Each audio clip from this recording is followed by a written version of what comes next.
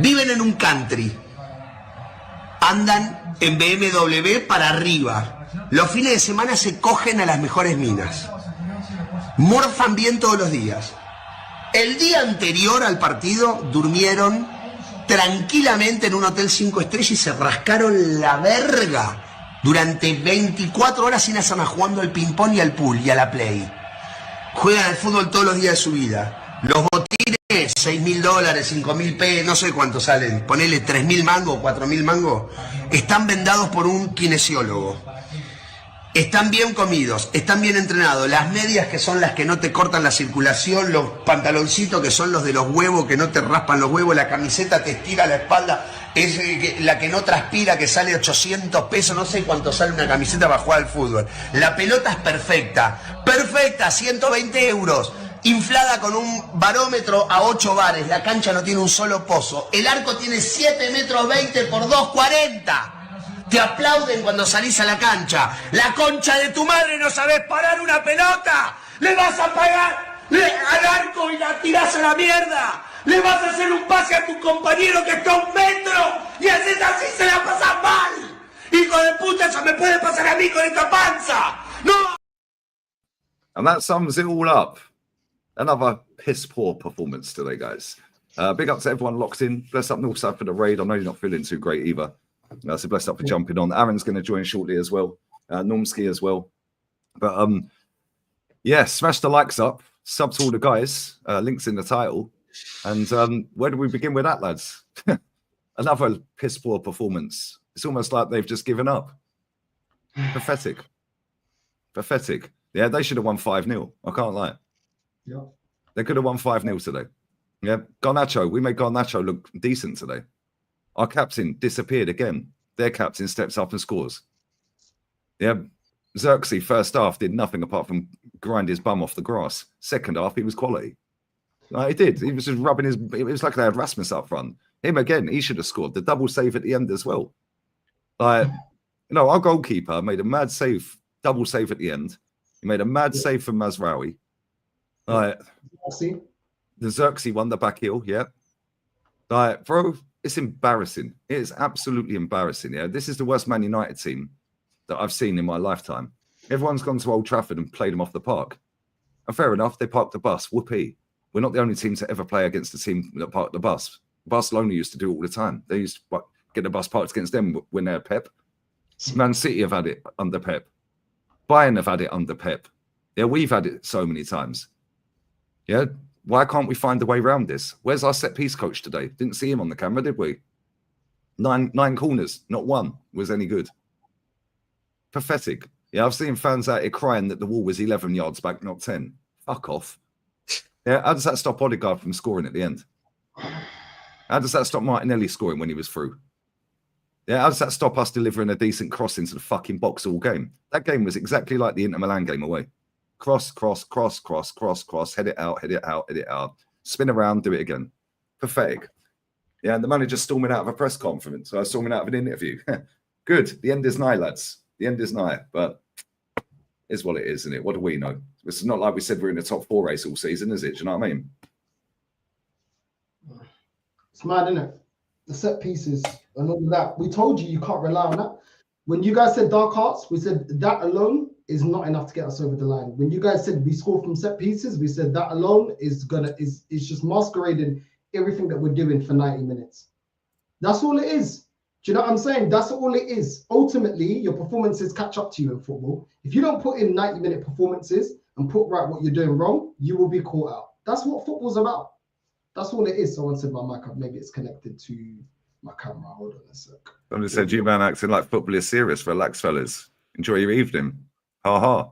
Bro, football is serious when you've been supporting a club for so long. Yeah, it's not life or death.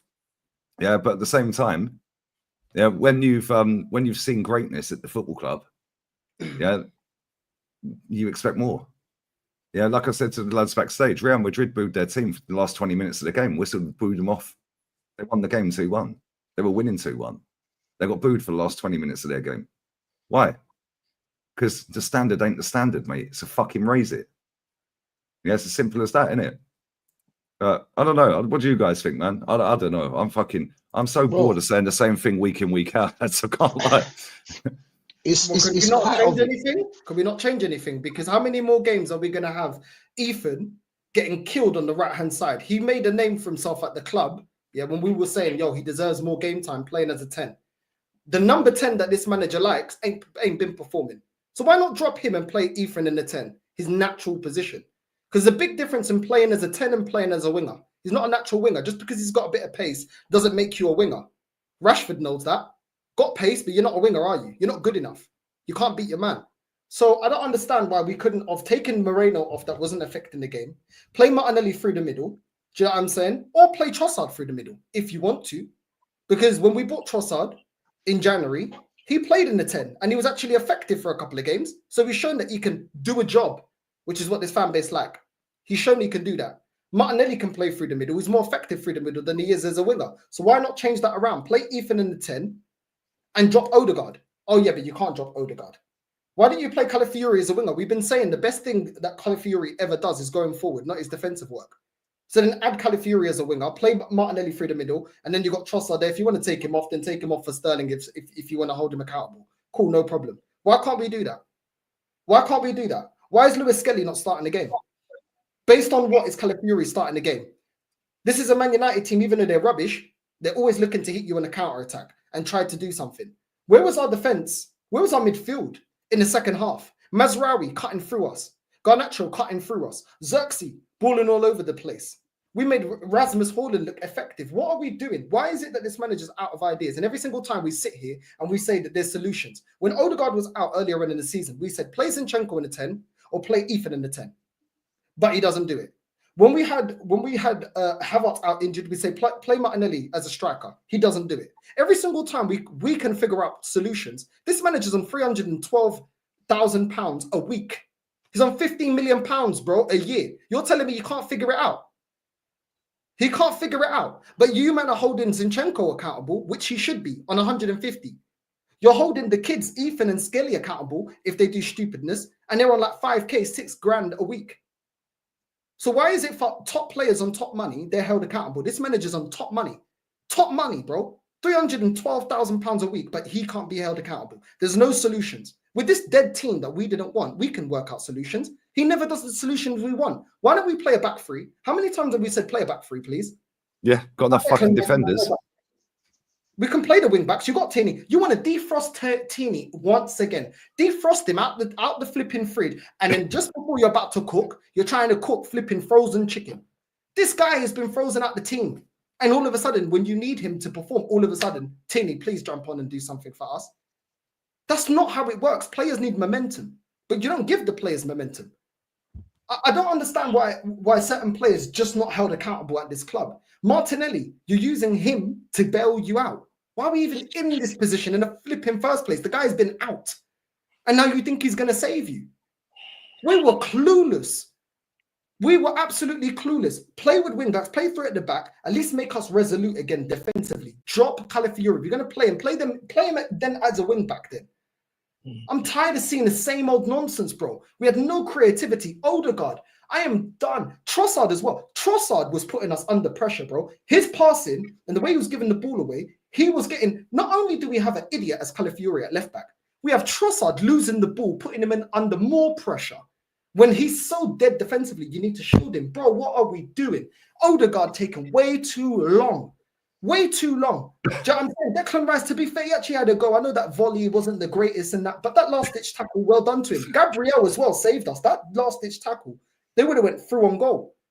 Do you know what I'm saying? We were all over the place. People talking about our defense. Our defense has been leaking.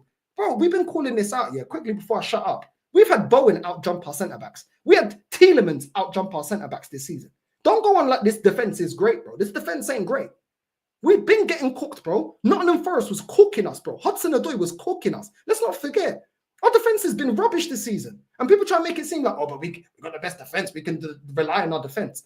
Bro, who scored a goal again today? Oh, yeah, a defensive player, like always. A defensive player bailing us out again. Declan Rice. Or it's Partey, or it's Gabriel, or it's Calafiori, or it's Skelly. It's always one of our defensive players having to score us goals. They have to do everything. Yeah, Timber as well the other week. Timber, It's a joke. No, it's a piss take. Honestly, it's a piss take. Listen, it's 1,500 and get these likes up. All the lads' links are in the title. But DJ, man, big up Normski as well. Always love, bro. Aaron's going to jump on shortly as well. But DJ, what did you make of that, man? Like, obviously, you never travelled up there. I don't blame you. It's a shithole. What I make of it is this all comes down to a manager that can't change things. His in-game management is being found out again. The club not doing the right thing in the summer is now coming to an absolute head. We're lacking quality in vital areas to kill off teams. Players now are dipping in form because they're having to do madness week in and week out. They're having to get into attack. They're having to get themselves into attacking positions because we haven't got a striker. Declan Rice is having to make runs into the box. People are having to make runs that they shouldn't be making. It's looking disjointed. We've got players playing 90 minutes that are not 90-minute players for Arsenal, i.e. Trossard. We've got left-backs being signed that can't defend. And it's true what Northside says. This guy is not prepared to take a gamble. He's not prepared to try things different. He had an opportunity to try things when we were 4-1, 5-1 up against PSV, to bring the young forward off the bench, see what he can do, see if he can make anything different. This guy thinks that Mourinho's our answer as a centre forward. Well, he's tried him and he was useless. He was in my book, he was non-existent today. He looked like a fish on a bike to me. Didn't do much, you know. And he then takes off Wanyeri, who's our only capable player of coming up with something. Takes Wanyeri off, puts Martinelli on. Okay, there's no problem putting Martinelli on, but why take Wanyeri off? I think he could have took Mourinho off. He could have put Martinelli down the middle, but he wasn't prepared to try that.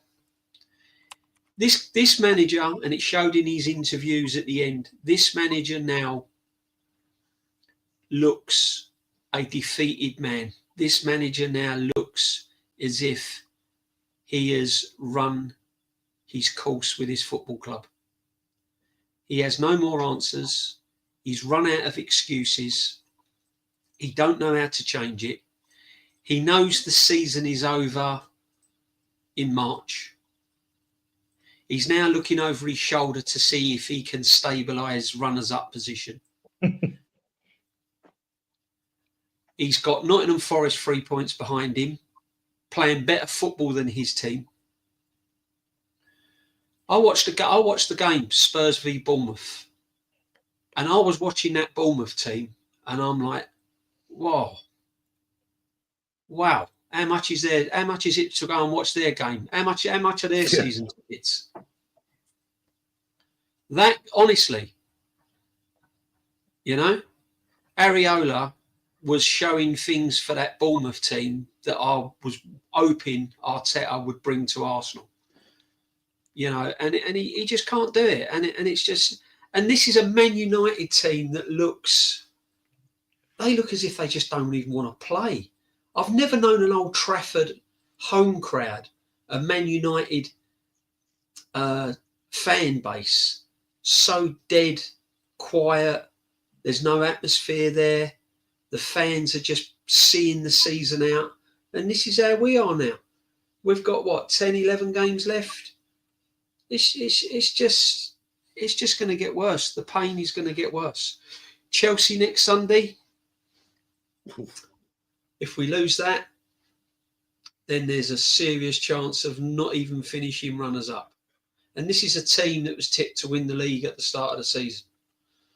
And this manager refuses now to answer the questions when important questions are asked, because it's the answers the fans want to hear. So the journalists are asking the questions on the fans' behalf. Why didn't you do it? Do you think it's this? Do you think it's that? And he hasn't got no answers to it. He just walks out. He just like, oh, I don't care. So it's done. It's done. I personally think, as a whole, we haven't got terrible players. I don't think some of them are good enough to play for us, are good enough to play at Arsenal. I don't think Mourinho's good enough. I don't think Calafiori's good enough. I don't think Trossard's good enough. You know, Zinchenko's not good enough. Jesus is not good enough. But on the whole, the players are not that dreadful.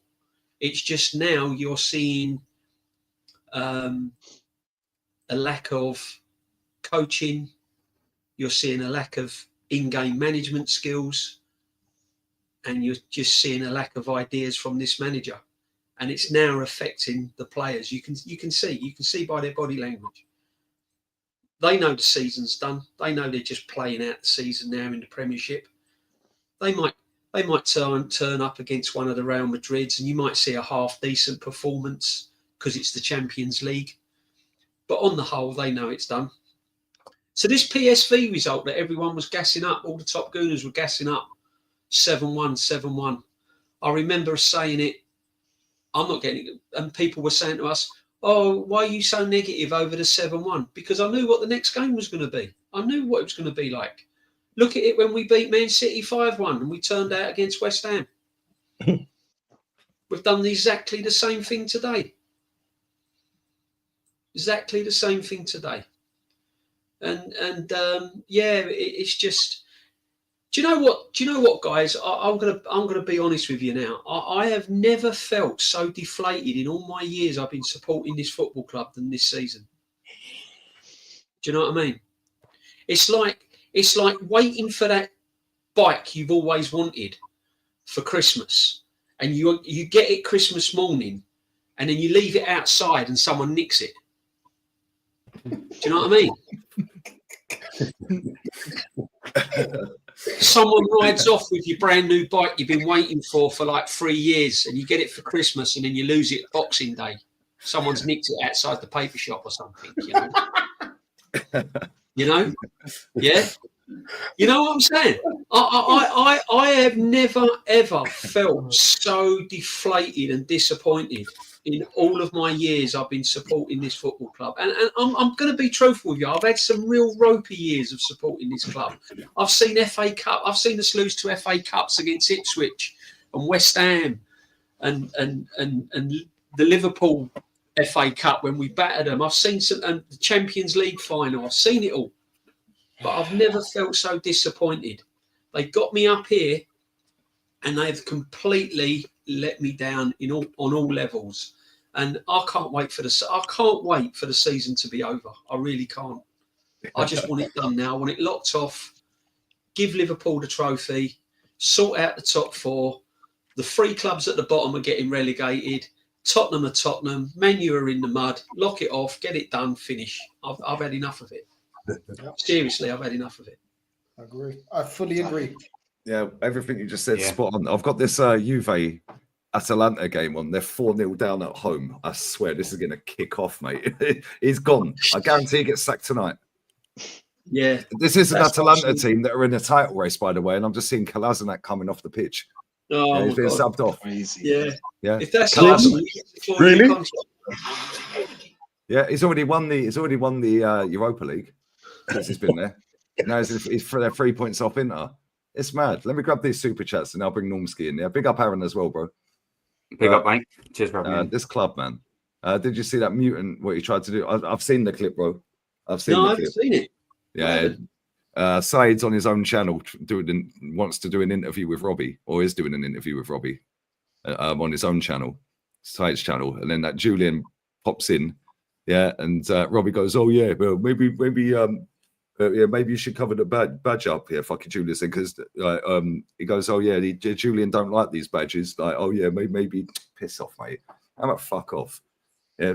Said goes to this Julian guy. He goes, "It's my fucking channel, mate. It's my channel. I wear what I want on my channel," kind of thing. Do you know what I mean? So, bro, the audacity, piss off. Big up Hassan, bro. Big up to the meat shop.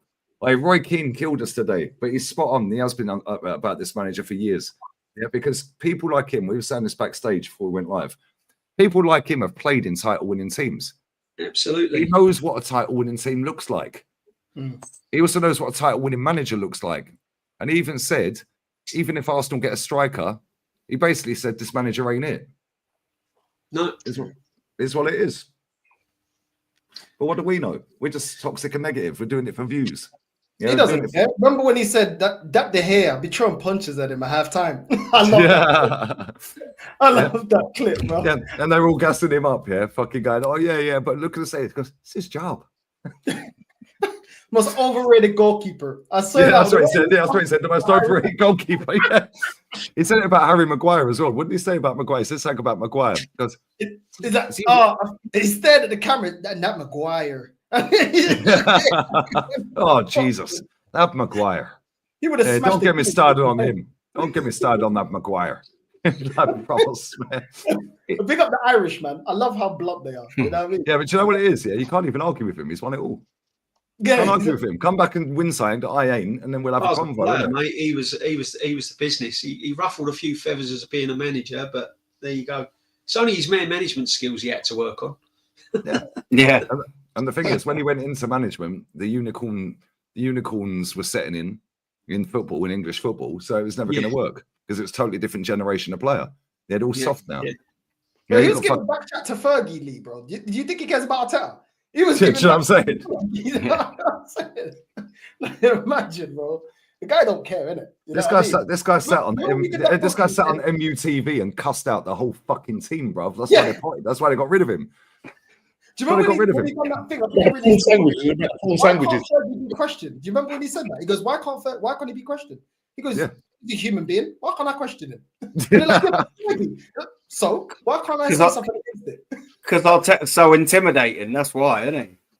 Yeah, we're not allowed to those perfect symmetrical eyelashes, isn't it? The eyebrows, they're just so intimidating. That wig he's wearing, fucking hell, mate. I swear he's bald.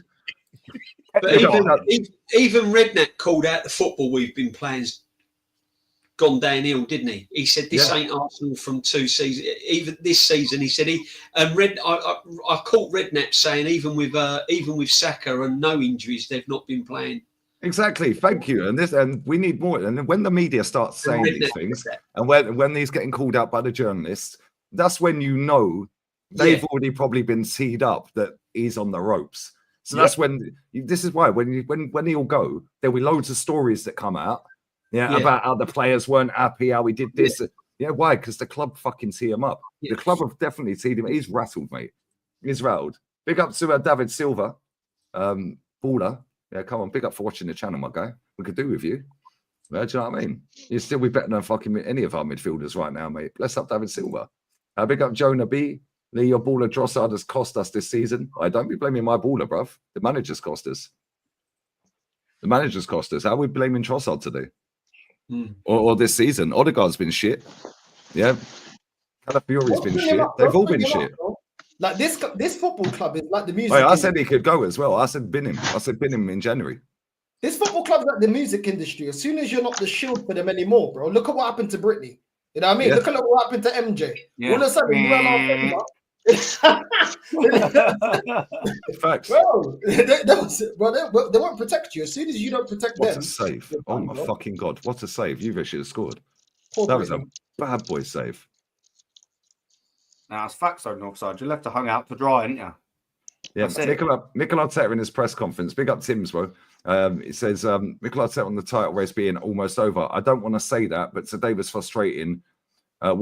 Today, the frustrating thing is that we haven't won our game. Like, bro, I don't know if I can get away with playing it. Yeah, I will. Fuck it. I'll get these super chats quick and then we'll play it and I'll bring Normski in, yeah? Big up Carl Walsh. Big up Carl Walsh, brother. I'm absolutely fuming, disgusting. I'll take her out. Bless up, my guy. Bless up. Well, if you're free, man. If you're free, I'll send you the link. Has he broke his telly? He ain't broke another telly, though, has he? He's a top man, old Carl. Yeah, proper. Big up, bro. Lee, did you see Humpty Dumpty pressing Saeed about? Yeah, I did, bro. I did. This is the guy that's at the stay humble. Yeah, that's the dickhead. Yeah, that's it. Yeah, that's. He's out here blaming. He's saying, well, the refs from Manchester. Yeah, and the free kick was 11.2 yards back. Oh, is that what he's grasping his whole season of failure on? The Queen's fault last year. The wall was more than 10 yards back. Yeah. Yeah, that's what it is. These are the sort of people that do damage to our club long term, guys. Facts. And do you know what the mad thing is as well? That Anthony Taylor, Yeah, sent off 2 players in 2 different cup finals that we fucking won. Yeah, so Yeah. I don't see how anyone can blame Anthony Taylor for that or anything. Look, Yeah, fuck off. Like Anthony Taylor sent off Victor Moses for a second yellow for diving. yeah. Yeah, and he sent off Kovacic when it should have been Xhaka sent off. Like bullshit, piss off. So the more you protect this manager, the more damage you're going to give the club long term. Simple as that. Facts. Wait, they're in again. Big up, Adam. Lee, I'm done. Can't be asked watching the league anymore. This club is a letdown. The football is awful. Moving on now. Fully moving on now. Watching La Liga and Bilbao. They drew today. Nico Williams scored. He actually played well for a change. He got man of the match. He played well today. His goal, the cross for his goal was fucking unreal. Yeah, unbelievable cross. On a plate, Odegaard could never. But yeah, big up Adam, man. The shot window, isn't he? Let me show you this, guys, before we move on to Normski's thoughts, and then we'll bring Aaron and then Rachid back in. But then we'll just do a free fall after that. I want to show you 2 things. Firstly, this one. Phase 5 Arteta is now on less points at this stage of a season than Phase 1 Unai Emery. These are the stats top gooners won't tell you, guys. After 28 games, Arsenal were on 56 points under Unai Emery. After 28 games now, we're on 55. How's that possible? Super duper Mick. He knows exactly what we need. And we're further behind in points. Yeah, we're further behind in points. Fucking hell. Yeah. Yeah, good start. Yeah, we are further behind in points, 13 behind. Yeah. And that's 15. 15, yeah. Wait Nah, this is ridiculous. Well, let me show you this. I don't care if I get done for copyright on it. How can you be that many points behind someone chasing the league in March? Mad, isn't it? I can't. Honestly, I can't get my head around it, but guys, I can't. And no one can convince me any other way. I can't do it. I fucking can't do it. Let's go. Watch his face. Just look at his face. Perhaps 15 points. I know you had a game in hand now. I know you'll always fight to them, but deep down, do you feel the title race is over? I don't want to say that, but today the frustration is that we haven't won our game. We know the urgency, and you're obligated to win every single match. You want to have any chance of doing that. I don't think it's the right moment to talk about that. It's not the right moment to talk about that. When is the fucking right moment at this club? Yeah, because I'll tell you something now, Normski, yeah? Every single time we have a shit show, they're, it's not the right time to think about that. We've got to look forward to the next game and blah, blah, blah. So you're just brushing it under the carpet every time. How about fucking tell us, prick? How about that? How about tell us why we didn't win today? Tell us why Martinelli didn't start. Tell us why Marino went from midfield to striker today. Again, that's failed, by the way. Yeah, when he's a midfielder. Right? He's a striker. He done fuck all. And then we put him in midfield and he done fuck all, apart from put him through on goal. How about tell us? Bullshit, Normski, man. Bro, at least we don't get to see that stupid smile of his, man. Like we always see that stupid smile that he does. I swear to God, I hate that smile. But yeah, sorry, Nooms. I swear. Bro, yeah. Listen, big up to everybody. Big up to panel. Thanks, Lee, for having me on. Lee, is it all right? Can I caught something in 4K? Can I present it? Yeah, man. Yeah. You know, we've been talking about a certain brother, innit? Yeah. Yeah. We're here to cook. We'll cook everyone, bro. We're here to cook everyone. Look at this. It made it easier for him. What is wrong with these people, bro? Look how smiley he is. That's a face that says he's banned from schools over 500 yards, isn't it? No, real talk. This guy, bro. Come on. I mean, where did he... Oh, fucking hell, man. This guy's apparently a pilot. Yeah, I've heard that a few times. Apparently he's a pilot, bro. If he was the fucking pilot when I'm getting on it, I'm getting straight back off of it, mate. I heard sorry I crashed. It weren't my fault. It was a bit foggy. He's a pilot, but not planes, mate, isn't it? Fucking hell. He's a pilot. I think he's done some training.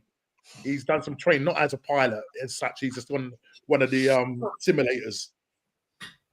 Or maybe he just dresses as a pilot and goes down solo every weekend. He does look like a pilot, for real. But yeah, no, absolute rubbish. I mean, the game today, I was saying on Rachid, man, honestly, I might as well just stayed in lovely Kent, Green Kent, and just enjoy the rest of my break. Because, bro, I come back to this rubbish. The match in terms of it was just a bore draw. And I also said in my match reaction, there was only one captain that turned up, the other one didn't. Yeah. Bruno, as much as I can't take the guy, he turned up today and did what he needed to do.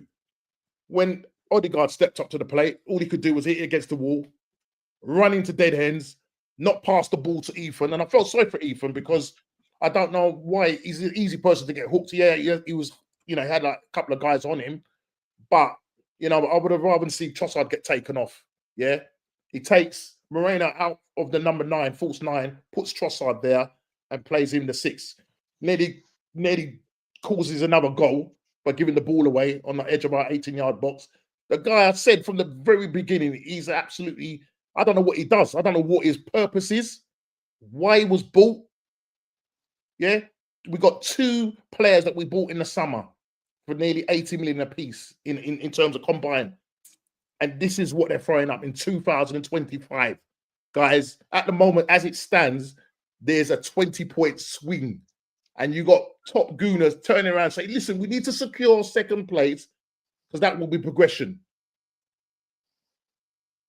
This is what these people are chucking at. These are what narratives are being pushed out there. And unfortunately, the tapped gooners will pick up on this and go, yeah, he's got a point there. Because now we're fighting for second place. Yeah, it was like watching a pre-season today. Literally, we're too easy to play against. 4-3-3. Yeah, we know what's going to happen. Calafiori, absolutely useless. Stallion, no, he's a shire horse. This guy can't defend. He's a pony. Pony, yeah. My little pony. One. We're doing a disservice to the pony. He's a donkey. Yeah. Right? This guy cannot defend. He can. We knew it. Rachid on his channel said it. And I thought, you know what? He's got a point there. Why did they play Garnacho over there? That was one of probably Garnacho's best games. Yeah? Because he couldn't live with him. Any tricky winger that comes up against him, you said it right from the offset, Lee. I think you said it when we bought this guy. You said this guy playing at left back, just the sheer size of the geezer, he's not going to be able to deal with tricky wingers. And we're seeing it. We're seeing it. But yes, he's persisted with this guy. Listen, stick him up front because the IT solution right now, yeah, because me and Aaron have got like a little, little thing we do. He wants any like strikers or anything, yeah. As well, yeah. For Friday, I hope your missus weren't too angry there. Towards the end of my stream, you shouldn't have come on that. You know you've done wrong now. I see wifey's hand just dragging it on. Oh, bro. But listen, she's a happy naughty man. As long as wifey's a happy Liverpool fan. She's a happy Liverpool fan. Wow. Yeah. And listen, we just have to just watch this season just peter out. You know what I mean? And then Big Bert is coming, man. The mafia is coming, so we'll see some business. We'll see how the mafia and the Chiefs wire is gonna operate. Yeah. You know what's gonna happen. You know what's gonna happen. You know what's gonna happen now because this guy and the owners need to be made accountable. Seriously, because what we're watching in 2025 is absolutely a shambolic. Slot came out in his post-match conference yesterday, and he said, "Listen, we're not making excuses, about injuries and that. I manage my side." He's having a dig at. We manage our side. We don't make excuses. Yeah, and Kieran Gibbs came out and sort of said the same thing. He goes, he said, take Saka for instance. This guy's been played run into the ground, and he goes, I'm not pointing any fingers. Yes, you are, mate. Yeah, he killed Arteta on that. That was ESPN, wasn't it? Yeah, it was ESPN. Yeah. Absolute shambolic the way they're running this club from top to bottom. And I just hope that this Big Bert guy is going to come in and start, knocking some heads about. Seriously, we need it. I'm so glad we're making this appointment. So glad, because what we're seeing here is just, it's boring. As I said, it's like watching paint dry, or the paint watches them dry. That's how boring the football is. Terrible. Yeah, facts. Yeah, facts. Aaron, what do you make of it, man? Then I'll bring Rachid in. I'm going to go bathroom quickly, yeah? Kyle, man, yeah. I ain't got your number, bro, so message me, email me, bro, and I'll link it to you. But yeah, go on now, sorry. Yeah, no. First off, 2.6 in the building, and we've only got 400 and odd likes. Come on, man. What are we doing, chat? We're moving like Arteta in the transfer market. That's no good. Get him up. Secondly, I know he's gone. Lee, big up for having me on. Boys, always a pleasure. Listen, I came on a little bit later, but I was listening to what you all said. So I'm not going to go down similar angles because you've said it better than I could about this football match in particular. But I'm going to come in at a different angle, yeah? And the angle of is having a go at the fans. These pathetic, idiot fan base. And it's unfortunately the vast majority of them, because we're all minorities in this chat and on this panel, boys. We know it. We're the minority of normal fans. What we get called toxic, we get called, I believe, is realistic. And I'll tell you why I'm coming at this way, because I'm sick and tired of these fans. We all knew what the narrative was going to be, yeah, after we won 7-1. I honestly would rather it have been 3-1, just so I didn't get the backlash of nonsense and idiots, whatever, from these fans that, again, we don't need a striker and we're going to smash Man United. And that last little bit there is what I'm going to get at. We are going to smash Manchester United. And I'll tell you why I never believed that for an absolute second, yeah? And I'll tell you for why. I've done it on my show on Friday, and I'll go into a tiny bit more depth now. I started sitting there to myself, and I'm thinking, when was the last time we actually smashed Man United at Old Trafford? So I started having a little look, yeah? But there's been a couple of twos, not that many twos, and one of the twos that we had, unfortunately, had an 8 in front of it. So that's double embarrassing in itself. I mean, that's not double embarrassing. That's hyper double embarrassing. It's pathetic that day. It's one of the worst days I've had in my life. But I digress, right? I started scrolling down. The last time Arsenal scored 3 against Manchester United on neutral ground was in 1979 FA Cup final, yeah? So I started thinking, okay, that weren't at Old Trafford. When was the last time we scored 3 at Old Trafford? Because I don't think 2's a battering. 2-0 ain't a battering. Like all these fans were giving it the absolute Barry McGuigan with their little pigeon chests out.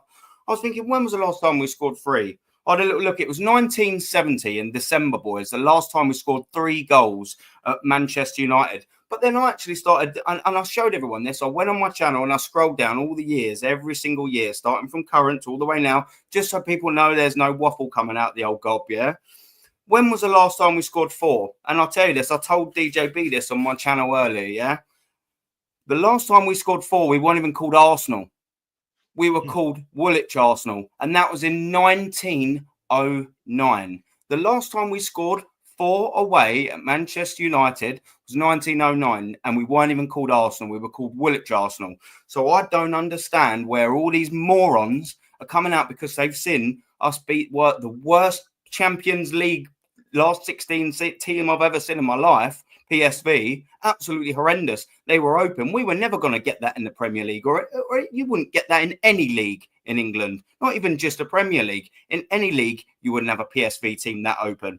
And you morons seem to think that we are going to go there to Old Trafford and batter them when we ain't even scored 3 since the 70s, 55 years ago. And the only time we got 4 was in 99, over a century ago. And we weren't even called Arsenal then. You fools. You absolute mugs. And do you know what? I haven't been doing it as long as Northsides. I haven't been doing it as long as some of the boys. I haven't been doing it as long as Leeds. But do you know what, man? I'm already tired of these morons, man. I don't know how you boys do it. Do you know what, Lee boys? I'll tell you what. There's my respects entirely, mate. How you've put up with these absolute spastics for so long as you have. And I can see it on your face, Northside. You're like, yeah, mate. Yeah, I have. It's draining. That's absolutely draining, mate. There's not a thing I can add to the... really, that you boys haven't already masterclass cooked in terms of the performance. It's ridiculous. We all knew it was going to happen. I texted Lee at half time. As soon as that free kick was there and it was Fernandez going up, you just think, well, you all know what's going to happen. Do you know why? Because we've read this book. We've listened to this record. We know. Do you know what I mean? You don't have to be Mystic Meg to go, do you know what? They're probably going to score here. And Lee absolutely pinged it on his chat, didn't he? And his live thing. Oh, this is going in. And we all sat there and went, yeah, it's absolutely going in. No one was surprised when that goal went in. It was ridiculous. I was surprised that we managed to score again. And guess who it's from? A defensive player. Of course it's from a defensive player. Why? Because we ain't got any attack. Why haven't we got any attack? Because they're all injured. Why are they all injured? Because he ever plays them and don't sign any of them. It's just ridiculous. Like, you get all these Arsenal fans opening their book going, oh, what excuse shall we use today? Some big old Bible of absolute gibberish. And they're scrolling through it going, oh, what excuse will we use today? And I'm telling you what, man, It's just either gets laughable. I don't sometimes know whether to cry, whether to laugh, whether to pull my hair out. And I've not got a bad airline, but I tell you what, it's going after watching this, and especially doing YouTube, having to pay more attention to these dribbling mongs. It's painful. Like, I'm not going to lie. That Manchester United team, and a couple of you said this, and I'll have to say the same thing because it's right. This is one of the worst Manchester United teams I've ever had. I was born in the 80s, albeit the late 80s. And I'll tell you what, I've seen some stinky football teams, and this Manchester United team are pathetic. And the fact that we've gone there and just gutlessly took a draw, and some people, this is how bad Manchester United are, yeah? This is how bad Manchester United are. Casemiro, and I can't think, was it Bruno Fernandes afterwards, were hugging and cuddling like that was the 3 points that they needed to go on and lift the title next week. They were embracing themselves like that was a win. That is how low Manchester United have fallen. And there'll be Arsenal fans going, another win, it's not, or another point. It's not that bad, is it? What are we doing here? Like, where is the standards? Norms, you said it about the accountability. Where's the accountability? When does this get to a point where enough is enough? It was all for us. It was about 2 or 3 years ago, a long time ago. If he hadn't won that FA Cup, he'd have been sacked the year after. He wouldn't even got the first season of 8th. But now we've allowed him to get 5th. But these fans, now they allowed him to get 2nd because there's progress, and then 2nd again because there's even more progress. But when you flip that little logic on them, like I did on my show the other night, and then I was screenshotted from the game 27. I know we're on 28 now, but this was last week, obviously. And I'd done the Premier League, and I screenshotted all the years from like the last 3 years to show the regression because people don't believe it. So I left it up on my screen, and I showed you after 27 games 2 seasons ago, 27 games last season, and this season with all the metrics, and in every single metric, some of them, only one of them in defence, we were just even on how we were last year. And on goals scored, we were about 10, 15 less than some of them. Goal difference was about 15 less. The points difference, the position, it was all regression. But these fans don't want to listen to that. No one wants to listen to anything like that, do they? All they want to listen to is always progression, or it's all nice and neat. But the fact that they can say progression when the stats are laid bare on that screen, showing absolute regression, using your own logic against you, they don't like it. This club is falling. And do you know what worries me is I don't want to know where it hits when it hits the ground, because that's not going to be a place that I'm going to enjoy, because I'm not enjoying it now. And this is falling. This club's gone to decline in every metric, and even the football ain't good enough. Even the football. Do you know what? I'd even somewhat start to be able to bear what being an Arsenal fan if the football was good. If I could leave the Emirates and just think, do you know what though? Like, we put 100% in, and at least it was all right. That's even just painful as every other metric of decline that we're in. It's absolutely embarrassing. I know I'm going on, boys, so I'm going to let someone else talk because rant will nearly be over. But the worrying thing is I see another minimum, at least 8 months of this. He'll be here until at least October, and that's minimum, unless the results are absolutely horrendous from August until then. And that worries the fucking shit out of me, people. It worries the life out of me that this club is going in the wrong direction. And hopefully signing Berta and then a good opportunity means that we can start going on some form of incline, because I ain't liking what I'm seeing, boys. And for the foreseeable, I don't think I'm going to be any fucking happier. Let's get it right. But I'll let someone else take the mic because I've gone on. Boys. Sorry, no, Jack. Facts, bro. Facts. Listen, Slot stole our back. Shout out to DJB, bro. Like he said, he did. We didn't need a striker when we won 7-1. Nobody was talking about the attacking problem that we have when we won 7-1. The team that we beat 7-1 and the teams that we did beat this season all have in common that they play a high line. We've been struggling. We've been struggling against the low block and the mid block. I already said it was going to be a 1-1. If anybody doesn't believe me, go check my last live. Arsenal Man United with touchline. Go to the last bit of it. It was 1-1, all written all over it. Why? It's because we struggle against teams that plays a low block or a mid block. We've been saying this before. The thing is that even when the PSV game, it was the same starting lineup. Same starting lineup. Same system, same way of playing, bro. We've got plan A. Plan A doesn't work. There's no plan B. In-game management, zero. Zero. Why would you take off Ethan? Trossard was the worst player. Why would you take off Ethan? Yes, Ethan was bad, but not like Trossard. You take off Trossard because he was the worst.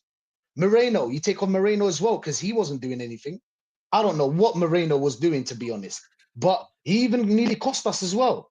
Man United knew how to play to our weaknesses. They knew that our weak point is on the left. Therefore, they put, as soon as I saw Garnacho on the right, I knew that he was trying to target Calafiore, because usually Garnacho plays on the left. Well, the matches that I saw from Man United, he always plays on the left. We've seen this game happened against West Ham and Leicester and Nottingham Forest. It's not a new thing. It didn't just happen today. I don't know why we're always surprised. That's what pisses me off. Why are we always surprised? We've seen this before. You know what I'm saying? And the last game, everybody was getting really gassed, like, oh, bring Real Madrid, oh, bring Atletico. Bro, you do not watch football. You do not watch football. Maybe you go games. Maybe you know about history and stuff like that because you read. But you do not know nothing about football if you think that you can take on Real Madrid and Atletico Madrid with this kind of football that we play. Sideways, sideways, sideways, cross the ball, cross the ball, cross the ball. West Ham played the same, the back three. When you have three defenders in the box and they're all tall, how are you expecting Moreno to get on the ball? And all of our chances are jammy. You know, we never have like a clear-cut chance or something. Odegaard, always touching the ball more than once. We need to release it as quick as possible. As quick as possible. Because we don't want Man United to go back to defensive mode and everybody back to their original positions. We want to catch them. But we can't catch them out because Odegaard always thought all our balls go to Odegaard. And Odegaard always slows things down. And when you slow things down, obviously the low block or the mid block is going to all go back and reposition themselves. And then it will be even harder to break them down. You know, we made Garnacho look, bro, Garnacho was decent today. He was decent. Spamming in crosses, yes, for no reason, obviously, because Zerkamp is too slow to be on the box. But if it was another striker, they would have won the game. If they took their chances, they would have won the game as well. Or it would be the same outcome. It would be a draw. We do this game in, game out. We always think that this manager will change things up. It will not change. This manager does not learn. You've seen it against Newcastle, and you've seen it this year against Manchester United. We played them 3 times. We beat them once, and you know how we beat them. You know how we beat them. Set piece FC. Sorry to cut in. Sorry to cut in, bro, while you're in full flow. Northside needs to bounce. Bro, bless up, man. I know you're not feeling great either. But shout your channel out, bro. What you got coming up going forward? No, big up, man. Big up to the whole panel, man. Big up to everyone that's locked in. Make sure you're smashing the likes as well, man. Big up, man. Tomorrow, yeah, I'm gonna go through all the excuses from this fan base as to why we're in this position. Probably gonna be putting all our eggs into the Champions League. And before I go, I will say this: if anyone thinks Berta coming into Arsenal is going to change anything, I don't think it's going to change anything.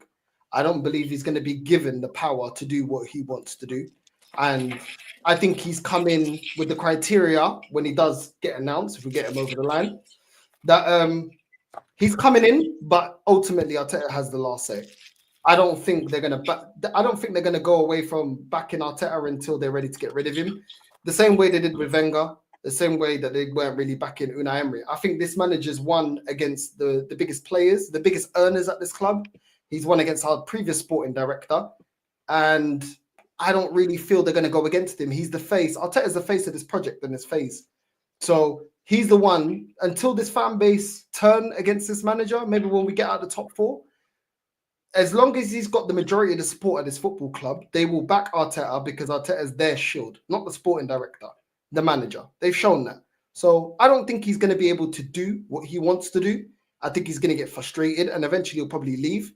And I don't really think it's going to be this big revolution at Arsenal. Arsenal have put all their eggs in Arteta, and that's why Arteta's won every single battle. So I will love to be proven wrong. I'd love to have a sporting director that's going to challenge this manager and is going to actually be able to bring in players with, especially with the CV that he's got. But I don't really think so. I don't really think so because the manager got a new contract this season. He's been backed in every war. Edu lost against him. Why is it going to be any different now? I don't really see it, in my opinion. So I don't think anything's going to change. New sporting director is just going to be a new face to the same project, which is trust the process. But big up to everyone that's locked in and love for having me on, bro. No, always, man. Hey, listen, get well soon, man. Go and get some rest, bro. Yeah, big up. Yeah, we got Chelsea next weekend, mate. So obviously we know PSV will walk over them. So yeah, get some rest, man. We got a fight again next weekend, bruv. Pray for Chelsea. Pray for Chelsea. Love. Take care, man. Love. Take care, bro. Big up, sorry, Rachid, go on, man. Big up everyone locked in as well. And I'll grab the super chats in a second. Go on, Rachid. Sorry, you were in full flow, bro. It's okay. It's okay. We've been saying this, Lee. Every one of us here, everybody from our community, bro, have been said this before. It's not just me. We've seen this before, and we will win a game. Just to tell you guys, we will win a game in the upcoming games, and don't think that anything changed. Nothing will change. This manager proved to us that he did. He played Man United 3 times, Newcastle 3 times. Like I was saying, nothing changed in those games. The same way he faced Man United the first game was the same way he played today. The same way he faced the Newcastle the first game was the same way he faced them in the 2 other games. Nothing really changes with this manager. His in-game management is nothing really to talk about. He didn't change the game. Even the players that he played, what did they really do? The thing is that we're just surprised every time. That's what annoys me. That why are we surprised? Why are we surprised with the team that we have? I'm sorry, man. We can do way better than this, especially against the Man United. By the way, Man United lost 7 games at home. Lost 7 games at home this season against teams. I don't even want to check because there's some teams there that we are better than. I think they got banged 3-0 by Bournemouth at home. Yeah, they did. Yeah, they lost to Crystal Palace. Yeah, back-to-back years, by the way. They never won a game in the Premier League at Old Trafford. And they've done it 2 years in a row. Fulham beat them, I think. Yeah, they've lost to some shit this season, man. Yeah, but again, it comes back to we can't break down a low block. Yes. We can't do it. Yes. Yeah, and like you said about Garnacho, that was his best game I've seen him play in a long time. Because he's shit, bruv. That guy is a scrub. Yeah, and he had Calafiori on the ice skates every time he got the ball. Yeah, why? Because Calafiori can't fucking defend, which I told everyone.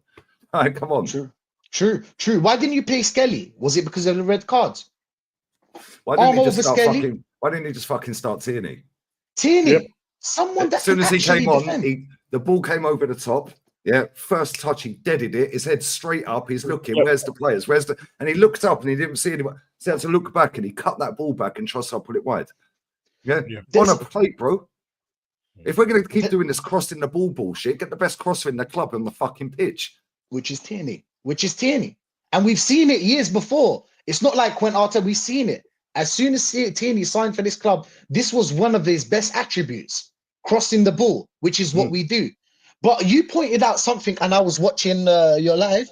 It was 3. We had Ethan, so Rice had the ball, and then there was Odegaard and Moreno all running to the right. 3 of them into the same spot. Into the same spot. Yep. And not the first time, by the way. Not the first time. No. And that's the thing. Odegaard should have been dropping back a little bit for the ball on the edge of the box. One of them could have gone out to the right a little bit, take a defender with you. Yeah. Or you've got yourself a load of space if they're going to ball watch. Yeah. Then you float that ball in or you can square it back. They're fucking brain dead, bruv. These players are shit. Yeah. But they're not as shit as they've been showing. Yeah. Odegaard, I ain't having him, mate. I've never rated him. Failed wonder kid. There's a reason Real Madrid got rid of him. Calafiori, these men just want to get stuck up in, bruv. Real talk. Why don't you just say they fancy him? I'll just say you fancy him. It's 25. Do what you want. I don't care. But don't lie. Yeah, let's not take the piss here. He's shit. Yeah. Everything they cook Zinchenko for, he's even worse at. I'd rather Zinchenko at left back than him. Yeah. Big up line text for the raid as well, bro. It reminds me of Andre Santos at the back. Defensively, just get beat like that. Yeah. I've just worked it out, right? I've just done some very quick math. Do you know Liverpool only need to win 5 more games? Yeah, 5 more. That's if we win 5 more. If we lose the next game against Chelsea, they don't need to win 5, do they? No. Don't worry, guys. Don't worry, guys. They can win the league on 85 points. 85 points wins them the league. Now, going on the past seasons, that might not have been enough. No, but what did we get last year? 89? Yeah. Or 86? Might not be enough for first. 89. I think it was 89. Yeah, last two seasons were about 86 and 89. Just to me, I can't get my effing head around this. I mean, I've tried to be patient. I've tried to hold it together, but I can't listen to it anymore with these fans and the protection this manager gets. It's failed. Why don't they just come out and admit that when he came in, there were some things that he done that we all got gassed about, and there were some things that he done that created something, and but on the whole, why don't they just put their hands up and just say, do you know what? It's time for a change. He's hit the ceiling. He's hit the ceiling and gone. They want another Wenger, mate. That's what they want. Before I get He's Kyle hit in, the ceiling and gone through the roof. There's nothing 100%. he can do. He can't get the best out of these players. As Lee said, the players are not awful, right? They're putting in shit performances because they're being managed in a shit way. That's why they're being managed and coached wrong. The system's all wrong. It's set up to fail, and it's making the players look so ordinary. It's unbelievable. No, facts. I'm going to grab these super chats real quick and I'll bring Kyle in. Big up my boy Lee, always. And big up to Russ as well. Big up Russ. Russ, if you're free and you want to jump on, text me, bro. I'll send you a link if you want to jump on. Up to you, mate. I know it's Sunday evening, mate. But if you want to jump on, but it says nothing's changed since Wenger went. The football was pony. We was going to City and getting pumped 5-1. Cronkies have sat and done fuck all whilst the castle falls down around them. Do you know what it is, Russ? Yeah, I think there's way too many fans in our fan base, right, that are just happier because we're not getting banged 5-1 anymore. Yeah. This last 2 seasons or so, we're not getting slapped anymore. Yeah? And they're just happy with that. Fuck off. Big up to AG 507, Man United fan. I wanted Arsenal to win today for the title is to make a hope. Keep the hopes alive, I think. It seems done now. It is done, bro. Done. Yeah, obviously you don't want Liverpool winning it, do you? Equal titles. Equal titles, mate. So yeah, unfortunately, mate, you can never rely on this club. Obviously, Kyle's here. We're going to get your thoughts in a second, bro. Big up QY. Everyone on the panel's ideal Arteta replacement. Inzaghi. Simple as that. Inzaghi. Now, fair enough for us. Bless, bro. Bless always, man. Hope you're well. Hope the family's good, my friend. Yeah, Inzaghi all day long. We've got enough defenders to play the way he plays. Yeah, and in the window, the transfer window, we wouldn't need to go and get a fucking billion players. Yeah, we just need 2 strikers. That's it. 2 strikers. Simple as that. Yeah, even though the midfield ain't all that, yeah, the way he plays, he's got Mkhitaryan fucking balling out. Like, come on. How many emergency meetings do you need before admitting you ain't ever winning the league? Big up Joe, man. LA, no title race anymore, is it? Well, bro, seeing as you know about the emergency meetings, I'm assuming that you watch quite a lot. And I said at the start of the season, we're in a top 4 race. It's almost like I know my club. But bless up, brother. Well done, man. Bless up on winning the league. You want to see what you... Yeah, anyone who keeps asking me, I've seen it, guys. I know some of you are jumping in later than others. I've seen it, bro. I've seen it. Bless up, Cryptic AA, man. Yeah, I've seen it, bro. I've seen it. And yeah, it's a bit mad. But bless up, brother. Big up Timon. This is a United team that routinely gets turned over. Yet seeing that, you would think that they're in the top 4 race. And I'm a United fan. But I said exactly the same on the watch along. I said they look like the team that are pushing for a title, and we look like the team that are struggling down in the mid to bottom table. Yeah, pathetic. Big up to Howder88. Is any one of you going to be singing some Backstreet Boys tonight? Get out of here, man. Mate, you're Norwegian as well. I bet you don't rate Odegaard either, do you? Never seen a Norwegian in my chat that rates him. Big up for the super chat as well, fella. Bless up Simon again. Bruno is a proper cam and the captain, not I sat on the watch along, Kyle. I sat on the watch along with Ola. and they did fuck all in that first half. They had a couple of chances to break away, but they didn't really convert anything. They didn't really do anything really first half. Yeah, Xerxes was spending more time on the floor than he was on his feet. Although second half, I thought it was quality. But as soon as they put that ball down in fact, before he even put the ball down for the free kick, Bruno, I said to Ola, he's going to ping this straight in. Yeah. I've watched so much football, and so have you guys on the panel and so have the chat, to know exactly how it goes. We see PSG batter Liverpool the other night. One chance, bang, goal. Yeah. Big players step up in big moments, man, of big football matches. Yeah. And I knew he was going to ping that in. And as much as I can't stand that little fucking rat, yeah, the one thing I'll say, yeah, when the team are struggling, he fucking normally scores, doesn't he? Moments. Yeah, he's the one that says, "I want to be the fucking hero here. Yeah. I want to be the one that says, oh, well, this he's cocky. He's cocky. I give him that. He's got a bit of personality. Always wants the ball. Always wants Even that. if he's shit and playing shit, give me the ball. When our captain put the ball down, Kyle, and spent 3.5 minutes to take a free kick, Ola said to me, he goes, he's going to put this in the wall. 3 minutes later, he slaps it straight into the fucking wall. What did you make of that, bro? You didn't smash a TV today, did you? You didn't smash any tellies? No, I didn't smash any tellies today. First of all, big up for having me on the show. Big up to the panel and the chat, all legends. Where do I start? I think it's disgusting what's happening to our club. I am delusional. I'm very upset. I'm down on myself. 38 years supporting Arsenal Football Club. I've seen some boring football in my day. This football is atrocious. It's absolutely shocking to sit down and waste a Sunday afternoon watching this shit. My missus and my daughter wanted to do something today, and I said no to them. I'm going to watch this game. I'm not doing it anymore, Lee, until I see massive changes. I hear what you're saying about the team not being managed properly and tactics not right and all this kind of stuff. I personally believe 70% of that squad of players are just not good enough for Arsenal Football Club, no matter what manager you have. We are in serious bother, gentlemen, and we have been shouting this out for years and years. My own brother is a Man United fan, and he said to me after the game today, Kyle, for the first time, I actually know where you're coming from about this Mikel Arteta. He was actually even protecting Arteta. Why is Arteta being so protected? He was asked questions today on Sky Sports, and he walked away, treated the interviewer like a piece of dirt. I'm sick looking at these managers thinking that was somebody's walking away from interviews. Answer the fucking question. If I'm in work tomorrow and I do something wrong and I'm being asked questions, I have to answer them. This fella's on 15 million a year, behaving like a child. Fact. We're winning nothing, gentlemen, under this Mikel Arteta.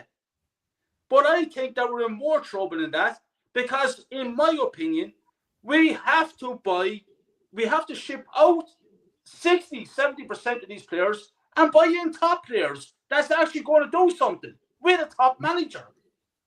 The club is a shambles. It's a joke. And I'm sick saying the same thing day in, day out. In bad form, the football is shocking. I have Sky Sports League. I'm paying big money for Sky Sports to look at this crap. It's I don't know, man. Where do we go from here? Sorry,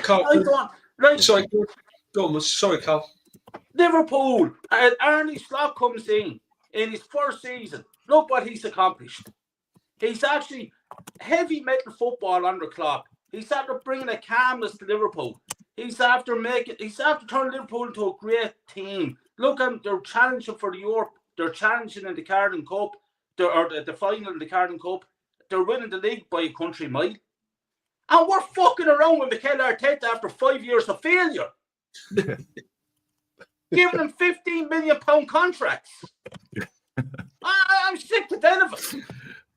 And if I don't calm down, I will lose the TV because I swear to God, lads, I am so angry because I don't see anything. I don't see any. We're going backwards instead of forwards.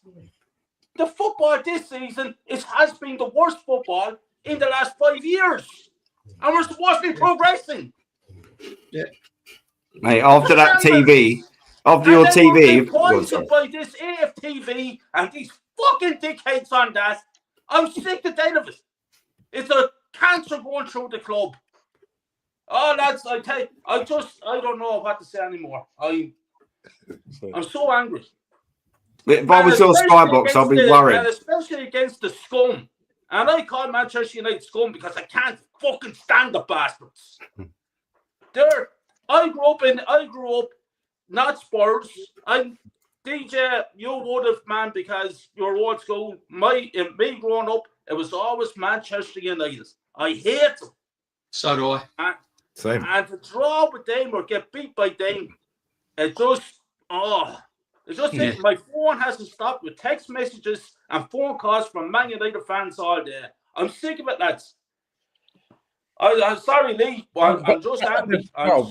Say what you got to say, man. That's why I wanted you on, man. You say what you say. Carl, the fact that they're phoning you and texting you, yeah, Man United fans, after drawing, it just shows how far the club has gone. And the same with us. Yeah. We have got we remember the rivalry with Man U games going back 80s, 90s, especially in the 90s. 90s was where it really was. And the fact that they're now texting you, phoning you, and literally cheering a draw. But Norsky, under this regime, the way it's going, where Man United are now, that's going to be us. Yep. Yeah. And this club's got the audacity, Kyle, on top of what you've just said, to raise the season ticket prices to go and watch them next season.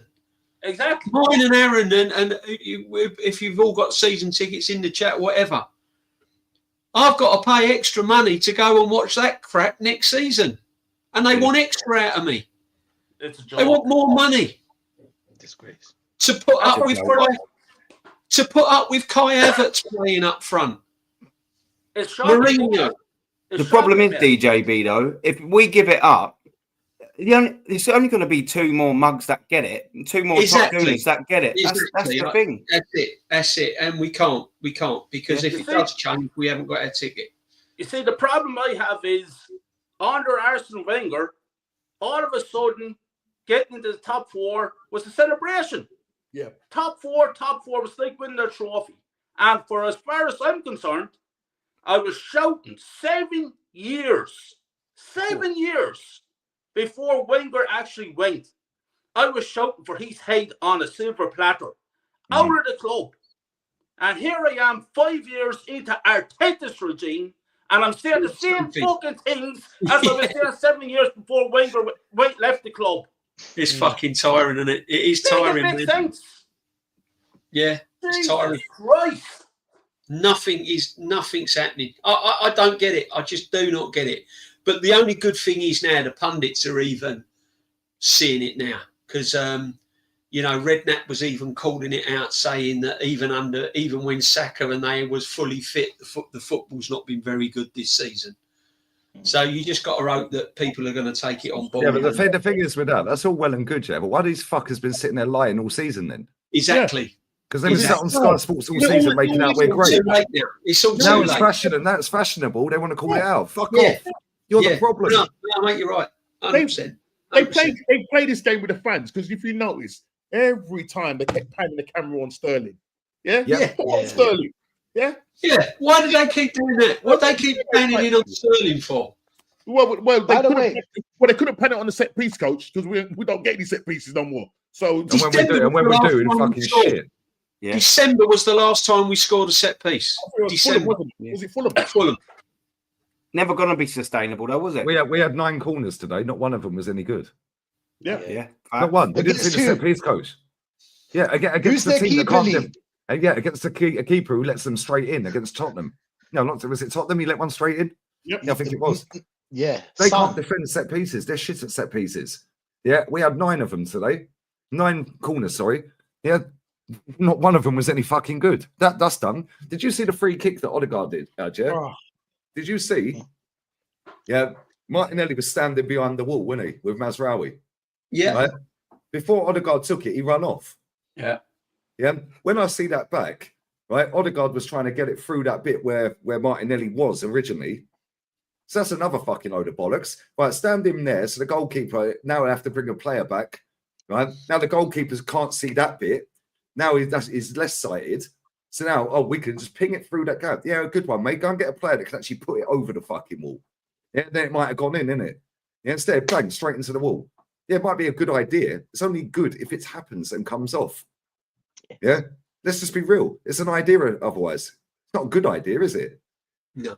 Yeah, it's just an idea. Yeah, it didn't work. Cool. Set pieces, they were working. We were sitting on here, calling it out, saying, look, whilst it's fun that we're scoring corners and all that, whoopee-doo, and we're nicking wins, ain't sustainable. Tottenham away, skanked a win out of that. Yeah, Palace. Was it Palace? Man Not United. Palace. Man United. Man United. Yeah, two headers, Saliba and Timber. Fulham, Yeah. we got a little draw. Yeah, against them. I Fulham think last Saliba season against maybe. Luton. Last season, the free kick against Luton. Yeah, 94 fucking on 97th minute. We've been winging it under this manager for years. Yeah, we get told we're negative. No, we're watching it with our very eyes, mate. Yeah, and just because you're getting all gassed because we don't lose 6-1 or 5-0 and 5-3s and 8-2s anymore, that ain't the standard, mate. This is the fucking standard on the wall.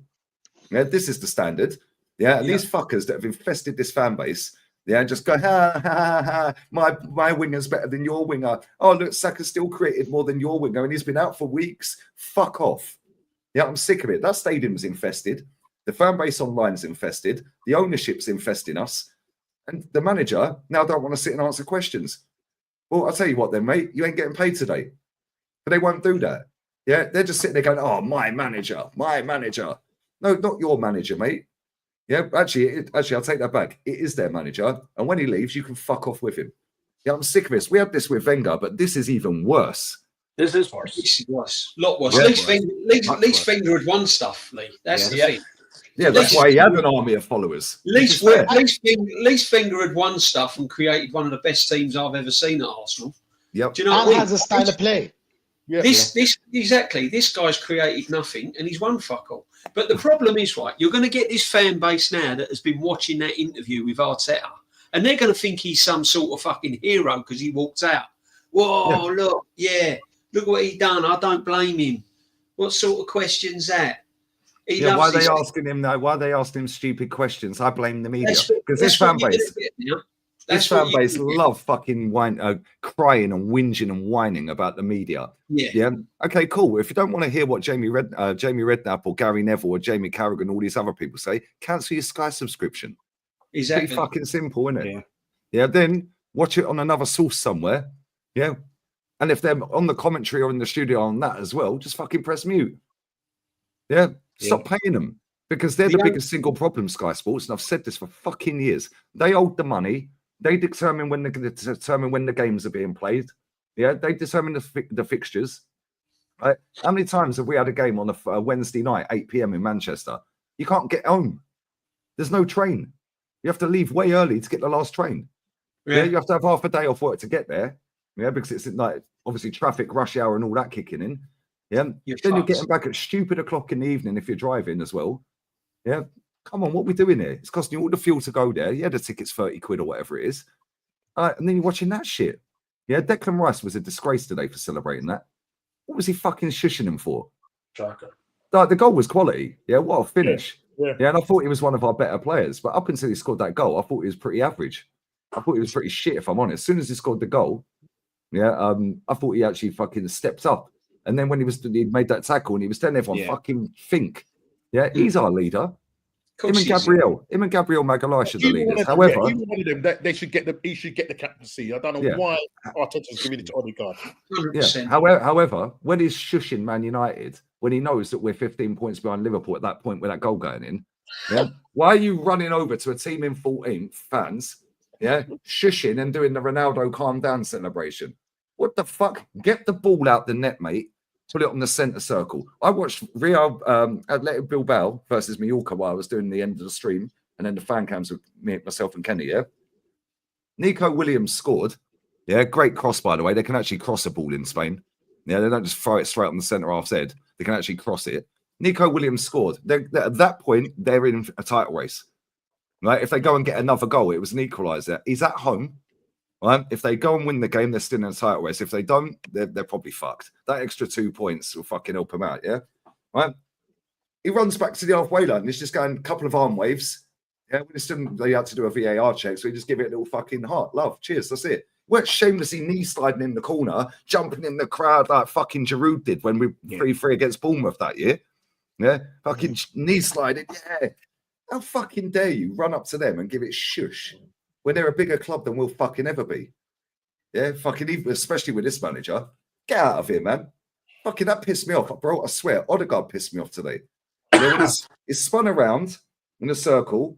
Yep. Then he spun around again in a circle. Then he ran all the way back and kicked it straight back to the keeper. I was like, what the fuck are you doing, mate? Do you know what he reminded me of today, Odegaard? Do you know when you get a young lad coming up and he's making his debut, 15, 16 in the midfield, and he just tries playing everything safe and just, passes back instead of looking forward. He just don't want to lose the ball, so he makes the easy pass sideways, etc. He was hiding on the right wing all game, mate. It's exactly what it was like. It just reminded me of a kid. Why is he never on the fucking left wing? Why is he never in the centre when we need him? And when he is in the centre, skipping around, spins around, then pass it back. Fuck him, get him out of my club, man. I fucking hate him. It's not only that. He plays like he's the best player in the year group in a school playground. That's what he does. Yeah. He's fucking running around. What I find with him, is that when he picks up the ball, he never, he doesn't pick it up on the half turn. So if the ball, see, like Ranieri, he will pick the ball up on the half turn and he's gone. Yeah, not Odegaard. He can't do it. And even if he did try to do it, because he's spinning around, he always spins into trouble. He's very weak. He's not strong. Yep. Yeah. He's always getting tackled, and then he falls on the floor, gets tackled. There was one point where they broke on us. I think he got. Yeah, he lost the ball up near their corner flag. Yeah. And he waved his arms. Who does that remind you of? Sitting on the floor, waving your arms in an away day up north. Oh, Mesut fucking Ozil. Yeah. Fair weather player, mate. That's what he is. Look at him the other night. As soon as we went 3-up, all of a sudden he scored a couple of goals. He was fucking playing nice passes. Yeah, before that, he was shit. Let's be real. He's crap, mate. When was the last time you see him beat his man and all, Odegaard? You never see him dribble past or beat his man. He always just takes that silly turn, and all of a sudden, that's it. Everyone's back into position, and we ain't even got the attack to penetrate properly anyway. Do you know what I mean, Paws? Do you know what I mean? It just slows our game down. Yeah, when we're on a counter-attack, he slows everything down. Yeah. It does. Did Javi slow down, bro? Iniesta, did they do? Pirlo, did they slow that down? Bro, when I watch Barcelona, they've got a 17-year-old on the fucking right wing, He's unreal, It's unreal. Yeah, their counter-attack on the other side, they've got Rafinha. Yeah, then in the middle, they got fucking Pedri. Yeah, it's night and day between him and Odegaard, mate. Levels. Yeah, and Pedri's not playing as the 10. Yeah, he's playing as an 8. Yeah, but he can play as a 10, and he does pretty much play as a 10 if I'm fair. Yeah, right. But that's because they dominate most games. But when they're on a counter attack, bro, then they got Lewandowski putting it in the back of the net. Right, bro, their counter attacks are fucking lightning. Look at when they beat Benfica 5-4 the other week. In fact, not even fuck that. Look at their goal the other night when they beat him again 1-0 with 10 men. Look how quick they broke on them and scored. When do we do that? Sometimes you have to invite the team onto you. Yeah. To then bang them. We don't invite teams on. We go on a counter, then we slow it down. Then everyone's got back in position. Then we try and pass. But this is where get out of it. That's boring.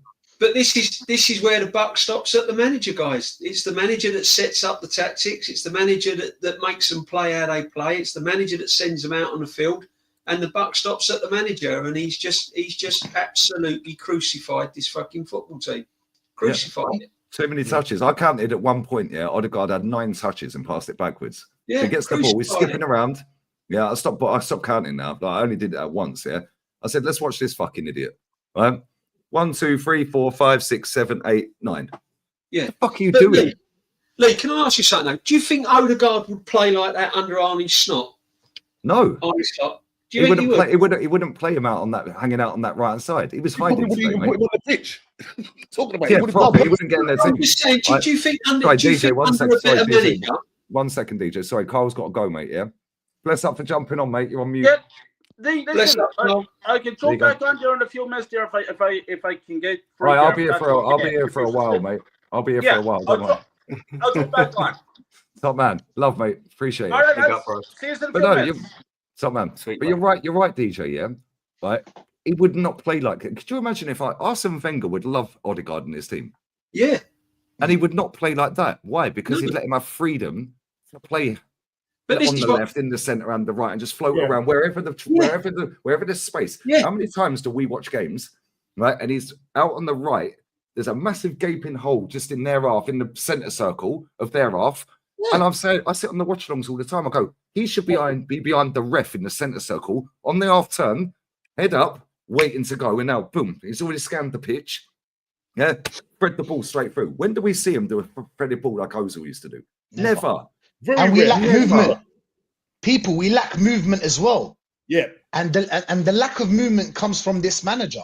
Yeah. exactly. Because he's got two inverted wingers, so they invert, and then he's got one left back that inverts in the midfield, and everybody's inverting into the middle while It's we have narrow. a block that we need We're to. too narrow. Do you know We're what I'm too saying? narrow, and so we can't. That's why we can't break down. It becomes too Yeah. congested. And Yeah. so we're trying to do. When's the last time have you seen Odegaard break the line? Never. That's what I'm saying. He Very can't rarely. break those lines. Very but, rarely. No, but you know, it's Because he ain't got the talent to do it. He ain't got the passing that range either. Yeah, but what he's starting to do now, if you notice, there a couple of games now he's been doing it. He's been doing these like scooped little. Yeah, I saw it today. All right, I saw it today. Gave it to Trossard. He Stop gave it it. to Trossard. Gosh. Look, big up those- to my boy, bro. Bless up for the membership as well, my guy. Big up, PB, bro. Bless up, my friend. Well- Appreciate that, man. And yeah, no, you're right. Listen, this guy is just a fucking fugazi, bruv. Yeah, there you go. It'd be a rotational player. He wouldn't get in over McAllister, Gravenberg, or Yes. Szoboszlai. He wouldn't. That's what I'm saying. He wouldn't. Facts. Would he Listen, get in over thank you, Curtis Lord. Jones? Probably not. How many times has his captain been hooked? Come on. How many times? That's ridiculous, a isn't lot it? of times. Right. And the thing about it, 24 as you say, like looking at players, right, and looking at the way Arsenal play, yeah, right. If you notice, when Declan Rice picks up the ball in a deep position, right, it's almost like, why don't you just run? You've got, well, I'm not saying pace, but there's a gap where he can just sort of run with the ball. We don't have players that run with the ball. No, exactly. That's what We You're don't. saying So it. what happens is I've seen Trying the to amount of times I've attacking seen midfield player. yeah, amount of times I've seen him pick up the ball. Yeah, he starts off deep in his half, and he just gets past the halfway line, and he stops. He literally stops and goes right. Well, Can I tell you why, Norms? Yeah, go on. Can I tell you why? In my opinion, yeah, he's got Trossard over there. Obviously, we know the whole situation. He's always isolated, but it's still Trossard's fault as well. Trossard's always inverting into the forward position, kind of like inverting. He never goes Right. to the wing. He never plays the wing kind of role. He plays the inverted role. So obviously he's gonna run into traffic. So because Declan Rice is not technically gifted, he's not gonna see that little pass that he can play in between the players. Or He's not that kind do you know of what I'm player. saying? Yeah, Player. yeah, he's not that kind of player. And I'll tell you what, as well, on that left-hand side with Trossard and Calafiori cannot start together. They are just an absolute car crash down that left-hand side. Like, it's just so open, isn't it? You know, Trossard ain't really got the legs and shouldn't be tracking back with the quality of player he is. And Calafiori can't defend for love nor money. It's just ping any ball, any play you want down that left-hand side, and you'll probably have a lot of fun. It's ridiculous that we're and then so you hope weak that there. the player that we play on the left can get back and track back to cover Calafiori, or that the number 8, whether that's Rice, or Marino, slots in. The whole system is fucked. It's The worse whole than thing is last fucked. year. Somebody in the Much chat a worse minute than ago last said that he ain't got much to play with. He's only got Enquiries. Yeah, that's complete rubbish. Yeah, he's got a 6'4" fucking striker up front. It's actually a DM playing a striker. You're telling me that guy can't hold the ball up? He's a DM. Yeah, so you're telling me he ain't got no strength to hold the ball up? Well, I did tell you that. So maybe again, it's on the manager then. Yeah, what you're telling me that Trossard's fallen off a cliff and he's not got any tech anymore. He's no good. He can't score goals, can't create anymore. Yeah, because I'll tell you what, he was one of the reasons we were still 8 points clear. Yep, true. Yeah, Lee, and then this sorry. idiot decided to bench him when he was player of the month. Then bring Jesus back, who just had knee surgery. I told everyone about Marino. I've told everyone about Odegaard. I've told everyone about Calafiori. I've told everyone about Arteta. How many more times do I have to be right before people wake up? Yeah, I've told everyone about Zinchenko. Zinchenko, why aren't we playing him in midfield? At least he can pass. At least he's got a through ball on him. At least He's got a brain in midfield. He's got a brain in midfield. He's got Because Zinchenko can see a pass. Let's be honest. Sorry. No, Zinchenko can see a pass. Zinchenko's problem is defending. That It's way. like Which Arnold. was great. It was like Yeah. Granit But this Xhaka. guy- Granit this- Xhaka this- is exactly like Granit Xhaka. Granit Xhaka that way, going Yeah. that way, cool. Going back Yeah. that way, liabilities. So keep him Yeah. away from that way and put him up But there. again, then. this guy hasn't tried him. This guy has not spotted that Zinchenko can do a role in midfield, so he's kept him at left back playing inverted. And when that hasn't worked, he's now put him into midfield when he comes on. And it's just honestly, he's just got to go. If this was Unai Emery, Has yeah, to go. these lot would want his head on a spike, right? Oh. And for anyone who's just joined or recently joined, yeah, Unai Emery after 28 games had one more point than this manager has this season in phase 5 after 28 games. That is Unai Emery that apparently left an absolute fucking mess with a load of fucking shit players. Yeah, apparently, load of shit. Yeah, but he had 1 point more, was closer to Liverpool, who were top at that point. Yeah, than this manager is this season in phase 5 in the same amount of games. So what we're doing here? Get rid of him. Get him gone. Yeah. It then took this manager 3 full seasons to overtake that one season Emery had in points and league finish. He then had us bottom of the league. He had us 15th for 5 weeks. He embarrassed us against Villarreal. He embarrassed us against Olympiacos. Embarrassed us against fucking enough teams. Aston Villa, yeah, Burnley, Wolves, Leicester.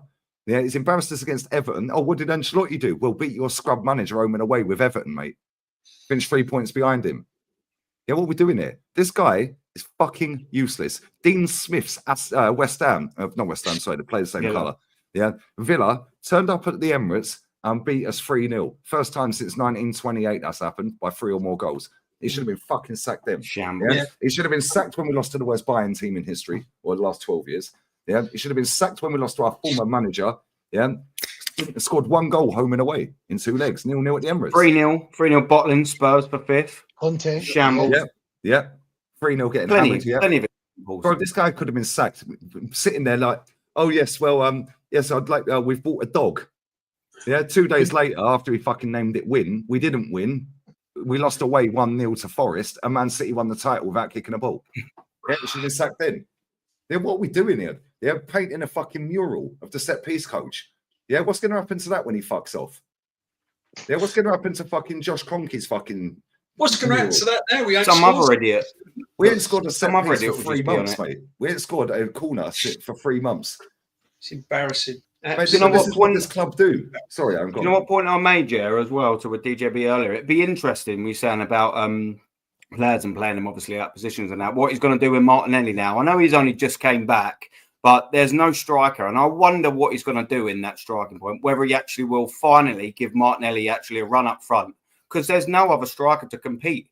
I wonder if he'll keep Marino. I'm just quite interested to see what he's going to do with it, because I'd just say right now, if there's going to be any chance to put Martinelli up top for a run of games, it's going to be now or never, isn't it? I'm just quite What about intrigued the to see what he crosses? do, because he don't learn, does he, Arteta? Yeah. Who's he going to cross the ball to? Because Arteta, obviously, this But is he's his had plan. Jesus up front for a long time, so he's not always been, we have to have a 6'5" geezer up front. He bought Jesus initially for it and had it for 2 years. Do you know what I mean? Correct. If you're telling me you can't deal with this sort of system with Martinelli up front, what's the point in buying a fucking striker in the summer? Then? Do you know what I mean? It's, like, I'm just quite intrigued to see if he'll give him a go, because if Martinelli's say fit, I know he's not going to be match fit, but if he's fit, I don't want to see bloody Marino there. I'm sorry. But I'm you sorry. know what? It's the easiest thing to do here, yeah? Get rid of this fucking manager, right? Go and get Inzaghi. Yeah, pay this fucker to leave. Go and get Inzaghi and pay him 5 times. Sorry, start again. Pay him double what he's on. He's on 5.1 million Inzaghi, which is nearly 3 times less than this. Well, nearly said it. Yeah, he's on. Right? Give him double his money and say to him, listen, we're going to give you 200 million this summer. That includes the sales. So get rid of the ones you don't want. Yeah. And I guarantee you now, first full season, he'll win the league. Guarantee it, because he'll play 5 at the back. He'll keep Kieran Tierney. He'll convince him to stay. He'll play him wing back. He'll play Timber wing back, right? And then he'll play the 2 centre backs that we got, and he'll put Ben White in there. Calafiori, fuck off. You're gone. You can go back to Italy. You go FC Como, like I told you he's going to end up. Midfield, he'll convince Partey to stay, and if he don't, then he'll go and get a midfielder and put Rice there, and maybe put Odegaard in, right? Because Odegaard is an 8, and let's be real, in his system, yeah, That might work because Yeah. Mkhitaryan's fucking running games left, right, and centre. Mkhitaryan. Yeah. Why? Because he's got a competent fucking midfielder next to him. Yeah. Barella. And if you've got Declan Rice and Odegaard with a back five, now you've got to do is sort out the fucking attack. Yeah. It would be so fucking easy and cheap to go and get him. It'll save us money to get him than it will to fix the problems we have now with this manager. Definitely. Yeah. What are we doing here? And we will be a better team and we'll compete in Europe. 100%. Instead, we're not going to do that. Let me bring in that star, bro. What are you saying? Yeah, big up, Lee. You know, long time no see and all of that. It's been long overdue. Big up to the rest of the panel. Rachid, Aaron. I know Aaron's been showing much love on my channel, so big up, Normski and DJB. I don't think I've met you before, so nice to meet you, sir. Big up, my friend. Yeah, big up. Yeah, no, for me, I predicted a 3-1 like you, Lee, because I thought we know the league's done. I'm sure the players know deep down the league's done. And even this manager, I mean, the same manager that was fucking debating about quitting, was that on GQ magazine or some shit like that a couple of years ago? Yeah, exactly. So I thought we would at least turn up and be at least a bit more clinical. Even if we weren't playing that well, I thought we would at least be clinical. But no, Lego Head 2.0 has to stay up front. The sweet prince at left back. When I've said, and I said this on Northside stream earlier, I do not want to see that guy at left back. What does the manager do? He puts him at left back. Put him up front. You saw that goal against PSV. Yeah, I know it's PSV, and I know they were crap that night. Granted. But he is a perfect example of like a misprofiled player. Like he ain't... Look, I don't even know this for sure. I wouldn't be surprised if he was a striker like when he was a kid, like a youth level or whatever. It would not surprise me. Because the way he just controls the ball, finishes, proper strikers finish, like a modern day, like kind of throwback. But again, like it's just simple decisions that this manager cannot make. And it should baffle everyone else, but it doesn't baffle me. It really doesn't. Play Tierney at left back. I've wanted that guy to start for ages, but at the same time, I'm just beyond apathetic because I know he's not going to play. I know he's going to go, and, you know, good luck to the guy, innit? You know, he'll be successful wherever he goes, whether it's Celtic or... I wouldn't be surprised if he ends up in La Liga again, because he's that good. I mean, he is that fucking good. But anyway, like, yeah, just disappointing, not surprised. You know, same shit, new day, you know, and then we roll on to next season. Even with this sporting director, is anything really going to change that much? Not on the pitch, ain't. Not unless this fraudulent manager fucks off. But hey, what do I know? What do I know? Facts. Let me grab these super chats as well, and then I'll bring Matty in as well. Big up, Matty. Big up. But yeah, let me grab these super chats. Also, I want to read something out very quickly. Yeah, where is it? I want to find this tweet because this is actually our manager direct quote the other day. I didn't even see this. I can't lie. Somebody put this in my chat earlier. Yeah, somebody put this in my chat earlier, and I thought they were taking the piss. Where is it? One sec. Where are we at? There we go. Is that it? Yeah, that's it. There we go. Right, I've got it. This was our illustrious leader, Super Duper Mick. This was on the 9th of March. So this was today. I thought this was, sorry, I thought this was Saturday. It's today. On what phase Arsenal were in from his planned 5-phase plan? Phase 4 to 5. Well, which one is it? Is it 4 or fucking 5? Establishing yourself at the highest level in the Champions League, consistently perform with a lot of unity, and being very close to touching big trophies. You know, do you remember when you were little? Yeah, like, DJ, you got older kids now, yeah. Right? Do you remember you used to have the reins wrapped around this night? If you like, they fucking pull the reins back. Like, if you were running off the night a little bit too far, pull the reins. It's like a dog on a leash. Yeah, dog starts going, you just pull the dog back. Hold up, wait a minute. Yeah, you can have the dog. No, you can't have it anymore. At least you're close. What the fuck is he talking about? Phase 4 to 5. So we're not in phase 5 yet then. But Lee, if you look at that phase, right? If you look at what he's just said there, and look and listen to the fans that are behind this manager. Oh, they'll love that. Pretty much word for word what they say. Yeah. Yeah. That's why he said it. The amount of fans, we had it the other week, didn't we? Come on. Oh yeah, but it's not really about. I just like watching him because of the progress he's made, and I enjoy watching the style of football he played and making us more competitive. It's exactly the same. No trophies are being won. They just like him and the way he plays and what he's done for the club. I just can't believe, honestly, I can't fucking believe it, mate. Honestly. This guy is the worst thing that's happened to this football club in my lifetime. He's going to kill it. Yeah. If nothing's done if nothing is done soon, this club is going to be a proper mid-table team for the next 3 seasons or more. Yep. So we have to be consistent. So phase 4-2-5. That means before you bring in getting trophies. Before you bring in Matty, this is a fact, right? If you look at the football, Brighton, Palace lately, Bournemouth that I saw today, and teams like Fulham at times. They're playing better football than us. And they've been getting big scalps. So have Forest. They've got better managers as well. Yeah, in terms of watching a football match, they're more enjoyable to watch than what our team is. Yeah, Villa as well. I mean? Yeah, Villa have cooked enough teams this season. Yeah. They've been cooked a few times, to be fair. But that's Unai. Unai will cook a lot of teams, but he'll also fuck up when you least expect it. 5 years, but over the course of a season, if we had given Unai 750 odd million quid, whether we win the league or not, I don't know. We definitely would have won something in Europe by now. We would have still been competitive in cups. Yeah, because he takes all the cups seriously. They're still in the fucking cup.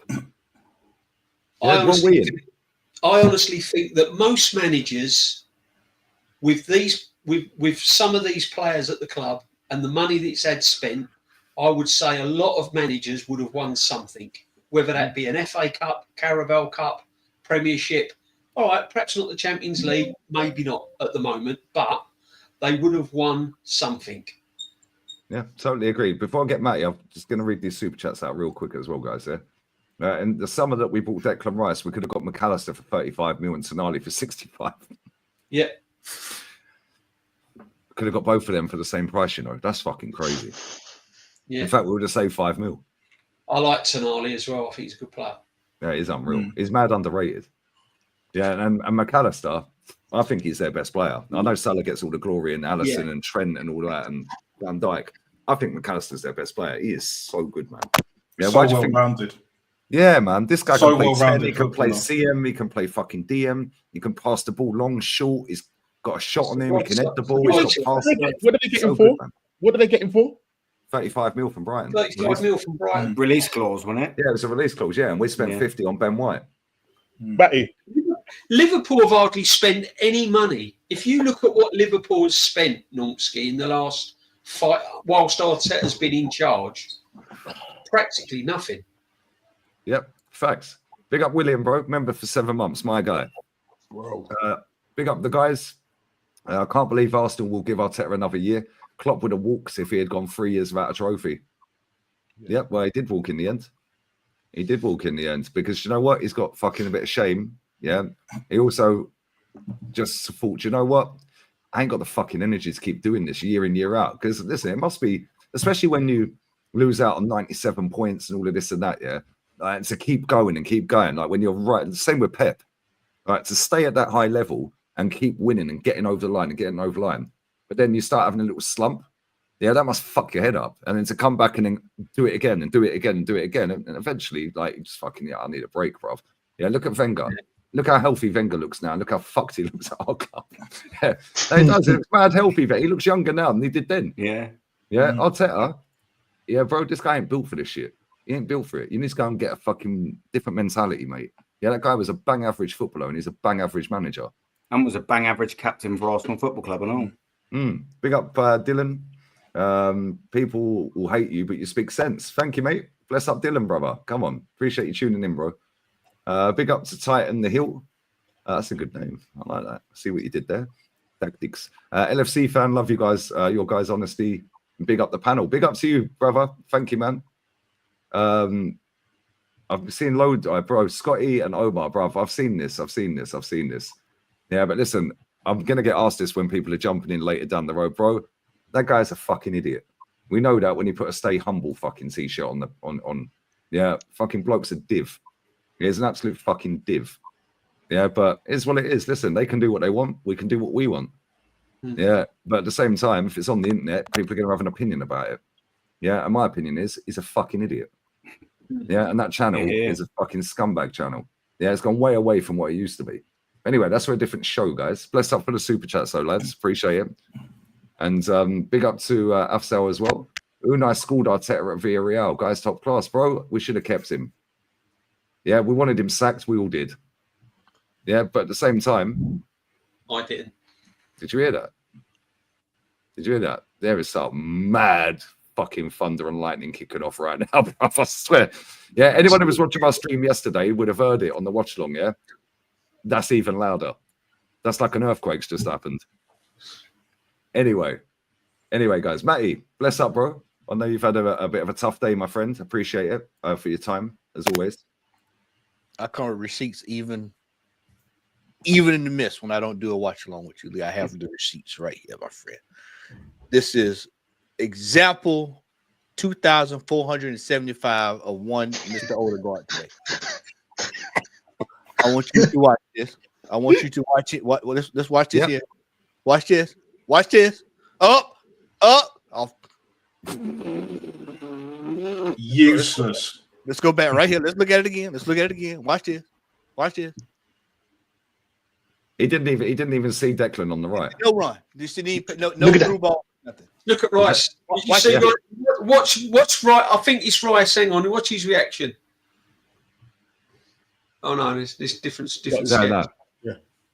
Yeah, I think that was Declan Rice. Yeah, it is. It's Declan Rice running down the right. Look, he didn't even see him. He didn't even look. Did not even look. Look at him. Watch Rice. Watch this. Look. Yeah, he's saying, "Give me the fucking ball. Pass it over here, mate." Look at the state of him. Look at this right here. Look at Calior. Look at it right there. Look at the state of our football, man. Schoolboy football. So overhit. That's ridiculous. Schoolboy football. This is what it is. Schoolboy football. I told y'all. You can't say I didn't tell y'all. You can't say Matt didn't tell. He warned us. He told y'all. I told y'all this was coming. I told you all we will finish 20 plus points behind Liverpool this year. We're not beating Chelsea next week. We're probably going to win 2 games, and that's if they're bad as what their record says they are at the bottom of the table. That's Ipswich and other team now. Boom, and possibly, this team is going to pay for the sins of that transfer window until this season is over. Let this game be a precursor to the next round of the Champions League. Because this is exactly what you saw today is what you will see in the next round of the Champions League. Manchester United is destitute. They're done, washed, and rugged. But still, because they are a better quality team than most teams that we've beaten, they're going to when you play them 1-1 like today. Leah tell you, I actually had faith last. I said, well, I think Lee, we might actually get a result out of this. We should be able to get a result. Nope. I walk out of the service today. I look at my phone. I just looked up. Marcus said, what you smiling for? I said, I knew it was going to happen. I knew it's the same old thing, week in, week out. This team doesn't change. It doesn't matter. How many times have we seen this result, y'all? We've seen 5-1 against Man City. We saw Sporting. You know, we've seen this over and over and over. Let me tell y'all something. This manager's done. There's nothing else to discuss. Anybody that's still trying to discuss what this manager can bring to the table right now, you love the man more than you love the club. That's the narrative I'm rolling with from here out. If the Arteta ends are still on board with this man, that's cool. It just lets me know that you care about him more than you care about what's best for this football club. Because you cannot tell me a defensive player playing striker at a 100-year-old football club is the best thing that's happened at this football club. You're not going to tell me that a manager who has wasted $800 million to put a product like that, what we saw today out there on that pitch, and you're going to tell me that's what's best for football. You're going to tell me that he has an inept midfielder, Martin Odegaard, that cannot even look to his right before the ball gets to him, sees a man wide open. Then he had another one running through. And the person that was on the right, sorry to cut in, the person that was on the right, Declan Rice, can actually cross a ball. Yeah, and whip it back in. And then, but he didn't even make that one. He didn't make the through ball. Then he kicks the ball off the shoe of a defender, which is standing 1 foot in front of him. This, I'm telling you, this season, I told y'all that this was gonna come. I didn't want it to be this bad, but I could just tell. This manager is out of ideas. He's out. What did I tell you all other night when we talked after the game? I said, if the manager had any common sense, he would look at the game on. Go, you know what? I'm going to try Calafiore. Let's see what Calafiore does. He seems to move better going forward than he does back. What does he do? Revert right back to the thing that he's been doing. He does not learn. The man does not learn anything. He does not look at tape. I'm convinced that this manager refuses to make adjustments to whatever team he's playing. He knows that the team is down. I came in on the tail end and I heard somebody say something about Martinelli going to the midfield, to the forward. He's not going there. He's not going there. He's not going there. He's going to move Trossard right there. He's going to put Martinelli right back where he's been at this entire time. Nothing's changing at this football club. This manager needs to be removed. I was listening to Northside I was listening to y'all on the road coming in. I disagree with the brother Northside. The sheriff is coming in here. They're getting ready to clean this up. They saw that just like everybody else saw that. We're now in the realm of embarrassing, brothers. This is embarrassing that a football club looks like the way we have looked in this league this year.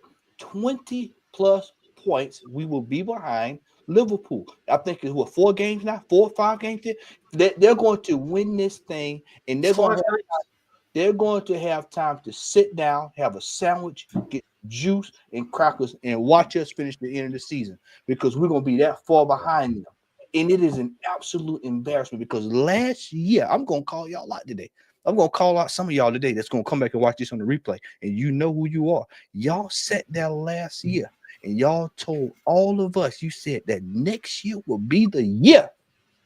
You said next year we're coming back. It's going to bang. It will be the year. They said it was going to be the year because they said we're coming for City.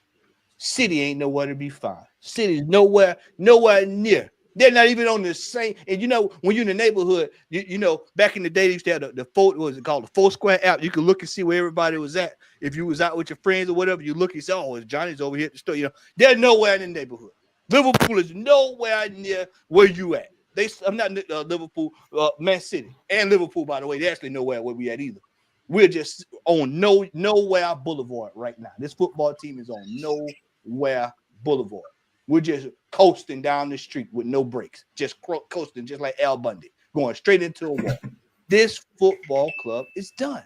And this is why I, for one, went to bed last night and I said, thank God the sporting director is coming because this is going to stop.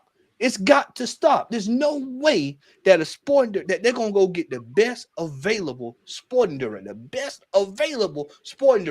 and he's not going to come in and adjust this. I told Lee last night, me and Lee stayed on about another 30 minutes to an hour last night.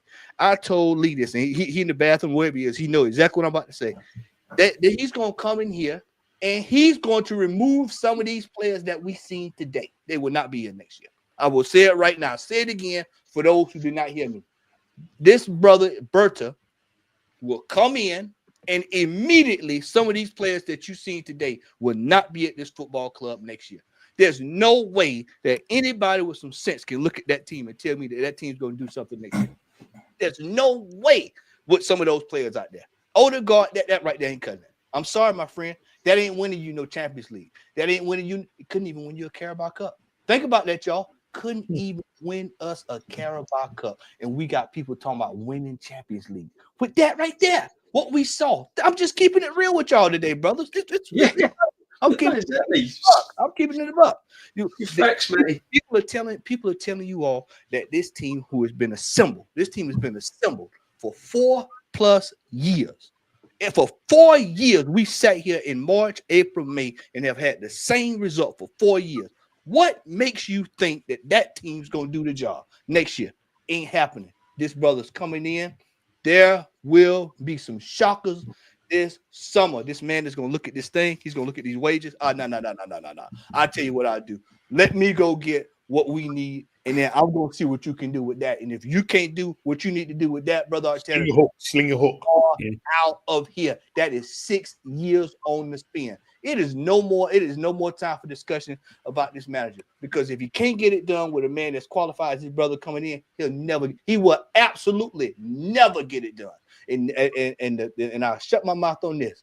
What you also are seeing here is a result of what happens when you hire a novice to do a person who should have experience. A manager who has had any experience will be able to get something out of this team. Something out of this team. I've watched Bournemouth. I've watched Forest this weekend. I watch all these other teams.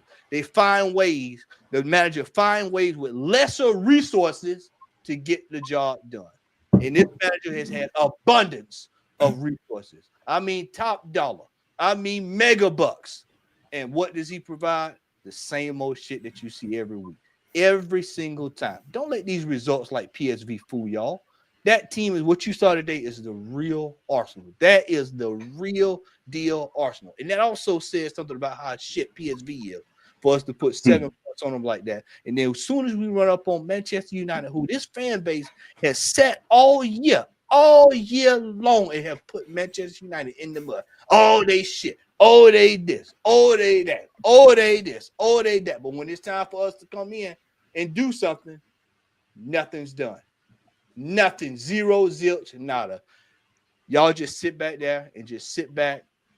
Don't say anything this year. And you just sit back and watch this slide. And before you know it, when we get to about week 3, when we got 3 weeks left in the season, you're going to look at that table and it's going to shock some folks, because we're going to be in a top 4 race. And it's going to come down to the last 2 weeks. And we're going to be holding on. It's like Samuel L. Jackson said in Jurassic Park, hold on to your butts, because we're going to be sitting there, and it's going to be, before you know it, you're going to looking up, and you're going to be praying that City don't find a way to get us one more time. It won't be for the title this time. It might even be for a top 4 spot. I'm telling you all, you better get ready. I told you 2 weeks ago, I said that this team was going to be in major trouble coming down the stretch, because we do not have what we need to stay where we are. And we're sliding. Today was 2 points lost.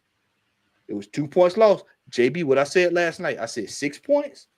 6 points. And if somebody else make up 6 points on us, it's going to be really, really, really scary in Arsenal land. Chelsea next Sunday, Matty. Chelsea next Sunday. If they turn us over, then we are in serious, serious trouble. I am not confident. I'm just not confident we're going to finish second. There's no way now we are going to finish second. From what I've seen from pretty much day one of this football season and the football we've been playing, we are going to struggle to get second. And Matty, everything you said there, mate, is spot on.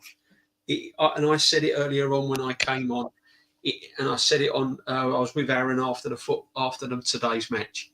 Whether you like it or not, whether you're Arteta in or Arteta out, the bottom line is, for the good of this football club, so it's not sunk any deeper in years to come, and it will take us longer to get out, we need a change in manager. Yeah, that's pure and simple. There is nothing any more that this manager can do now. He's reached his pinnacle. He's reached the ceiling. He's run out of ideas. He can't change games. He hasn't got an eye for a player. He's had millions of pounds. He's wasted every penny. His signings have been atrocious, apart from one or two, but on the whole, they've been absolutely miserable. And he's got to go, and I can't. After supporting the club for as long as I've been supporting the club, I can't. No one can sit me down and convince me any other way. And I don't want to hear about injuries, because we was playing crap football when we had a full team. I haven't got 2 out now, though, DJB. We've only got 2 out now. It's basically the first team. People forget that. Exactly. I don't want to hear about Yeah, red cards. make it seem like You know, the bottom line is we've got fans coming on and saying that the wall was 11 yards back and not 10 yards back. And So that's the new one for today. That's the new one. Man. Oh yeah, your boy Julian, man. What straws? The referee is from Manchester. Yeah, the referee's from Manchester. It's the same ref. I'll tell you, Matty, who do you think the ref was today? Quite frankly, I don't give a damn. It could Anthony be Taylor.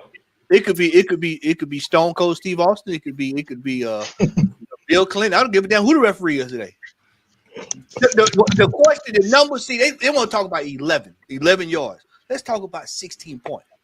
Let's talk about 16 points. What the hell does 11 yards have to do with 16 points being behind Liverpool? Or Matty, let's talk about it in other words. Liverpool only need, in March, Liverpool only need to win 5 more games. In March. And that's assuming that we keep winning. In March. And that's Because assuming if we lose the next 2, they don't need 5 more, do they? Yeah. So they need on average to win the next 4 games or something like that. In March. This is a team that has been building up to some amazing team over the next 5 years. March, and they only need to win 5 more games realistically. They'll tell you, fellas. They'll say somebody's mic's going crazy, by the way. Yes, it's not mine. I've been muting it just in case. They'll tell you. Okay, they'll tell you. They'll say, "Oh well, man, you know they've had all these issues and that, and this and the third. $800 million spent. He will eclipse $1 billion in this time here at this football club. $1 billion in 11 yards because the referee placed the ball 11. That's what's supposed to. I'm supposed to. Yeah. And you know what, mate? I know you haven't seen it yet. Right, basically, right, they did fuck all, man. You first half, right on half time, just before half time, they get a free kick. The free kick. Yep.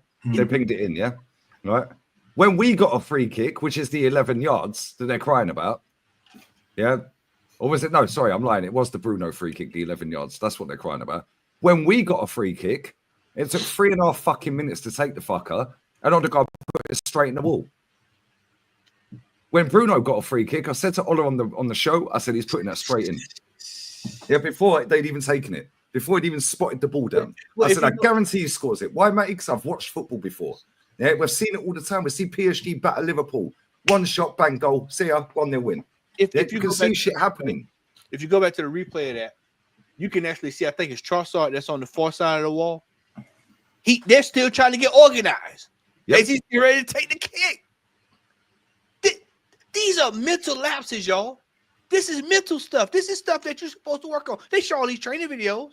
Look at the Man City game earlier in the season, the 2-2. Yeah. What was that? Oh, that was a mental lapse. Jack Grealish, quick corner, bang, goal, 2-2. Yeah, bro, we have this, and this has been in our club since before this manager. Yeah, this is a problem with players that we're buying. Yeah, even under Unai Emery and Wenger. Yeah, they switch off. Why don't Pep's team? I know they've fallen off a little bit this season, right? But at the same time, why doesn't Pep's team switch off? Why? Normally it's switched on. Why? Why doesn't an Ancelotti team normally switch off? Excuse me. Why doesn't an Inzaghi team switch off very often? This shit, we could name 15, 20 goals that we conceded this. In fact, every goal we conceded this season, we can pick apart. But that'd be too much nitpicking. But how many times under this manager did we say, look at Zinchenko? You know, what's Ben White doing? Oh, what's the keeper fucking doing? Yeah, what about this? What about that? Bro, you can't say that with an Inzaghi team. You can't say that with a Pep team. There's so many examples of this, Matt, yeah? And the only way this changes is by getting a proper fucking manager. Hey, I told you about that, Lee. I said you keep bringing up Real Madrid and all these. I told you I'll make it real easy for you. Let's talk. How come Forest don't switch off? Bro. How come Everton has switched off as of late? These teams, these revitalized. How comes Brighton didn't switch off and actually buried their 98th minute penalty yesterday? See, if you say Real Madrid, they look, oh yeah, we're not Real Madrid. Well, how about Brighton then? Because Brighton seems to be doing, Forest seems to be doing. You can have the mentality of Madrid, though. But Brighton are 9 points behind us, by the way, with Danny Welbeck and João Pedro up front. Drop 6 points. I say it again, JP. Drop 6 points and watch somebody else gain 6 points and watch what happens. Look at the mess we in. Bro, we're 9 points ahead of Brighton and 10 points ahead of Aston Villa. Aston Villa are 7th. Yeah, Newcastle and Bournemouth 11 points behind us, and that goes down to 9th, right?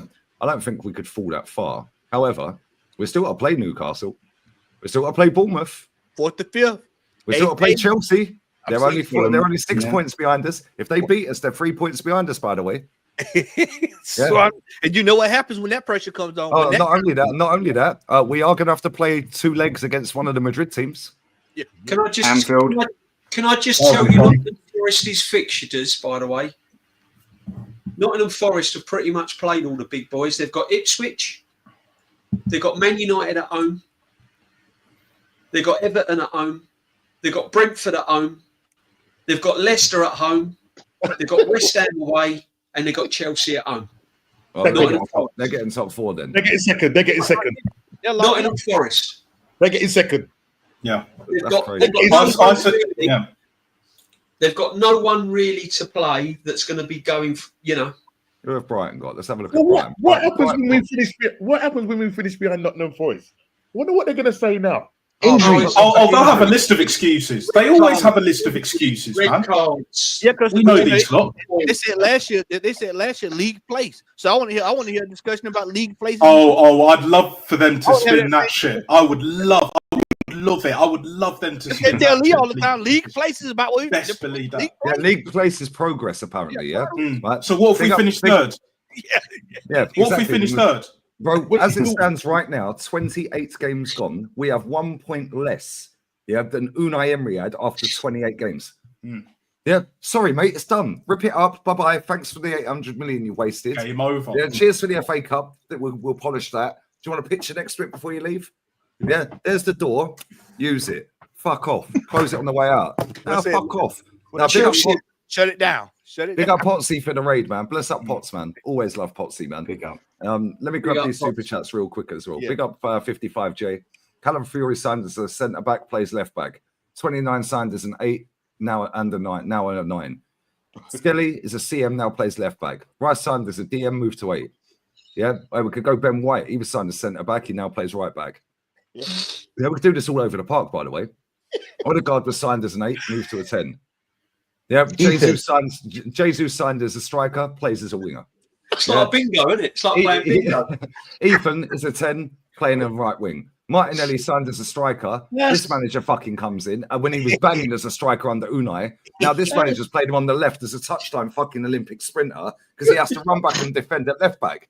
Yeah, no wonder Aubameyang fucking fell off. Aubameyang's passport, it probably says he's 60. Hey, AJ, Do you know what I mean? I8, I12. Bingo! I think they've got 2 dice, haven't they? 2 dice, and they just roll it. Yeah. I'm waiting for one number. I'm waiting for one number. Come on, go for a full house. I need the full house. Come on, lads. Yeah. This is bullshit, man. Big up 55J, man. Big up AB as well, man. I'll tell you, I think he was bullied by big Duncan Ferguson when he was at Everton. Probably why he hates proper striker with character. Yeah, that's a good one. That's a good chat. That's a great super chat. Hey, in that program, he was a powerful player at Everton. He was referring to Ferguson. He meant Ferguson. Yeah, he meant Ferguson was a pal. Yeah, exactly. Oh, why was you on the front cover of the Scouse Derby, Mikel? Oh, probably because I was a powerful player for Everton. And that was the last time they won at Goodison Park against Liverpool in the league. Oh, really? No fucker in that press conference called him out because guess what? They beat him 2-0 at Goodison last season. It was only last season. A compulsive fucking liar, bruv. Wow. Nobody calls him out. This guy's sitting in a press conference today saying, oh, well, we're between phase 4 and 5. Yeah. He said it, mate. I'm not lying. He said he's between phase 4 and 5. Do you know what this reminds me of, guys? Do you know what this reminds me of? Yeah. Have any of you guys seen or heard about like the Jonestown in it? The Jonestown documentary and all of that. That is Arteta is Jim Jones, bruv. 100. In a nutshell, they are all drinking the Kool-Aid. And then what's going to happen afterwards when all of this shit unfolds? You're going to see all them bodies all across, with them huts and all of that, all the reporters, everyone, you know, trying to ask questions, but you know, trying to explain all of that shit. Do you know what this club do, though? This club is so smart at finessing people, yeah? Right? Because what they do, we know they're watching this. Obviously, Arteta's not sat watching it. Yeah. Hopefully, Declan's watched my fucking fan cam. Yeah, about fucking shushing Man United. What the fuck are you doing, mate? Yeah, like real talk. Yeah, hopefully Odegaard's watched that as well. Yeah, the point is, we know that they scour social media as a club. We know that. They've got a media team that do it. It's the same at every club. Yeah, which is why you see the PR coming out. Yeah, you see like when we drop a stinker, they post the youth academy players. Like Smith Rowe. Oh, we got Saka and Smith Rowe. Fuck off, mate. We ain't anymore, have we? Yeah, now look. Yeah, we could do with Smith Rowe in midfield. Yeah, notice he's only had one injury all season, by the way, and he's been out for a couple of weeks and then back and then fucking balling again. Yeah, proper manager, knows how to look after him, right? But this is what they do. Then when they go into the press conferences, the comms guy or woman or unicorn, non-binary, of course, yeah, sits there and tells these fucking dickhead journalists, yeah, exactly what they want out of the press conference. Then they're not allowed to, they'll say, well, what do you want to get out? Well, you can't say this and you can't ask him that and you can't ask him that. It's already pre-done before he looks in the room. 100%, now they're going around fucking phase this. Oh, yeah, the fan base talking about phases and processes. Got Charlie Boy Watts fucking writing a book, Arteta's Revolution. Yeah, all right, mate. That's all right, mate. Yeah, and for anyone who's just joined, yeah, this is what this fucking idiot said in his press conference. Mikel Arteta on what phase Arsenal were in from his planned 5-phase plan. Whatever journalist asked him that, yeah, you can fuck off as well. Yeah, how are you asking this guy about phases? They're all in it together. They got the journos in the back pocket. Yep. They got the fucking super fans in the back pocket. They got an army of fucking retards online. Yeah, that fucking they've bamboozled them, fucking PR'd to fuck. Phase 4 to 5. 4.1, 4.4. Yeah, establishing yourself at the highest level in the Champions League. Cool. The highest level in the Champions League is Real Madrid, mate. And if we get them, you're fucked. Yeah. Consistently perform with a lot of unity and being very close to touching big trophies. Very close to touching big trophies. How about win them? Yeah, how about win them? How about that? Yeah. I would have said to him if I was sat, I wouldn't get in a press conference. But if I was sat in there, I would have said to him, so when's the phases end then? Like, how many phases have you got to go through? Rachid, this is bullshit, isn't it, brother? 100%. Can I just come in here? You know, when he talks about consistently performing in Champions League, consistently, how about consistently winning it? Yeah? No, seriously. No, brothers, people, Gooners out there, please, beg you, look at what this man is saying consistently. So phase 5, yeah, is consistently performing in Champions League. So what? How many years is that? What, another 5 years consistently? What? Get into the quarterfinals? Oh, then the next phase is the semi-finals? What? Where? When are we going to win something? Not on this, man. Compete. That's what I'm saying. We've got to phase 5, and now phase 5 is consistently performing.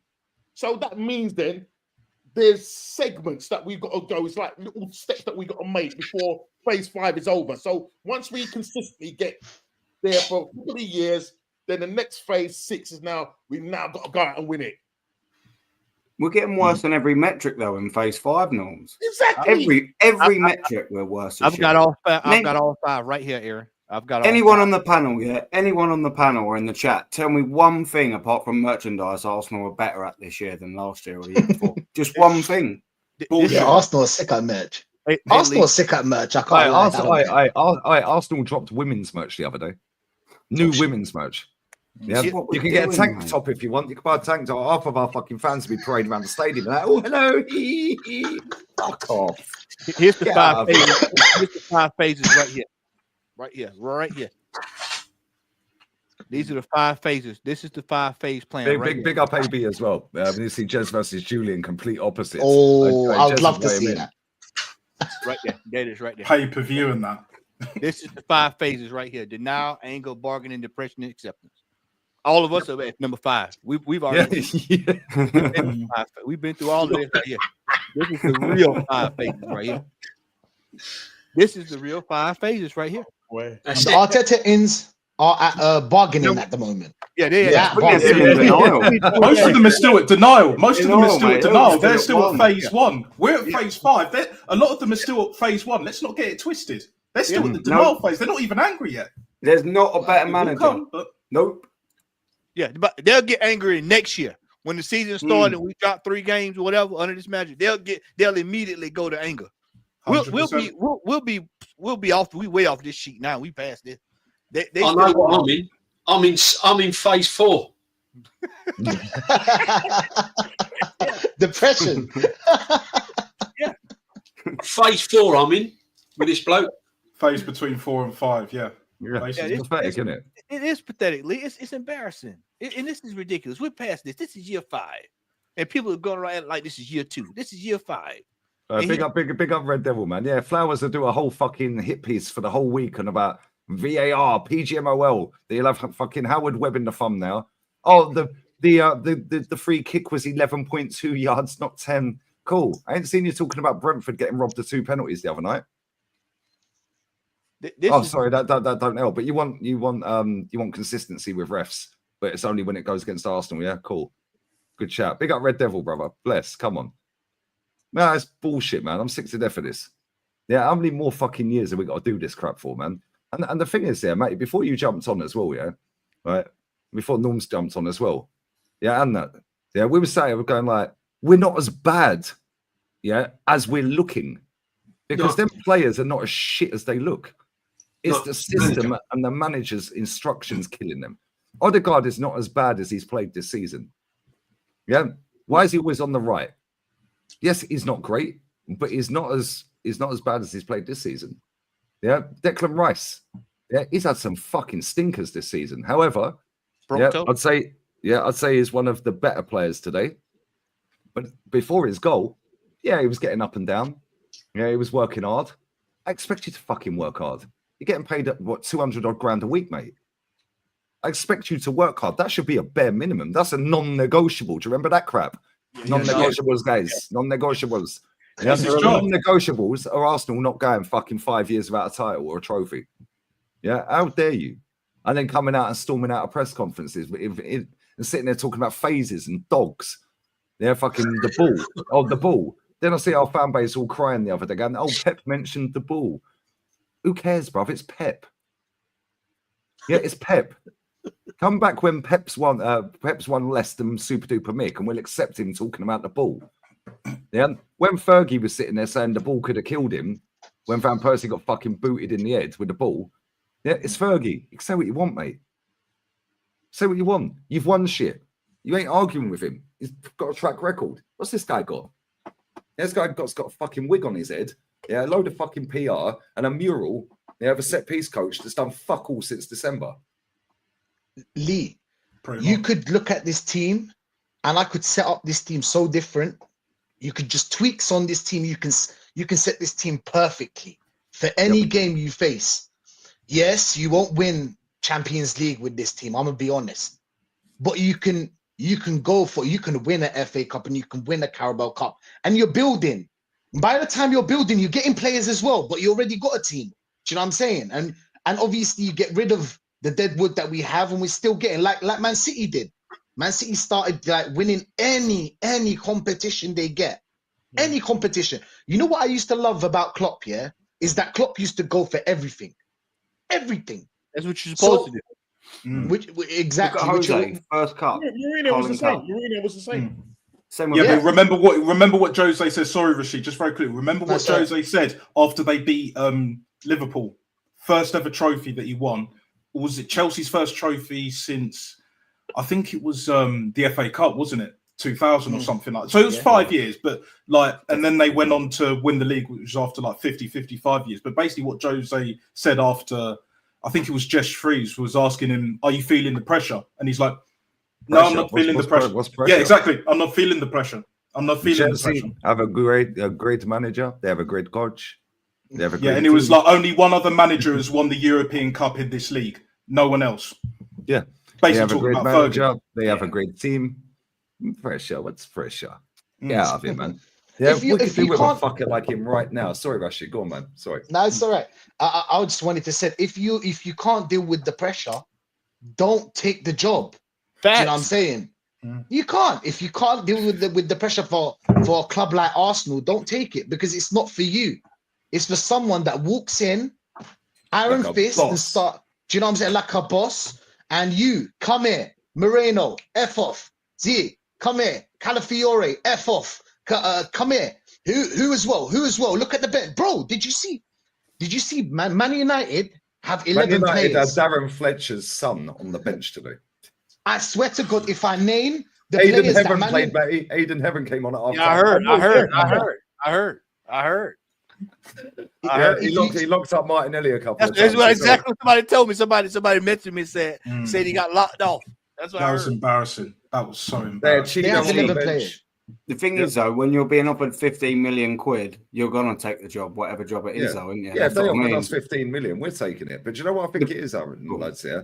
Well, I don't think that he thought he would be in a title race when he was. Yeah, I think he thought he was just going to be the guy that's going to just take us up a level, keep us in the Champions League, but just be there or there, but not 8 points Brendan clear, Rodgers. not take it. Yeah, not take it to the last day of the season. Now the expectations have gone up. With even the toppest of top gooners, they thought we were going to be in a title race again this season. Yeah, so after 2 failed title races, the expectations have gone way up. Now he's feeling the fucking heat because he didn't think he could do that. That's what I think anyway. I don't know what you guys think. But yeah, again, 100%. We handcuff ourselves, though, and I say that because why on earth did we give him that mega deal, 15 million a year at the start of the season? Real Madrid or Barcelona weren't after him. PSG weren't after him. Bayern weren't after him. No one was after him. Why didn't we wait until now to assess where it is before we give him such a massive pay rise and a big contract? We've just handcuffed ourselves again. He finessed the Cronkies. He finessed them. It's finessed the whole fan base, and the Cronkies don't know fuck all about Premier League football. This is what I'm saying. So He talks a good game, doesn't he? He's a salesman. He's a salesman. Exactly. And he couldn't sell us he couldn't sell anything today. If I was the board and he told me that he wanted to quit after 2 years, you're out. There's no overthinking. You're out. He said, I thought about quitting. Yeah. Do you know what I'm saying? Like, you don't have that personality this club needs. You want to quit. So we don't want to quit here. We want someone that goes game in, game out. Go for it. Why are you scared? Why did you buy all these players? 800 million to play this kind of football. Why are you scared? Why don't you put out a team that can actually attack and go for it? Stop playing this bullshit of Declan Rice and Partey in the midfield so you can defend with more players. Do you get what I'm saying? That's why, bruv. Go on, sorry, I'll let you land. Sorry, mate. Go on. No, it's all right. Go on. I was going to say, that's why he's got Odegaard as captain, because he's such a loser and he's got a weak mentality, Mikel Arteta, and he said he wanted to quit after failing once in that league challenge 2 years ago. That's why Odegaard's captain, loser. Weak. And now imagine our fans sit there laughing at Klopp because he's tired. Oh, look, he's tired. Yeah. Liz Klopp's actually fucking won 7 trophies at Liverpool, and this fucker wanted to quit after winning 1. It's funny. It's funny. And been in most of the competitions. He just went for the Premier League, right? He binned all the other competitions. Klopp went in for like every competition. Everything, bro. This is why when these men were chatting shit all season about injury, or the last few weeks about injuries, they've tried to shoehorn all of our injuries in together at the same time. Yeah. Right? So we've had Odegaard, Saka, Jesus, 29, all out at the same time, Martinelli. Yeah. How many games has Saka missed? What, 13, 14? Well, Alisson's missed 15 at Liverpool this season. Best keeper in the world. We see that again the other fucking night. Yeah, I didn't hear no Liverpool fan moaning. Why? Because they got a suitable backup. Yeah, and he's been sitting there waiting for his opportunity, and fucking best believe he took that opportunity. Now they know they can bin him if they want to, because they got Marmashvili coming in. Yeah, they're going to get top dollar for that keeper. Why? Because he fucking took his opportunity. When do our players come into this team and grasp the opportunity? They fucking don't. Yeah, but our squad ain't built. Our squad ain't built for like any real kind of elite level success that we were promised all them years ago. Let's be real, right? All of you guys know this. Everyone in the chat, big up. Like, our fan base is a reflection of this manager. They're losers. They're bitches. most of them are bitches. Let's be real. Because if you accept Arteta, right, saying that he thought about quitting, what does that say about you? Think about it. And if you're not a loser, why do you support Arsenal Football Club and back this fraud? That's what I want to know. Why do you support this football club? Because if you don't want to win trophies, if you want, you know, pretty patterns and all of this bullshit, yeah, why don't you fuck off and watch Brighton, Bournemouth, Fulham, rather than tell us to go The Spurs? Story, Forest. Oh, it's such a wonderful journey. Yeah, we want trophies. Go we and want watch Dora the success. Explorer if you want a fucking journey, mate. Yeah, she'll fucking put her backpack Yeah, on go and watch around the Wild world. Thornberries and that. Go in that fucking caravan and Bit of start Rugrats going and all that. around like Africa and all them other places around the world, like the Amazon rainforest and that. Start like sort of camcording it. You know, you might see Trossard there. Now that's a journey. Yeah, that's a proper journey. That's a proper journey. But If you want real a story, though, go to the library, crazy. bruv. There's plenty of books in the library. Go and read a book. Waterstone. Hey Lee, I got one for you. I got some for you. Aaron brought up Odegaard. Get a load of this one here. Yeah, I mean, straight away, I want to get into it. The main thing for me, really, Martin Odegaard, you know, captain, meant to be the bloke that, you know, brings us out of the mud when we need him to. And for, I'd say, probably the whole season now, he's never done it at all. You know, and when you've got 4 players out in our front 4, you know, Havertz, Jesus, Saka, Martinelli, you need our captain to produce. And every week now, it's just the same stuff. And I said to my pals, you know, when we played Leicester away, every single week now, he's just turned into Ozil. You know, you remember Ozil back in the day? He Without the tech. Some games, but in other games, he just kind of, he just wouldn't be there. And that's Odegaard's day, literally Odegaard. Do you think he's not been the same since the injury, Taylor? I mean, yeah, I mean, you could argue that as well. But, I mean, you know, he's been fully fit now since November. He's played 17 games since he come back in the league. You can say injury, but for me, he's got to do more. You know, we're missing so much in terms of Saka's our best player. You know, no matter what anyone says. When Odegaard was out, people go, no, Odegaard's our main man. He's not. Saka's our main man. You know, and it's evident now because when he's out, we've just got nothing. You know, and that Man United side, they're so poor. You know, no matter what anyone says, they're so poor. I think they took the game today because when they play big teams that are half decent, they can sit back, they can hit teams on the counter. So the game suited them today. Yeah, I agree with that. When you're drawing or you're losing 1-0, you know, look who produced today, Declan Rice. He was fantastic, wasn't He's the man. For me, he's the captain. 100%. Him or Gabriel. Gabriel, maybe not Gabriel's the language barrier, but Declan Rice, he is the man, you know. And when was the last time Odegaard pulled us out of the mud? You know, I honestly cannot remember the last time he pulled us out. He's spitting facts, bro. He listens to this channel, Lee. Well, I thought Odegaard, you know, I definitely didn't think it was a lack of effort, but I think, you know, this end part of the season, let's be honest, you know, you should have a comfortable night Wednesday, then you play, is it Chelsea the weekend, and then, you know, you got to look forward to the Champions League and hopefully secure your Champions League position and have a great run in the competition this year. Let's see. How many times, you know, we could say we have a decent run in the Champions League, but, you know, last year we was for what, Bayern Munich. We went to Bayern Munich away, we were so effortless, we were so toothless. You know, we could draw around Madrid. No Arsenal fan can sit there and tell me they're confident they're going to get anything against this time. Yeah, well, that is a problem. You know, Martinelli's back, so we're going to have a factory stack of Trossard Martinelli. Martinelli comes on today, he looks like a bit of a live wire again, but then he gets to a position where he needs to score a goal, and he's just not good enough. And it's been the same all season. And I go back to the main thing for me, is Arteta again. I love Arteta, and I think he's a brilliant manager for us. He's been so good. He's brought us back to where we need to be. But how many more years are we going to do it? Are we going to say we finish second next year again? What happens then? Are we going to sit there and just be like, okay, that's good enough, we're going for the next season? He spent £700 million since he's joined us. And yeah, we've been brilliant. You know, we've got to a point now where we can challenge. But Arsenal Football Club is built on winning trophies. You know, and that's probably going to rattle, you know, rival fans, but I don't really care. No, that's factual, Taylor. That's absolutely factual. We are literally built on winning trophies, and we're built on winning the best things around. And, you know, we haven't won a Champions League, and, you know, that's the thing that we're missing. But, you know, ultimately, this club it's got a rich history, and I do think with this team, the money we're spending, we should be up there. And we are up there, but as I said, what if next year we finish second? What happens then?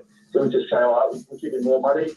No, I personally believe if we finish second or we don't win the league, he should be gone. Taylor, from my own experience, right? And that's an Arteta lover. Tino, He's doing so well. Of course, Arteta won the FA Cup in that first season he was with you guys.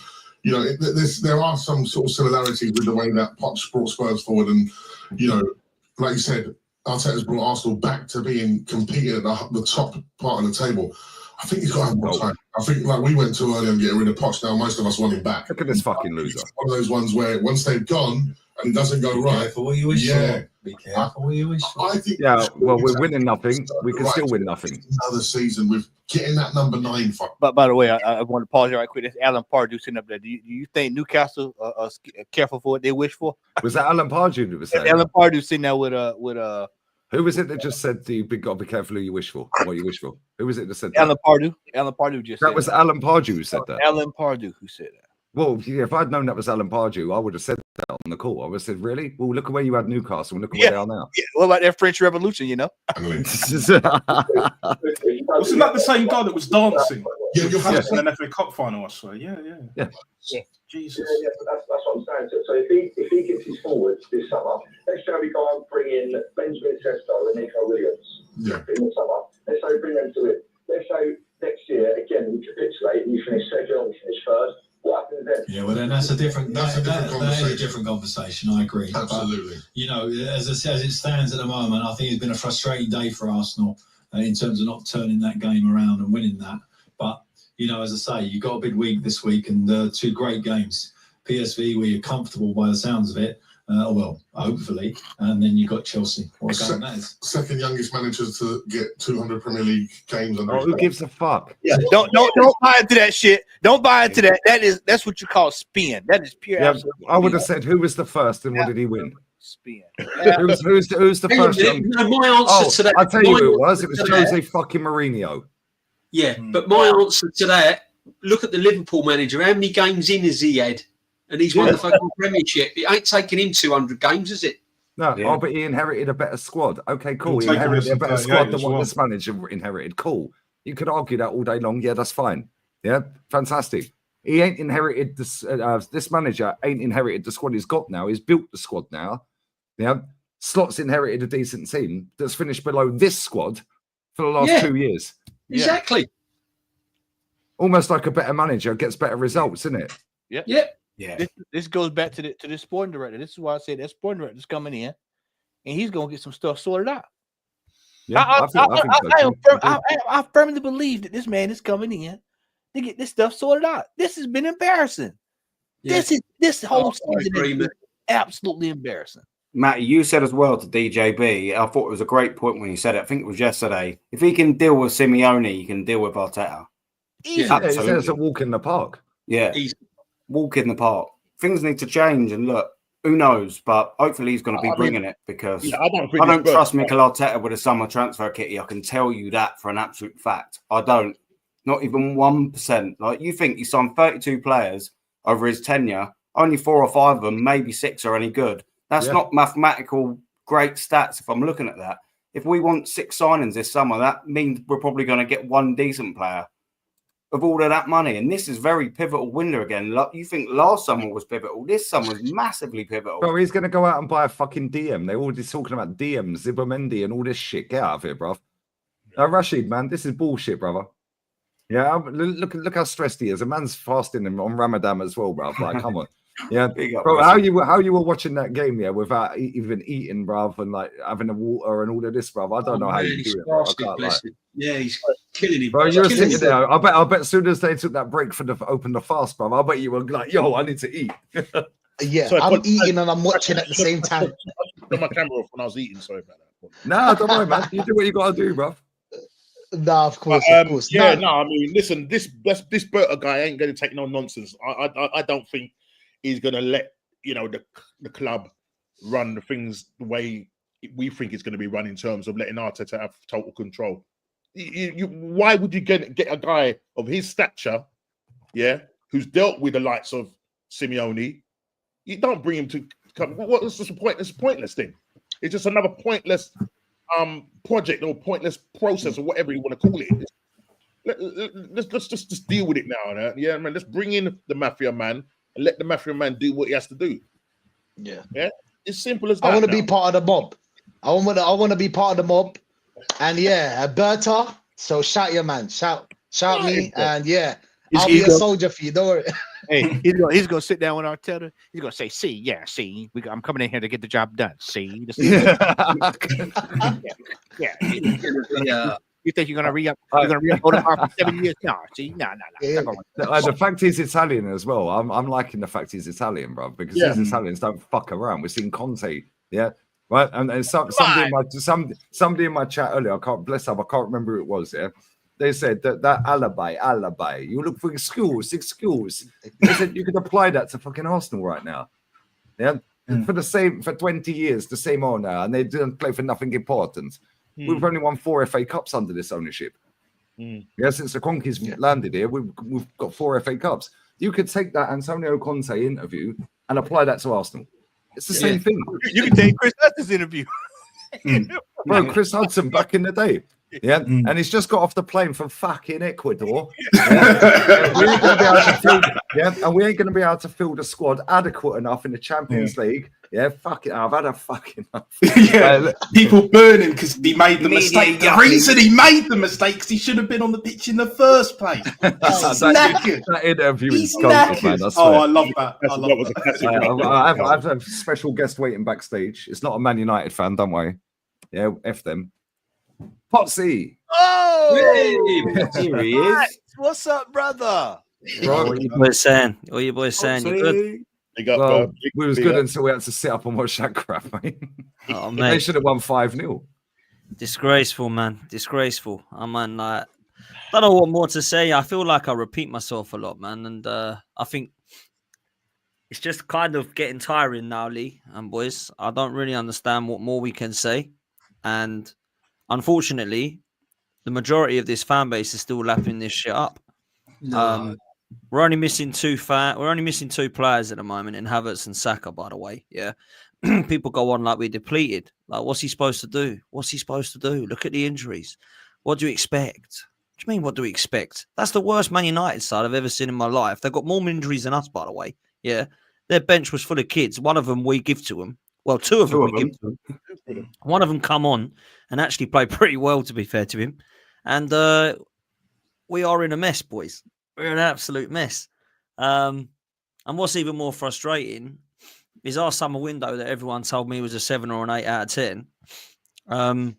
We've got Marino, who's playing up top, in midfield, here, there, and everywhere, doing a bad job everywhere on the pitch.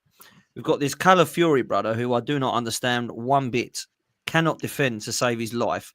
It doesn't matter whether it's Garnacho, Wan-Bissaka, fucking Hudson-Odoi, or any of the PSV bunch. This guy cannot defend to save his life. It is embarrassing trying to watch him positionally, right? I think Lee Guns called him a bloody headless chicken and got, Christian was having a game. From day one, I called him out. Absolutely. I don't know what this guy is, if I'm honest with you.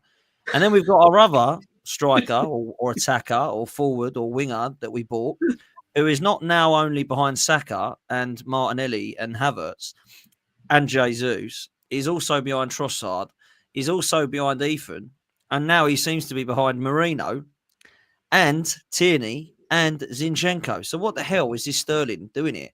This was an absolute waste of a signing, just as I told him said it was going to be.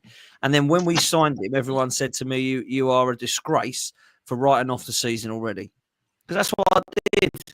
I did that on transfer deadline day, mate. I said, we're dusted. We are not winning this league. We ain't serious. I'm done with it all. Oh, that's out of order. That's a 7 or an 8 out of 10 window, that. This Calafiori is unbelievable. Have you not seen him in the Euros? Marino is brilliant. I've seen Marino. He scored a header against Germany once in the cup. I don't give a fuck. They're crap, man. This has been a shit couple of windows. A crap season. And we are still trying to find what are the positives on this thing here. Hey, my mate texted me today saying, have you read the comments on your fan cams? I never do. I said, no. Why? What's that? Oh, everyone's saying you're negative. Everyone's saying you're negative. What the fucking hell am I supposed to be positive about now? What is there to share about here? We're going to go out to one of the Madrids heavily, right? Because we're through against PSV. And that is our season done. Finished. Kaput. Fried. Blammed. We are getting absolutely nowhere this season. And people can still be positive about this. Now, I'll tell you this now. If this Andrea Berta comes in, that better be a long-term thing. That better be with an intention to keep him long-term and not Mikel Arteta long-term. Because there was nothing that guy had a clue about what to do today. No one tell me that this guy knew what he was doing tactically today, Mikel Arteta, because there was nothing I saw that gave me any confidence that he knew how to score goals against this shit Man United side. With Ruben Amorim, by the way, who everyone's laughing at, who is now, actually bumped. He's got to a stage now where how many of these managers is he going to get schooled by the way, Mikel Arteta, Because if it ain't Eddie Howe schooling him or Emery schooling him, it's now Ruben bloody Amorim because he's beat him in the cup. Yeah, if it weren't for our set pieces, he would have actually taken something off us. He done us on penalties at Sporting. Don't forget that. Done us on penalties, home and away against Sporting. Yeah, and now he's done us again today. We've not got an answer to one of the worst Manchester United sides that everyone at the start of the season would say, "Oh, I don't want any of their players. They're absolutely horrendous." Now, the only players that can obviously Raya, Declan Rice today, and Timber. The others, I don't know what we're trying to do in any form of the attack whatsoever. Trossard, absolutely shambolic that he stayed on the pitch. He was absolutely awful again. Takes off Ethan Nwaneri. No idea why I took him off ahead of the others. Yeah. And we've got a captain who hides every single time the going gets tough. This is the problem with Martin Odegaard. He hides and he hides and he hides. I've got nothing wrong with his technical ability. But when I look at him as a leader or as a captain, he shies away. And I've always said this, and I've said this to you, Guns, because I know you and I disagree on the quality of Odegaard. I don't think he is a Paul Merson or a Fabregas or a Cazorla or an Ozil. I've never, ever thought he was, right? I think he's a good footballer. But I do not for the life of me understand why we gave him the armband. Because if you look at Declan Rice's performance there, that was more of a leadership than Martin Odegaard, yeah? Gabriel, Rice, they're my captains. I don't look at Martin Odegaard at all because when the going gets tough, he crumbles and he hides. And then lastly, this manager, who, by the way, is an embarrassment now, right, comes out in the interview and runs away like a girl when we ask him if he's got anything to do with the Premier League title. Runs off. Oh, Mum got him off out of here. Oh, don't be rude to me. Don't be rude to me. Walks off. Should you buy a striker? It's not about a striker in January. It's not about... He's rattled, mate. He's feeling the pressure. That's what's happening to Mikel Arteta, mate. Did you see the quote where he said they asked him what phase he's in? Did you see that?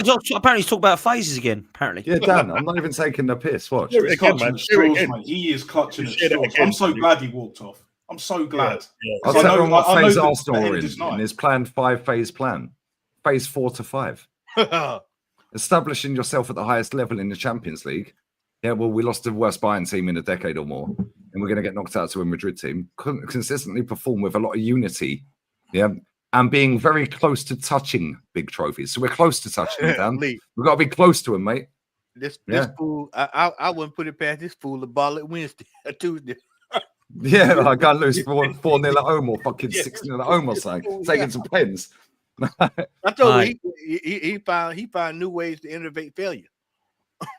How can this guy be talking about phases still? What's happening here? What are we doing here? I'll tell you what, though. He never mentioned it until the journo asked him, what phase are you in? Yeah, because the journalists are in the back pocket to peddle out the phase bullshit. The fans then lap up phases, and so that's why I take the piss out of it. So now they're asking him that in the press conference, and he's buying into it. He said phase 4 to 5. Can I ask a question? When do the phases stop then? When do we stop? It's an infinite loop. Where is the end goal with phases? Like you get the phase what? Dan, the only way this phase is going to stop is if these fans absolutely fucking take the blanket from over their head and start actually seeing what is going on with this football club. Until then, nothing's going to change. Nothing's going to change until then. But this guy coming in, this Berta coming in, hopefully will dig some dirt up and things will move on. That's what I'm hoping. Has Gal been on, Lee? No, he was busy, Dan. He was busy. You better not be busy on Tuesday on my channel. I'll tell you that. Have you seen him where he does his best work on this X or Twitter? Have you seen him? Oh my God. What is wrong with Miguel? What is actually wrong with some him? of the stuff he's been posting out is quite. I'll just go past it, Dan, because it just rattled me. Yeah, so I'll just go past it. Otherwise, I could quote him and just put out the play from Madrid, toss up between Ben White and Carvajal. I'm just looking If forward we to get, seeing his if we get lineup Real of Real Madrid, Madrid. yeah, I swear, if we get Real Madrid, yeah, if we get Real Madrid, I can post that again. And do you know what the mad thing is, yeah? Real Madrid today booed their team off the pitch. They booed and whistled them for the last 20 minutes, and they were winning 2-1 at home to Vallecano. And they booing and whistling for the last 20. He hooked off all the forwards apart from Vinny, right? And then they were booting. They parked the bus against Rayo Vallecano. That's like, I don't know, Millwall or someone. Like, I mean, it's a Madrid derby, but even so, they're at the Bernabeu, bro, they were whistling and booing for 20 minutes straight. Yeah, tonight, Juve got slapped 4-0 at home against Atalanta. Bro, what? Somebody put in the chat, what were they called? What were they singing? They were singing it straight for fucking ages. What were they singing? I can't remember what it was. They were cussing out Thiago Motta.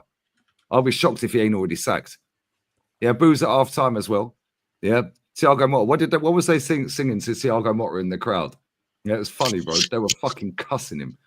Yeah, and it's like, what phase is he in? Oh, he's only just got there. So why ain't he got time? Why ain't he got time? Atleti lost 2-1 away. They were 1-0 up, 88th minute, and lost 2-1. Yeah, like, bro, I swear, it doesn't matter either of them two teams. Yeah, we're finished.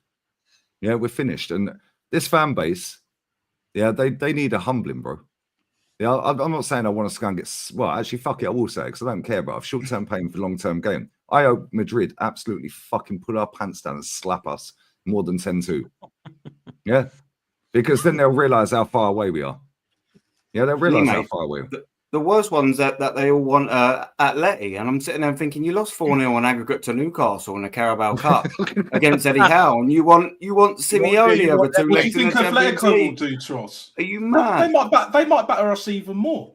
Soloff scored it's a again today. lose-lose. Because they look weaker. Because they look weaker. It's because they Real look Madrid's weaker Real Madrid. because they've not got Mbappe up front. That's all it is. There you go. Yeah, but they got Griezmann, bro. Griezmann's a certified baller. Dan, we see today Garnacho probably have his best game, yeah, all season. Why? Yeah. Because that donkey was at left back. Yeah, can you imagine what Rodrigo would do to him? I'm sick of him, bruv. I'm sick of that Calafiore. I did tell everyone, bro. I did tell everyone. He is absolutely. I cannot understand any of his positioning sense. I don't understand any of his defending right now. And every time I say anything bad about him, the fans say, "But isn't he great going forward with the ball?" Right. So we've got another left back that can't defend. How many more are we going to get that can't defend? Jesus Christ, man! I've seen so many of these left backs that can't defend. And the best one is now playing left wing, crossing balls in for us to try and win us a game. No one, by the way, yeah. Because he actually took Marino. This is what I don't get about this manager. He brought on Tierney, left wing, to whip balls in, and he took off Marino to put him back in midfield. Yeah. He's the only one who's got any height. And now he's crossing balls to Trossard. What is going on here? Like this manager is that dumb. We were doing this under Wenger. Yeah, we were taking off Giroud, yeah, to bring on a dwarf up front. Yeah, and then we were fucking putting the ball in high. But when Giroud was on the pitch, we never crossed it high. Yeah, I can take you back further to that, Guns. I remember when Wenger was putting Benter right on the right wing, crossing it to Arshavin in the middle. I remember that. This is honestly gone back to that, man. We are absolutely. It's just we're dusted. Amorim said something here before the game, and I forgot to talk about it. He said that about Arteta, how he's gonna get time. Oh yeah, not like the time he's gonna get. As in, this is what, and I quote, obviously, I think it's a different club. I think in that aspect, the way Arteta dealt with that is an inspiration for everybody. I will not have the time like Arteta did. So even though Man United, we laugh at them and they're in a terrible state, you know what Man United are already now. They will not give the time to this Amorim the same way we gave the time to Arteta. No. Rashid, they could possibly very well sack this man at the end of the season. Probably. We gave this man money, backing, protection, complete protection. Everybody making excuses. They got excuses ready right now. They got the red cards and they got the injuries. Even though without Saka, we got more points without Saka than with Saka. But still, they'll say, "Oh, it's the whole season, so you don't know what's gonna happen." So either way, they got excuses from now that are ready when Arteta at the end of the season, when he doesn't win anything, they got those excuses for him. And they probably got excuses for him next season, even before the season starts. And they'll Crazy. always mix it. It's crazy. It's crazy Bible of how he's going to excuses, get the bro. backing. Yeah, It's a but Man Bible, man. United, even though they're in a terrible state, but then they don't move like us. That's what I don't understand. I Most don't clubs, understand this club. most clubs that have ambition, Rashid, they don't. This manager, I don't know what kind of voodoo, what kind of shaman was at Arsenal, what kind of witch doctor this man has got a hold of, but he has got like this vice grip on this football club. Like I don't even see this in American sports like this. What I see with Arteta, this guy, I mean, that he is like he's the Messiah. He probably hired a little witch doctor after the pickpocketers or something, didn't he? No, like I said earlier, he's Jim Jones, bro, from Jonestown. They worship that man and they're drinking the Kool-Aid. It's as simple as that. Another way of putting it, they're plugged into the Arteta matrix. They can't see it any other way. And that's pretty much it. There is no reasoning with these people. And now, like for sure. And now they pulled up another excuse. It's the Ferguson in 6 years. What did Ferguson do in 6 years? Oh, no. So he gets do you know what I'm saying? So he gets extra time now. Do you know what I'm saying? So now we're gonna have to give him the extra time that Ferguson did get. Do you know what I'm saying? But that's the thing. But they'll CV. forget. Yeah, exactly. He doesn't have the CV, Rashid. This is the thing. It's very selective memory. Whereas I have elephant brain. I don't forget finer details when it comes to this shit. You know, like they always say, like, oh, Unai Emery left us in a mess. No, he didn't. Arteta's putting us in a mess, and he's going to put us in more of a mess the longer we keep him here. When we sacked Unai Emery, where were we? Like 8th? Yeah, we were 8th. Arteta had us. Arteta had us 15th at one point, and then at one point we were bottom when Tottenham were top. That's never happened in our history. Yeah. But apparently, I'm the problem. You're the problem, Guns. Rashid, DJB. When Unai got potted, we was 7 or 8 points off a top 4. Right, 7 or 8 points off a top 4. Yeah, and Chelsea were 4th, I think. Right, but he apparently saved us from the fucking abyss. Like, what are we doing here? He then kept us in 8th. Obviously, he got the job a little bit later. Obviously, Freddie had the job for a little while. Yeah. Right, but then he liked 8th so much, he put us back there the next season. Right, Dan, I want to show you this while you're here because I know you've got unlimited time as well, bro. Go on, mate. Yeah, go on, bro. Quick, can I play this right quick? If you don't mind. Go on. Go on. I got Craig go on, bro. Yeah, I got Craig Burley right here. Craig Burley hooked him, apparently. Oh, this will be good. In terms of, it's like being hit with a feather duster. This type of challenge. 15 points. So, not the referee's fault. It's not just because Bukayo Saka's injured. It's not because Kai Havertz is injured. It's not because everybody's against him, which was the mindset for a lot of this season. I love him. They've given up the ghost. And I think one of the things Mikel Arteta said was the first half they were, I don't know, I'm paraphrasing, they were terrific, or their football was excellent. And then in the same sentence he said, but we didn't want the goalkeeper. You know, how many saves did Nana make in that first half? With all that Arsenal possession, I can't really think of any. So you're not terrific. You're not terrific if your end product is lackluster or non-existent. And that's what, you know, I don't want to really talk. Man United is Man United. They are what they are, right? And it was a non-existent performance for 45 minutes, apart from the Fernandes free kick. But if you're the biggest title challenger to Liverpool, and this is the kind of performance you put in at one of the worst teams in the Premier League, which they are, and they've beaten now, they've now taken points off Arsenal and knocked them out of the FA Cup. I'm not having it that this is because we haven't got a striker. So what's the problem? Is the personnel out there not good enough? Tell me, to those people out there that say, oh, if we had Kai Havertz or Gabriel Jesus, tell me an incident in that game where you sat back and would have said, do you know what, if we had a clinical front man, we would have scored that goal. There's none. It was overhead crosses. It was bad final. He's spitting facts. It's from 20 yards. Like Declan Rice almost had to score a fantastic goal to get them a point. But this is not because they don't have a front man. This is because their recruitment in the summer was not good enough. This is because they sat in their hands in January when they had injuries, and they've almost wallowed in their own self-pity now. They might go on and win the Champions League. I don't know. It's all they've got left to play for. But when you've got the camera kept cutting to him, when you go out and splurge a salary and an extra body on a player in Raheem Sterling, we almost all sat here and said, why are Arsenal bringing him in? And then you have to go to youngsters like Wanyeri and others when you're in need. You're chasing Liverpool down, or you're trying to. That ghost is gone, but they were trying to a few weeks ago. And you've got in players that basically are not up to the task, and you can't use them. This, for me, is an Arsenal problem. 15 points behind, and they're the nearest challengers. They'll be lucky at this point to finish above Nottingham Forest. So the excuses, I think, for Right.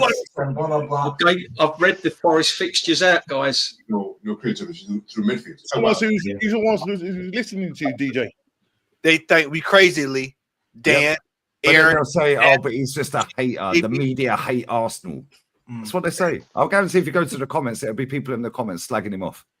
Paul Guarantee it. Merson's the same today. Paul Merson's come out on Sky and basically called it out as it is, as he always does, because Mercy's a legend and actually a pundit who says Proper. how it is. And a proper player. And they're all going, "Oh, it's just Mercy. He's really a Chelsea fan." Oh, it must be back on the drink again. Yeah, back on the drink. If it's Petty, on Thierry Henry, or Tony Adams, or Paul Merson, they're all clueless, and they're jealous of Mikel because they want to be Arsenal manager.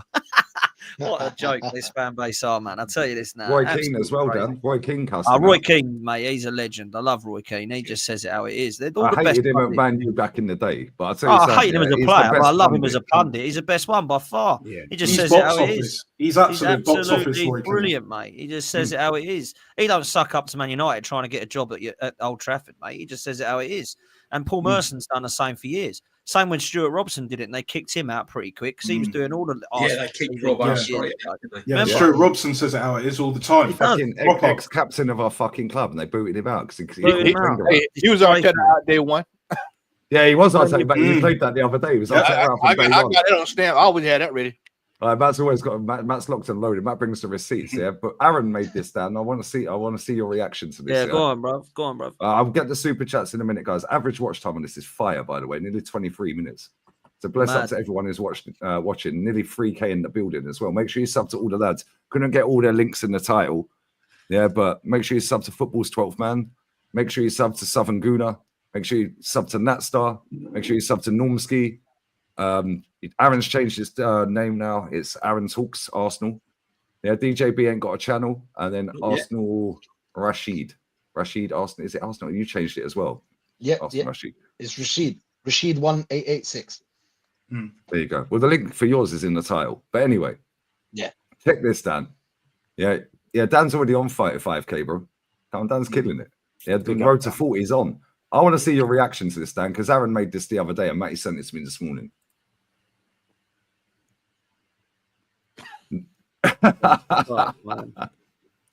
This is what we've got rid of.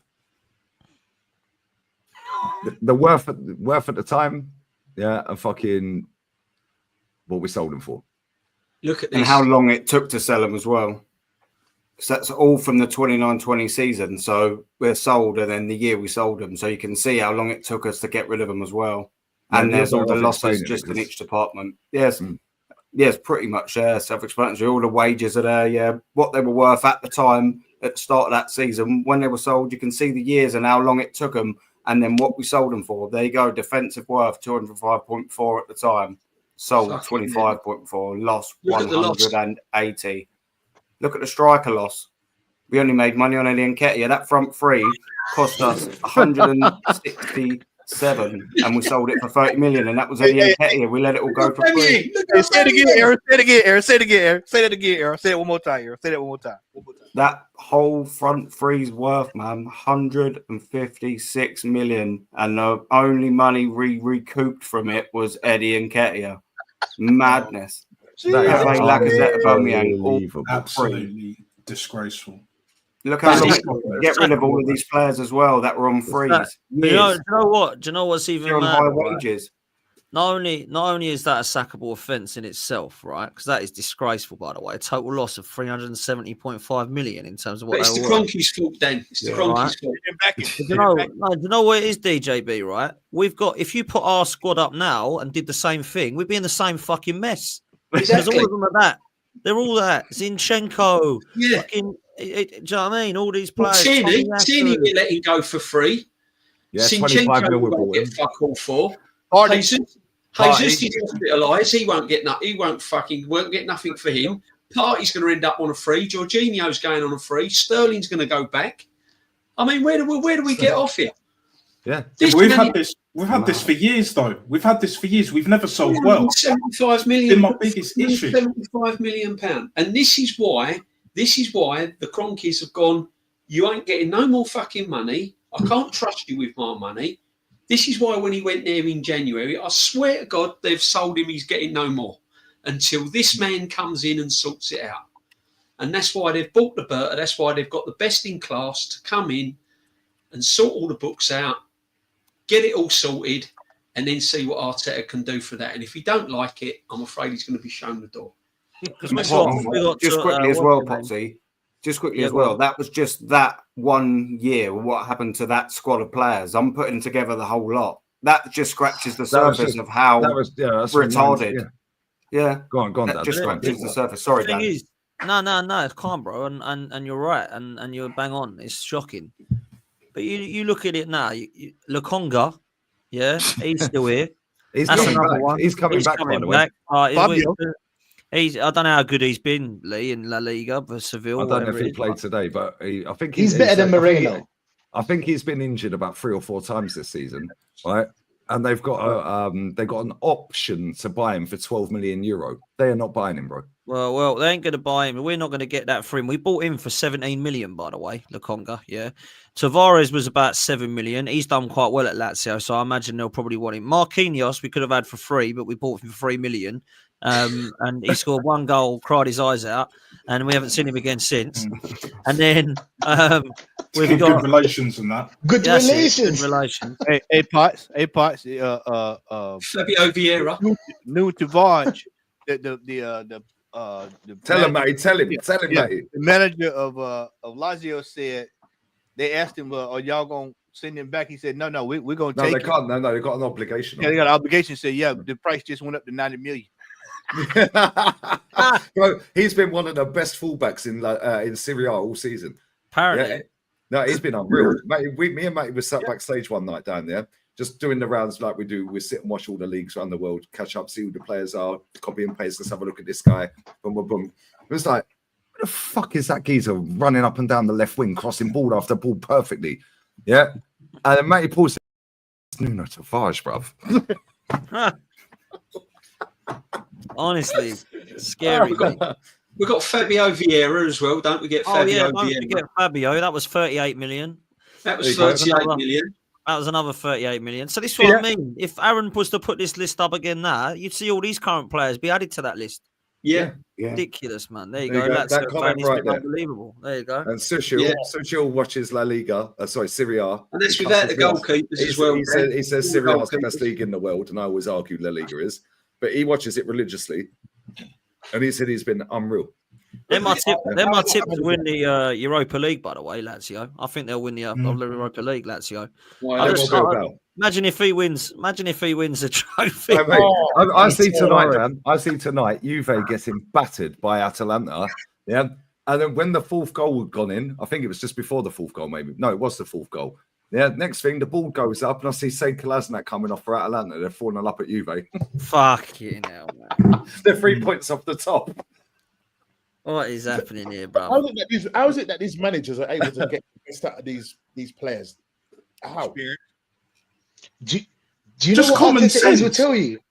No, you know what they'll tell you? He's got an eye. He's got an eye for ID. He's the one that bought. He just didn't work here, but he's the one that bought him. That's what they'll say. I swear to God. The next manager that comes in, yeah, and there is going to be a next manager because he's gone soon. I'd say within the next 12 months he's out of here. The next manager that comes in, he'll win stuff, and they'll go, "Well, Arteta built the foundations." Yeah. Yes. Yeah, he left them a great squad. Yeah. Yeah, they'll cuss the next manager off and say, well, he inherited a great squad, like they've done with Slot.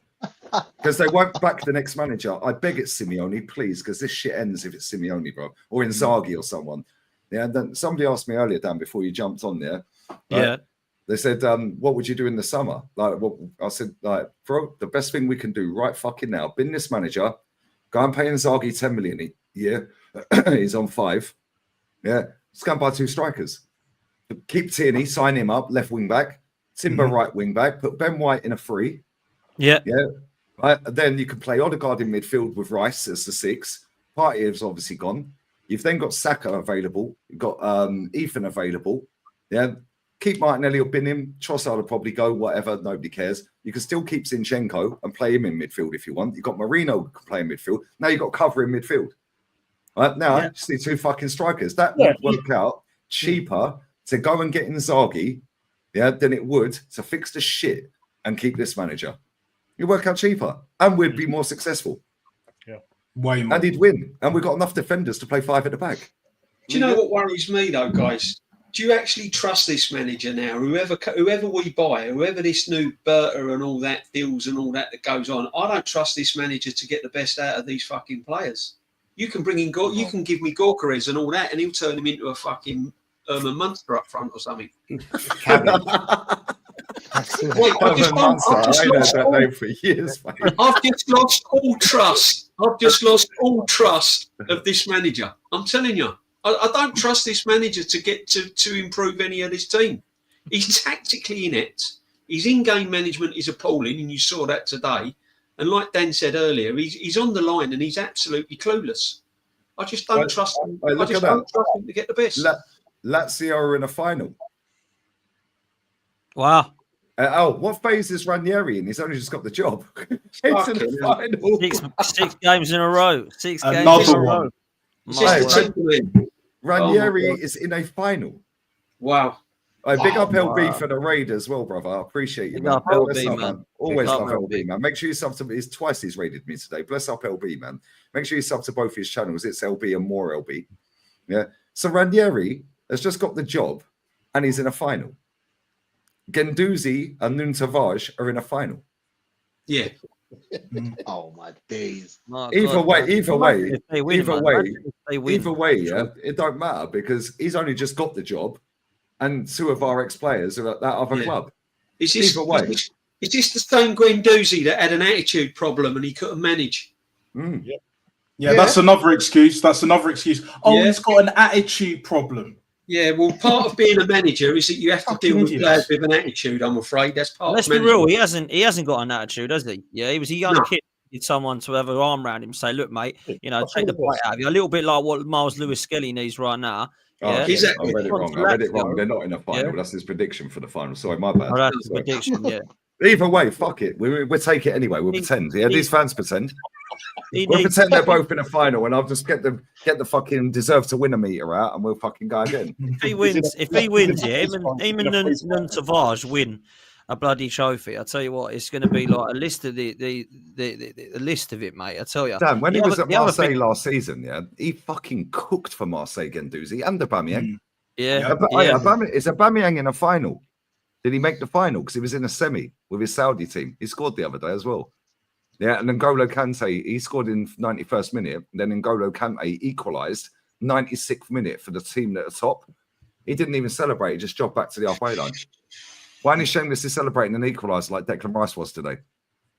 Oh, that fucked me off. That did. He was. I know he was been quality for the last couple of games, but that really fucked me off. That did. There was a comparison thing on X about Darwin Núñez's goal, the equaliser, to what he did, which basically was get the ball, let's go. And then Declan Rice, who's shushing the Man United crowd. Why are we shushing a team that's in 14th? Calm down and all that. Fuck off. Get the ball out the net. Why are we doing that to a team that are 14th for? It's embarrassing, isn't it? The fans today as well, by the way, are a joke because they're all crying about this 11.2 yard free kick. Oh, right? Yeah, I'm just going to come on to that. I was just going to. What a joke that is, right? Let me quickly read this out on Igal's thing. And I love Igal, so I'm not coming for Nah, cook him, Dan. Cook him. We like Igal, but cook him. So he's put this thing. He's put this. This is his Twitter page, right? He's put a picture of Havertz being throttled on the floor against Wolves, which is the first game of the season, by the way. And then a picture of Lindelof today with his arm around the throat of Marino. And he says the PGMOL were allowing teams to get away with everything against only Arsenal. Right? That's the first thing. That was 7 hours ago. Then he does some commentating on the game because he does that. He's on X all the time, isn't he? And then he puts his next show up, right, which is titled "Liverpool's Luck Continues." Lucky charm. 15 points clear. Right? What's happened to Cole Palmer? And then Man United won, Arsenal won. That's all it says, right? Yeah. So Go on. that's Go on, that. Keep going, Dan. Keep going. Then the next one he says, Mikel Arteta's interview where he stormed off. I back Mikel Arteta. I would not answer a question about the title race at this point. I would not answer the question about sorry, let me read that again. I back Mikel Arteta. I would not answer a dumb question about the title race at this point either. Right? Why How's it a not? dumb question? Right? So next thing, he's put, I don't think Arteta gets enough credit for having Arsenal still competitive with the amount of adversity we've faced this season.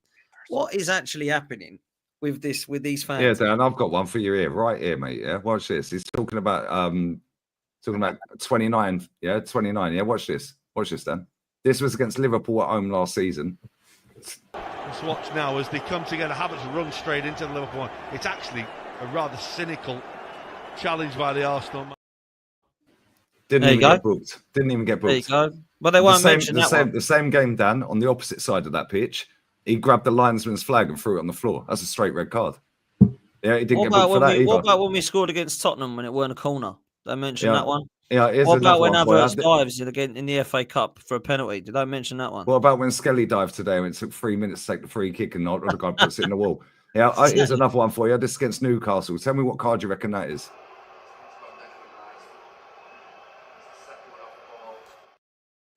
There you go. Didn't even get booked. Didn't even get booked. That one. No, didn't even get booked. I ain't seen a gal crying about Brentford should have had 2 penalties and done a whole fucking hit piece. Yeah, like, do you know what I mean? Like, get out of here. That Declan Rice one should have been a red card. That one I just showed you there. Bro, these men chat shit. They chat crap. Yeah, I see like, oh yeah, 11.2 yards and the refs from Manchester. This is the same ref that sent Kovacic off in the cup final, right?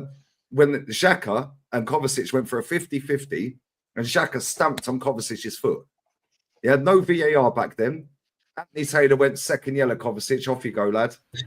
It should have been Xhaka's second yellow and we might not have won it. That was lockdown.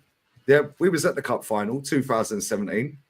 Yeah, his second yellow, same ref, Anthony Taylor, second yellowed Victor Moses for a dive. Yeah, on the wing. Not in the box, not on the edge of the box, just down the wing. And they want to cry about it. Me and Ola were talking about it. I said, about 15, 20 minutes into the game, yeah, I said to Ola, I said, I've just clocked who the ref is. He went, oh, I said, Anthony fucking Taylor. I said, we've had a result here. Yeah, all the Chelsea fans in my chat were like, fuck Anthony Taylor, fuck Anthony Taylor, fuck Anthony Taylor. Yeah, it's like, how are you crying about Anthony Taylor, bro? He's literally helped us win 2 FA Cups. And you're crying 1 yard. How about defend it properly? Yeah, do you blame? I want to ask you this, Dan, while you're here. Yeah, do you blame Raya at all for that free kick? I didn't like his positioning at all, if I'm honest. I don't know if he's just made it so obvious to put it where it is. And if you look at it when it goes in towards the middle of the goal. But I blame Trossard and Calafiori before that for the whole thing. I thought they were an absolute disgrace. I thought what Trossard is doing at all. I've been really disappointed with him this season. I've got to say that. And I like Trossard, but he's been really disappointing. Calafiori, I've just don't understand what this bloke is. I do not get it at all. He's a model. Yeah, but Trossard was poor for that. And that was a really stupid free kick to give away. And look, Bruno's going to get credit for it because he's hit it sweetly. But I think Raya's positioning is a little bit off. Someone's just tagged me and you, Guns, in Twitter and a gal and saying that he said, I can't hear it because obviously it'll come on here. But it's obviously him saying, apparently it's when Liverpool finish above us, there's no hiding for Arteta. Oh yeah, I've got that clip. I've got that clip. I think I've got it on here. I've got it on here. It might be that same one then. No, I ain't got it on here. I've got that clip. I played it the other day. Yeah. Don't worry. With me and Northside, we got a whole clip of him, mate. Yeah, a whole fucking receipts. Yeah, he's got the Agal files on lock. But let me grab these super chats real quick. If anyone needs to leave at any point, just put it in the private. And and we'll go from there, man. But listen, the one thing I'll say, yeah, it's not luck. Yeah, this fan base have tried to make out that we've had all of our players out injured at the same time. Yeah, oh, but Ben White was out. Okay, cool. Well, the manager openly admitted out of his own lips, yeah, that he should have had knee surgery in August. He played him until November. Yeah, whose fault's that? It's not Ben White. And we're all sitting there. We rate Ben White at right back. Yeah, and we're going, why has he been so shit? Well, that's why. There's why then, isn't it? Yeah, 29's missed about, what, 5-6 games? Yeah, well, cool. He weren't fucking doing anything before that anyway. If you actually have a look at the goals that he's scored and the teams he scored against this season, it is fucking scary, bruv. And this fan base want to sit and chat shit, but they don't bring up stats like this, which is why I love you guys and this channel. Yeah, and the channels that you guys have. The goals he scored this season, 29, scored against Zagreb, Monaco, Sporting, PSG. Right? Champions League, fair enough. Wolves, Brighton, Leicester, Southampton, West Ham, Palace, Ipswich, Villa, Man City. They're all relegation fodder apart from fucking Ipswich. Apart from Man City and Aston Villa. And this is the worst version of Man City. When's he turned up and fucking done it? Yeah, and literally, you could Bolton, yeah, and Preston. That's his goals this season. Everyone's talking about him as our top boy. Like, get out of it, bro. Like, you could even do this for his international duty, yeah? Nations League, Hungary, 5-0 win. Bosnia, 7-0 win. They're the only 2 goals he scored out of 4 games. He didn't score against Holland. Yeah, he didn't score in the 1-1 against Hungary away. Or at home, sorry. Was it at home? No, it was away. Didn't score in the away game. But he scored in the comfy 5-0. Yeah, and I remember watching that game. He missed a fuck ton of sitters. Yeah, a fuck ton of sitters. Yeah, they chat crap. And this guy went on a purple patch. Yeah, this guy scored 29 goals, ironically, for Arsenal. 29 goals. Good one. Yeah, good one. Get out of here, man. This guy's a scrub. But let me grab these super chats as well.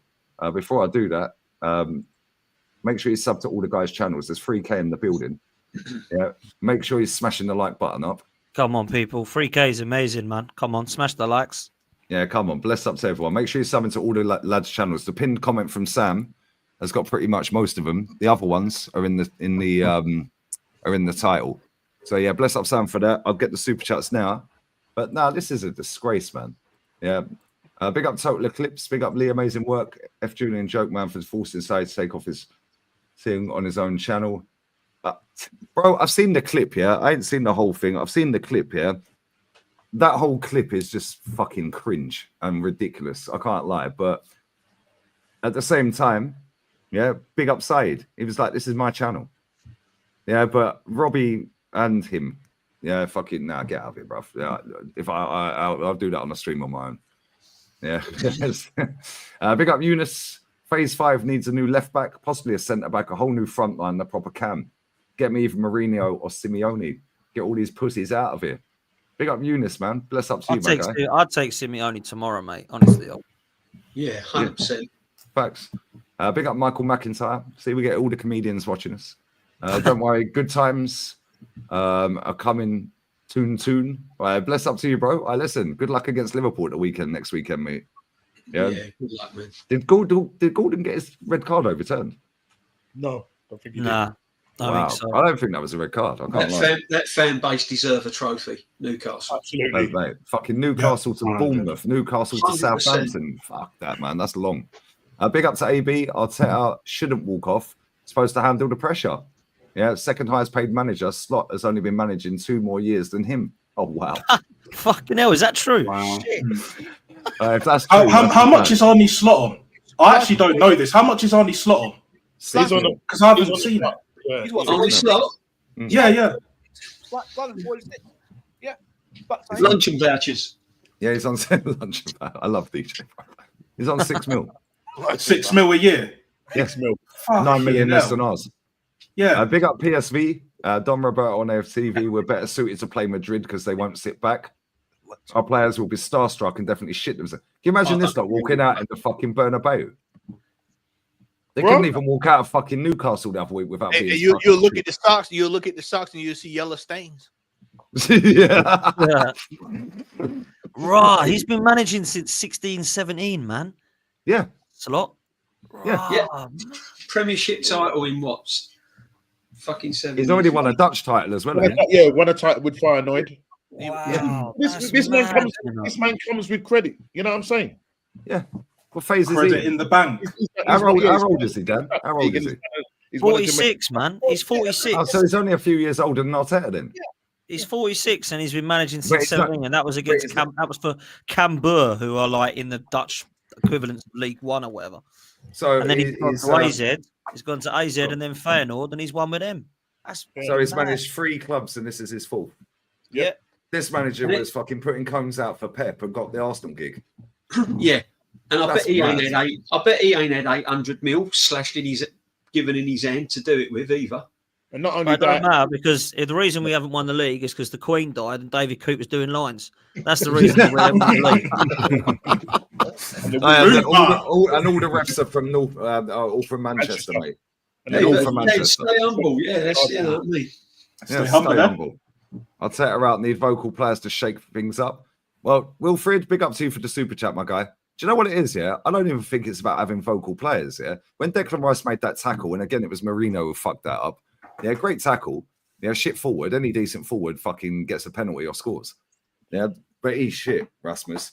Yeah, but at the same time, he fist pumps. He's like, come on. Then he's like that. He's like, think, come on. Then when Trossard puts one on a plate for Odegaard, yeah, and it just p-rolled, and then Martinez spanked it over the bar. He was offside anyway. Bro, if that is the other end, and that is Bruno, yeah, and I know Bruno missed a chance here, but all the players were closing him down, and it was like fucking congested and all that, yeah. If Bruno had that exact same chance just inside the box or just outside the box on his favoured foot, that's in the back of the net, mate. Yeah, and if it ain't, yeah, then the forwards, Garnacho and all them, somebody would have tapped that in, or it would have deflected and gone in. Bruno had banged that, and I don't even rate that fucking scrub. Yeah, I'll tell you something, yeah. He put in a captain's performance today. Our captain was hiding on the right wing, looking for Saka. Oh, where are you, mate? We're piss off. Fucking sick of it. And big up Lawrence Emmanuel as well, bro. Lee, do you think that Berta will replace Arteta with his mate Simeone? I beg he does. Because this fan base, lads, yeah, we're sitting here telling us, well, we could do better with Simeone. Negative football, mate. Hey, they talking about Arteta. Y'all was talking earlier about Arteta having to deal with attitudes. He's going to have a big attitude coming in the door this summer. Because I agree with that. Mr. Bird is going to have an attitude that I know what the hell I'm doing. You better sit down and listen. Exactly. And the thing is, he's dealt with Simeone. Yeah, he's dealt with Simeone. He worked there 12 years. I went through this on the stream last night. His net spend in 12 years is 105 million quid net. Six scouts. Yeah, I did. They got 6 scouts, lads. 6. Total. How many did we have? We had 24, didn't we? Or 25? It was 24. We counted 24. Yeah, it was 24. They got 6 scouts. Yeah, and do you know what the mad thing is? The age of his coaching staff, Simeone, and the age of the scouts. Yeah, all over 45. Yeah, ours are all under 40. At least 64, 60, 55, and I think the youngest was 41. Yep. All of ours are like 20s and 30s. We've got them from Welling United and MK Dons and that. Like, Backstreet Boys. They got the guy that they got, Matty, the Backstreet Boys. The guy that they got from us, yeah, was at Real Madrid before. We got him from Real Madrid. Remember?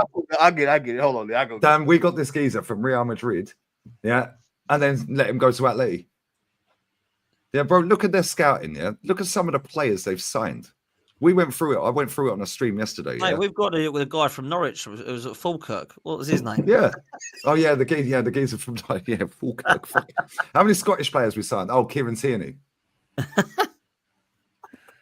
Oh, man. Hey, how many South Americans we signed? We've got an Argentinian scout. How many Romanians and Moldovans? We've got a Romanian scout. There you go, Lee. Get out of here. It's in the back chat. I just put it back. Nah, this is bullshit, man. I'm sick to fucking death of this crap, mate. Yeah, honestly, I'm sick to death of it. And the thing is, the only way it ends, here it is. Big up Matty always, man. The only way this shit ends is either the results take a mad tumbling, yeah, or this fan base get a backbone, or Berta comes in and smashes shit up. Yeah, look at that. Wait, look, notice the name, Dan. Oh my God. Wow. I used to Nelson love Vivas. Nelson Vivas. What a legend he was. He's hilarious. Now, Dan, watch this. Absolutely He's hilarious. been there since 2018, yeah? Right? As the assistant at Atleti. Now watch this. Watch this, Dan. You're going to fuck. Your eyes are going to pop out your head, bruv. All right, watch this. Watch this. Let's go right down and we'll work up, yeah? All right. 2006, he was the assistant of Diego Simeone at Racing Club. 2005-6 again, the assistant of Diego Simeone at Estudiantes. Estudiantes, by the way, he won the league in his first full season, Simeone. First title in 20 years. Wow. Yeah. Then he goes to River Plate, their rival. Yeah. He's the assistant of Simeone again. Oh, and by the way, Simeone won another title. Then, look, he was the assistant of Diego Simeone again. Yeah. No way. And this guy for one game. Yeah. Then he goes to be an assistant here for, you've guessed it, Diego Simeone. No way. Yeah. Then let's work up. Yeah. Let's work up. He was the actual manager of this club. He thought, fuck it, let me have a little go and let me see what I can do. Yeah, let me see what I can do. So he was the manager 1, 2, 3 times plus the reserves.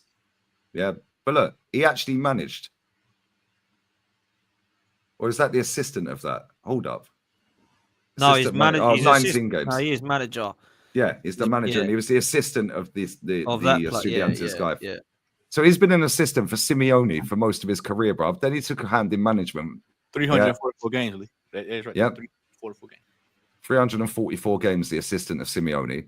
Then he gets sacked or quits, whatever happened after 6 games there. Then let's just go back. Oh, he then had a little break for a couple of days and then went to join Simeone at Atleti as the assistant. That is mad, bro.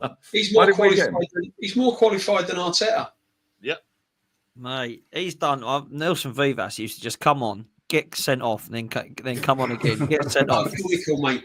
He was absolutely hilarious. He was, but like, look, that is mad, isn't it? Nelson Vivas and Simeone. I'll take Simeone tomorrow, mate. I'll take Simeone tomorrow. Nelson Vivas can come back. These fans like like players coming back, don't they? Yeah. So how about we We'll get? probably Nelson end up with Vivas, Dan. Yeah, with Seska's the assistant. No, I said it earlier. Seska be the fucking manager at this club. You watch. Right, look at this though. Yeah, this guy here, the goalkeeping coach. Yeah, he's been with Simeone since he joined Atleti. Both joined at the same time, right? This guy's been there, another assistant, for 5 years nearly, 4.5, right? Then go down, technical assistant, technical coach, yeah? Look at the ages of this. That's his coaching stuff, the coaching staff at Atleti, that's it. Look at this. They're all in their 50s apart from him. He's touching 50 nearly. He's over 45. Look, now go down to management. Obviously, that's the chief CEO. He's been there since 02. 02. Now, board of directors, president, same geezer, owner, president, owner, CEO, same thing, right? Look at their ages. They've been there he's been there since 90-2 at Lee. Right? Now look at their scouting. That's it. That's their whole scouts, all of them. Hey, watch this now. Lee, go to the cat right there. That's the cat we saw last night. Yeah, that brother, yeah. This one, he's 48, yeah? Spanish. Right, this guy, by the way, this is the one, head of youth scouting. Yeah, Italian. Right, joined 4 years ago, nearly, from Arsenal. Before that, he was at Real Madrid. This guy here, though, Dan, watch this. Mate, we do this shit all the time, and people need to see this shit. This guy here, watch where he has been. He was appointed 1st of July 24. Right? Base camp coordinator, whatever the fuck that means. Look at where he's been. What the fuck's happened here? There we go. Youth coach. Atleti Youth. That's Indian League. Yeah. That was that Indian League as well? Yeah, all this is Indian. Look at this. And then that one was Singapore. Was that Singapore? Yeah, that was Singapore. Was that Singapore? One of them was not in India. Yeah, that team don't even fucking exist anymore. Yeah. Right? But look at where he's been. He's managed the youth manager for the youth, academy manager for their first team. Yeah. Then he did this job. Yeah. Then this job, and now he's the fucking base camp guy again. But he was doing this job at the same time as he was doing this job. Yeah. Yeah, so he was the manager of this team whilst he was doing this for Atleti. Yeah, and then this club, I don't know if he's there. Well, that club looks like they've deactivated, bruv. Yeah, bro, the whole thing's a shit show. But look at their CVs. They've been around the world. They've got different ideas. Yeah, you could laugh and say, oh, it's the Indian League. Oh, it's the Scottish League. Oh, it's the Singapore League. Well, who cares, bruv? Yeah, their staff is minimal. Yeah, we have fucking about 24 scouts. 24. We have about 7 technical fucking analysts. And at least 10 to 15% of that are doing dual role, by the way. Yeah. Mate, this Berta guy is going to come in there and he's going to fucking strip that right back, mate. He's Yeah, gonna he'll strip have that to. right back. We got people like Daniel Carbier-Soon still on our books. Like, why have we still got this geezer? He used to play for us, remember? Yeah. What Americans are we signing? He's American, isn't he? Yeah. Like, we ain't signing any Americans. We've got Scottish people. We're not signing Scottish. We had that Japanese lad. We've only had Tommy Asu. That's the only one we've bought. All right. By the way, yeah, he's head of medical, I think. He's head of medical. Yeah, the Japanese guy that's head of medical, yeah, but can't keep Tommy, his countryman, fucking alive and well. How's that work? Maybe it's his fella or something. He just wants him with him all the time. Make him friends already, Tommy. Yeah. Hey, maybe it is Tommy Asu and it's a tax fiddle. Who knows? Yeah, we just put him down on the books. Yeah, we can wear another few quid through that. Tommy's an absolute joke. Make it park again. But when you actually dissect this shit, which most average fans online won't. Yeah, I'm not saying we're better fans, by the way. Yeah, but most people won't go and look at this shit. But when you break it down and strip it back, bro, it's a fucking shit show. Yeah, bro. Matty, who was it that said it yesterday? Was it you, Matty? No, it was Jezza. Yeah, Jezza was talking about the accounts. They're dropping on the 4th of April or something. They have to put them in by the 4th of April. Yeah, he's talking about out. And they'll come out at the end of April. Yeah, he said they have to declare, wins dog food. Like literally, they have to put in the dog food. They have to say, yo, we've gone and bought a load of win a lot, but we didn't win a lot. Madness. Win a lot. I'm not even taking a piss. For anyone overseas, the dog food is called Win a Lot. I'm not even taking the fucking. You can't make this shit up, people. It wouldn't surprise me if we get a sponsorship deal for Win a Lot. Yeah, it's done by design. I don't personally. I'll just say that I don't believe in coincidences. They do this by design. Trusty the process. Yeah, trusty. Austin trusty. Premeditated. Do you know what I'm saying? One second, lads. Yeah, Rachid, I love you always. Yeah, I know you're in Ramadan as well. Bless up. I'm tired. What's up, Rachid? Hey, Big up, big up the whole team, man. Big up the whole team. Yeah, Lee, big up, appreciate me having DJB, Nat Star, Aaron, you already know, Noomski, of course, Matty and Dan Potts. Big up, man. Love Rachid. Over my dead body. That's what he said. That's what he said, bro. When's the funeral? That's what he said. Today. Yeah. Didn't you see the storming out? It's today. Oh, mate, I fucking love the funeral's every home game in the Emirates this season, mate. Can a manager £15 million to storm out of a meeting because he can't answer any questions? Big up though, eh? Nah, bless up, Rachid. Love you always. You've been here every day pretty much this week, man. So love. Yeah. Bless up, Rachid. Of course, anytime. Anytime. Love, bro. Anytime. Love, man. Love. Nah, big up. Make sure you sub to Rachid, mate. You're funny, man. Yeah, sub. Big up to Iffy LFC as well. Slot admitted that he made a mistake starting Szoboszlai yesterday, and Trent said that he ripped into them at half time. I didn't see the game. I haven't seen any of the games, if I'm honest, yeah. Right. He made a triple sub at half time. They were very sloppy the first half. And they went on to win the game. Yeah, they said he was suffering, and he said sitting up from where he was, because obviously he's touchline ban, yeah. He said he could see, and he said, I wasn't complimentary when I went in that changing room. Things had to change. And literally put the changes in. You saw what happened. Rest is history. You know what, Nomsky, when you're that far up, and this is how you know, Lee, that our so-called video analysts at this football club and this manager, they're not watching the games like we're watching the games.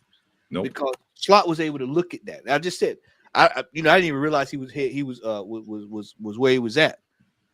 But when I watched the game yesterday, I said, man, they're quite sloppy. So I didn't watch the second half. So all I know is we came back and they won the game. But that just goes to show you that he was watching the game, actually watching the game and assessing the players from where he was at, as opposed to just just standing there looking like a fool like our manager. No, it's true. It's true. Lauren in the chat says he rips into them. Rumor has it he got in a scuffle as well. Yeah, that's crazy. Big up Michael McIntyre as well, brother. Bless up. I said my real name's Toon Toon. Can you imagine Arteta getting in a scuffle? We go, not the hair, not the hair. Look what he done in the Champions League. Took Mo Salah off, their best player. He said, "No, this ain't working. We'll take him off." Brought on Jota, not Jota. Harvey Elliott, first touch, goal. Can you see our manager taking Saka off or someone like that? Do you know He'll bring on 4 left backs. No. 4 of the 5, isn't it? Mad. No, it's pathetic.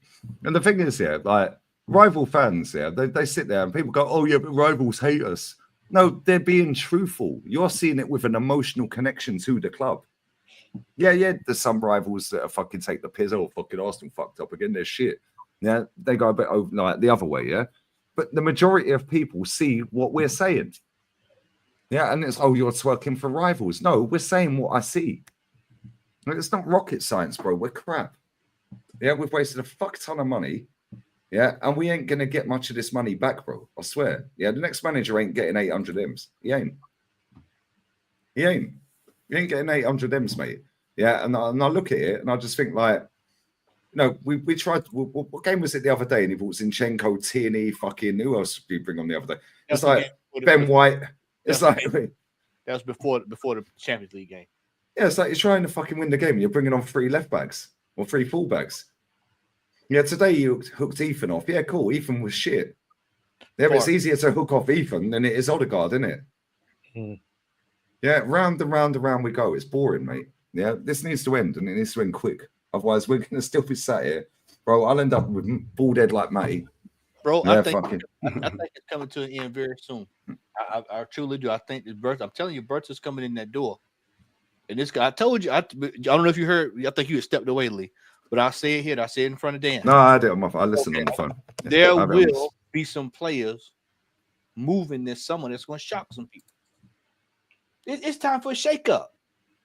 It's time to clean this up. This man is coming in. He's looked at the amount of money this man has spent. And then just that one chart that Aaron had, it's just for 1 year, 1920. And then you look at what he's done with what there's nothing else to talk about. He doesn't know what he's doing. So we're going to bring you somebody that knows what he's doing. And then we're going to see if you can adjust to that. And if you can't adjust to that, then I'll tell you what, we'll go find somebody that can.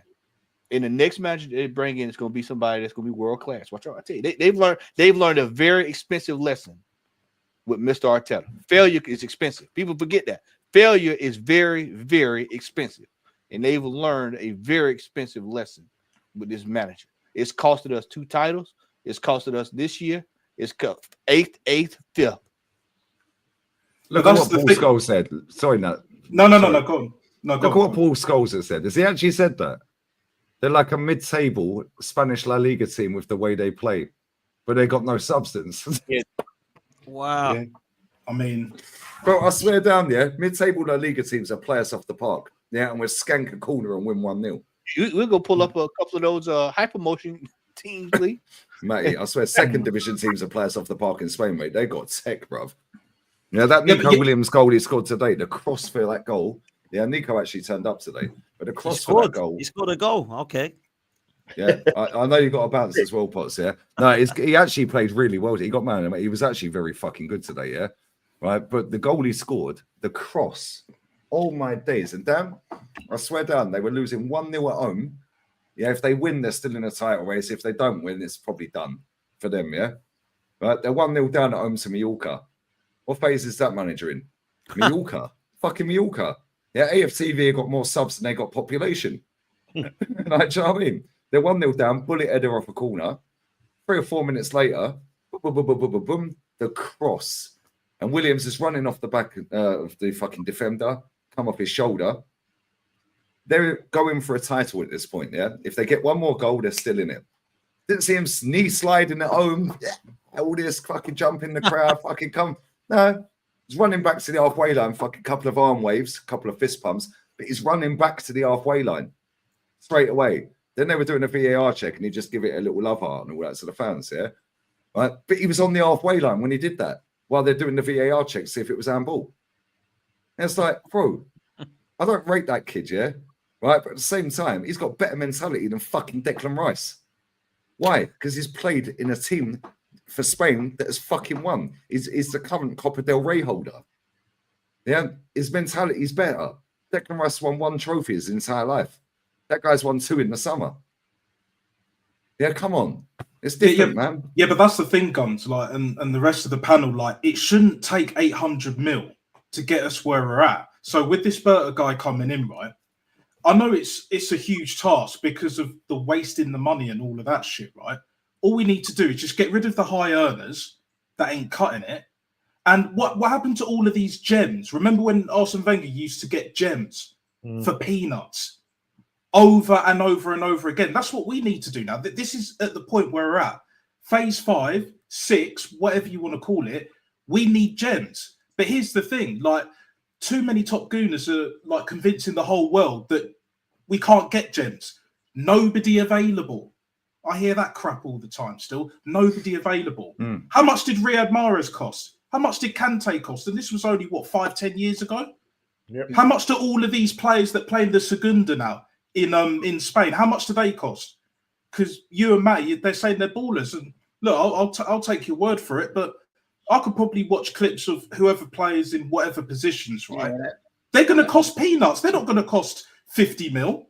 They're not going to cost, 60, 70, 80 mil. You're telling me we can't afford that? We could build a whole squad. Never mind a first 11 down the line, but we need a squad. First 11 ain't enough. When people say, "Oh, what we need is a striker," nobody available. What we need to get a left winger. No, ain't no one available. Nobody out there. But now they're all on their knees for a striker now. Yeah, they're all on their knees for a striker. I thought there wasn't anyone. But the striker market's dead. That's what everyone's telling me. Yeah, there's not any managers, so there's not any players. So we'll just stick with what we got, don't we? That's the way it is. But if you name alternatives that are much cheaper, much affordable, aka in our price range, he's shit. Or he's young, give him time, and all of that crap and all of that shit. Yeah. If you've got any player anywhere in the world of quality, whether he's 16, 17, 18, 21, 25, yeah, quality's quality. Football ain't a complicated sport here, lads. Like, it's very fucking simple. Get the best players, high tech, play them in their right position, get a competent manager, you start winning shit. Arnie Slot's done it in less than a year, 1 season. They'll probably win it in a few games. Simple. And how much has he spent? What, Chiesa's hardly played?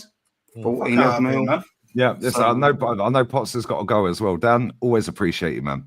Good to see you. And you've got a great channel, man. You don't just talk about Arsenal, which is great because it'll do you nothing.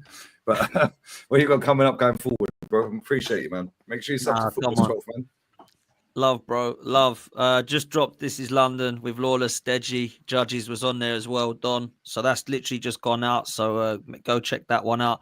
And then tomorrow I've got Race for Europe with the boys. So that'll be a good show as well with all of the guys. To be fair, it's actually, apart from Arsenal now, it's actually quite close going for this Champions League and top 6 and stuff now. So they're all going to be talking about that.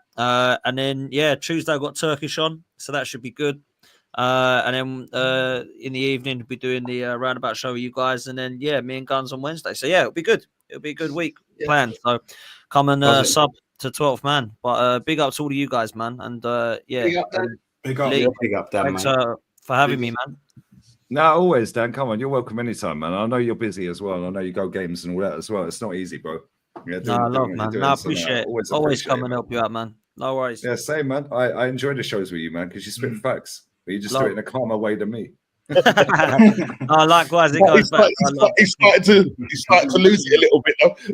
I have of late, man. Don't get nervous, but I'm starting to get a little bit shaky. There he goes. I love that. I love that clip. Yeah, bless up, Love Potsy, it. man. Bless up. Love, Sub to man. Potsy's channel. It's pinned in the comments, guys. Nah, nice one, Cheers, Dan. guys. Appreciate you, man. Thanks up. Nice Nah, evening, big, brother. big up to all of you, man. Thanks so much. Big Take up. care, guys. Have a good one. Take care, man. You too, See you, mate. Bye, mate. Yeah, I'll get these likes up as well. Still put 2.6k in the building, man. Get these likes up. Wave the likes, people. Yeah, come on. 15 minutes scared to answer questions, bullied by Big Duncan. Yeah, exactly. Bullied by Big Dunk. That's what it is. Yeah. Bullied by Big Dunk. No, But bro. I can't get over that. I can't get that image out of my head now. Going back to what Nestor's saying about, going and getting players, you don't have to spend a lot of money.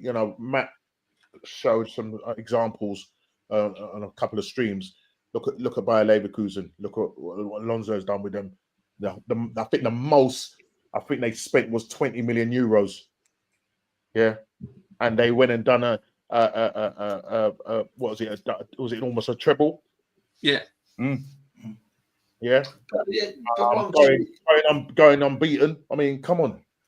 You know what I mean? But what we're looking at, we're now in we're looking at Arteta and the Matrix phase. That's what it is. That's why I've changed my background now. It's the Matrix phase. Elite background, bro. Elite background. Yeah, that's where we're in now. We're in the Matrix, man. So if you can see in my background, we've got phase 5, phase 6. Do you know what? Though? Yeah. Do you know what, though? I think, as I said, you can bring in brilliant young talent and players, but under this manager, man, honestly, do you trust him? Do you trust to get the best out of these players, man? Yeah. I honestly believe the most important next thing for this football club going forward, before any money's spent, is to get rid of this manager and get someone in that's knows what they're doing, because he's had his time. So any player that comes in now, he's going to absolutely look at what he's done. Look at what he's done to the players that we've got. Look what he's done to Trossard. Look what he's done to Martinelli. He's killed Martinelli's career pretty much, and he's barely even got started. Like, this guy was banging in goals, striker, moving to touchline winger. Yeah. He can't trap a ball to save his life. He can't trap a bag of cement. He runs it out of play. Can't finish. Always goes into row Z. And if it is like way above the bar, that's like a fucking conversion and penalty in rugby, bruv. Napster, that's why I said it. That's why I said it. You won't be up front. 70, 80 mil. Under this guy, you'd be lucky to get 40 mil for it. Yeah, and just wasting money. You're talking about it's about the money. Berta's going to be in the office with Arteta. You're wasting the money. You're wasting the money. Too much money. Do you know what I'm saying? That's the conversation he has. Best believe that, with the Matrix background and all of that. Agent Lego head. Hey, you get to the sack. You get to the sack. Go to sack. I sack you. You look for alibi. You want alibi. Excuse. The time is finito. It's finito. You're finito. Let's have Conte at the club. I'll take Antonio Conte in a heartbeat, Arsenal. Bro, you know what, guys? I'm looking forward to Berta's interview. I just want to hear what he's got to say. Be interested to hear what this guy is going to say and how he's going to word it. It's going to be interesting. And then obviously the big one I want to listen for is at the end of the season, Arteta's final speech. Yeah. When we play our last game at home at the Emirates. Let's see what he's got to say after finishing 20 points behind Liverpool. That'll be his last speech at the Emirates. Yeah. I just hope he don't come out with any words like family and all of that. We're family. It's a journey. Yeah. End of the season speech. I predict he's not going to make it 12 months. I should be honest with y'all. I think I said it last night, but I'll say it again if I didn't. I'm giving him 6 months from the end of this year. He's on borrowed time. He's on true borrowed time now. Well, I hope you're right, Matty. I hope you're right. Yeah. Really do. Yeah. If we're like mid-table by Christmas, he's gone. Yeah, this is what I'm even saying. Before that, 100%, mate. If we're like 8th, 9th, 10th, even 7th, maybe around Christmas, November time, trust me, they'll be looking for a replacement. The worrying thing about that, though, boys, is that's another season. We're not even done with this season. That'd be another season just Aaron. But you know what, Aaron? This is why I said this. I know Jez was on his conspiracy theories last night. And I'm right there with him, man. I honestly think that where there's smoke, there's fire, and I honestly believe that in January, when he went to them about that money to get a striker, they said, "Nope, we're not doing it." We're waiting for Barca to come in. We're waiting for this man to come in. Yeah. He's gonna come in. They're gonna look this summer when he comes in with his list of players. Berta's gonna show his list of players. Yeah. And then that's where the problems are gonna start, because we know this to be true. We saw what Edu, we've seen it with everybody else. He's had problems with. He could bully Edu. That's why he could bully Edu. And that I'm leading right into it. And now he's gonna have somebody that's gonna tell him no. Yeah. He's gonna say no. This is what we need to do. This is what's best for the football club. And then after that, it's time for him to put up or shut up. And I'm here to tell y'all, if we start to see, because that schedule is going to be, he's had the year we were 8 points clear. He had the luck of the table. Now that's one year we had some serious luck. We had the luck of the fixtures. We had some really good fixtures coming out that year. We came out of the gate on fire. And then the second year we had the back end that January, February we had some good fixtures there where we were blowing teams away. So it worked out for him. This year, Lee, Norski, Aaron, JB, how many of y'all remember me saying that there was no place to hide in these fixtures? Yeah. Nobody who watched this channel for the last 6 months cannot say I did not come over here and say there's no place to hide with the fixtures this year. So the fixtures didn't work against him. When the schedule drops this year, he's got to have his players in by the end of June. All of these players need to be in by the end of June. We don't have time going to August. All that August 31st, deadline day, yellow ticker tape, and all that stuff. No, we shouldn't even be having them problems with a new sporting director coming in. That should be done and dusted. That comment right there is one title was against Real Madrid and Barca. And I'm pretty sure Atleti won the league at Barca and won the Copa del Rey to complete a double. I may be wrong. It might have been different years. I may be wrong. Pretty sure they won it against Real Madrid. Yeah, the Copa del Rey final was at Real Madrid Stadium. And he won it. And that was the first time they'd beaten Real Madrid in about 20 odd games. He's in trouble. The attitude. If we get Simeone, curtains. Lee, I'm telling you, everything is in place for us. Just think about it. If you just step back and look at it from 30,000 feet, if you step back, why would they get? I'm going to step back to the restroom. I'll be back. I'll be listening. I'll put it on my phone and put it on loud on the table. Boys, hopefully, though, the negotiation changes along with like all the transfer targets, etc. Because you think, Mikel Merino at the start of the window said, not only will I want to leave, I want to join Arsenal. We said we wanted to sign Mikel Merino. He had 1 year left on his deal, and it still took us 6-7 weeks to sign him. It's ridiculous. Yeah. How does that even happen? How's that even allowed to happen, Matty? It's a joke, man. Yeah, we had Sesko, whether you wanted him or not. Sesko was there. And he said they couldn't close the deal. Why is that taking 2 years? If we sign him, why is it taking 2 years to sign Sesko? Yeah. That's ridiculous. An average player. We couldn't get him over the line. This is why I said this guy's coming in. He's going to have access to not only players but managers as well. He's going to have his pulse on who's.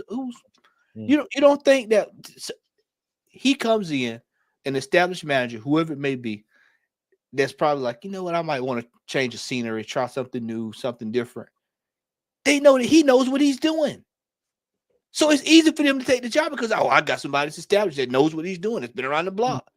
Yeah. Nobody would come here if Edu was there. What else I think would be mad? Sorry, just quickly, 1 second. Yeah. If we was to say do the release clause of Gyökeres, I would actually think that's a massive joke, considering all these years you've wanted him for a year or two, and you release it this summer. Why wouldn't you have just done it in the last two? So if we sign him on that, that's almost a joke in itself, isn't it? When you sit there and think, why 2 years too late? We could have done with him 18 months ago. We could have done with him in the summer.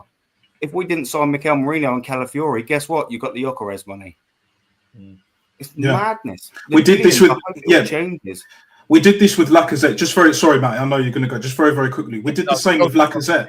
Yeah, Lacazette in what is it? The 2016 when Leicester won the title. Yeah, we got Lacazette the season after.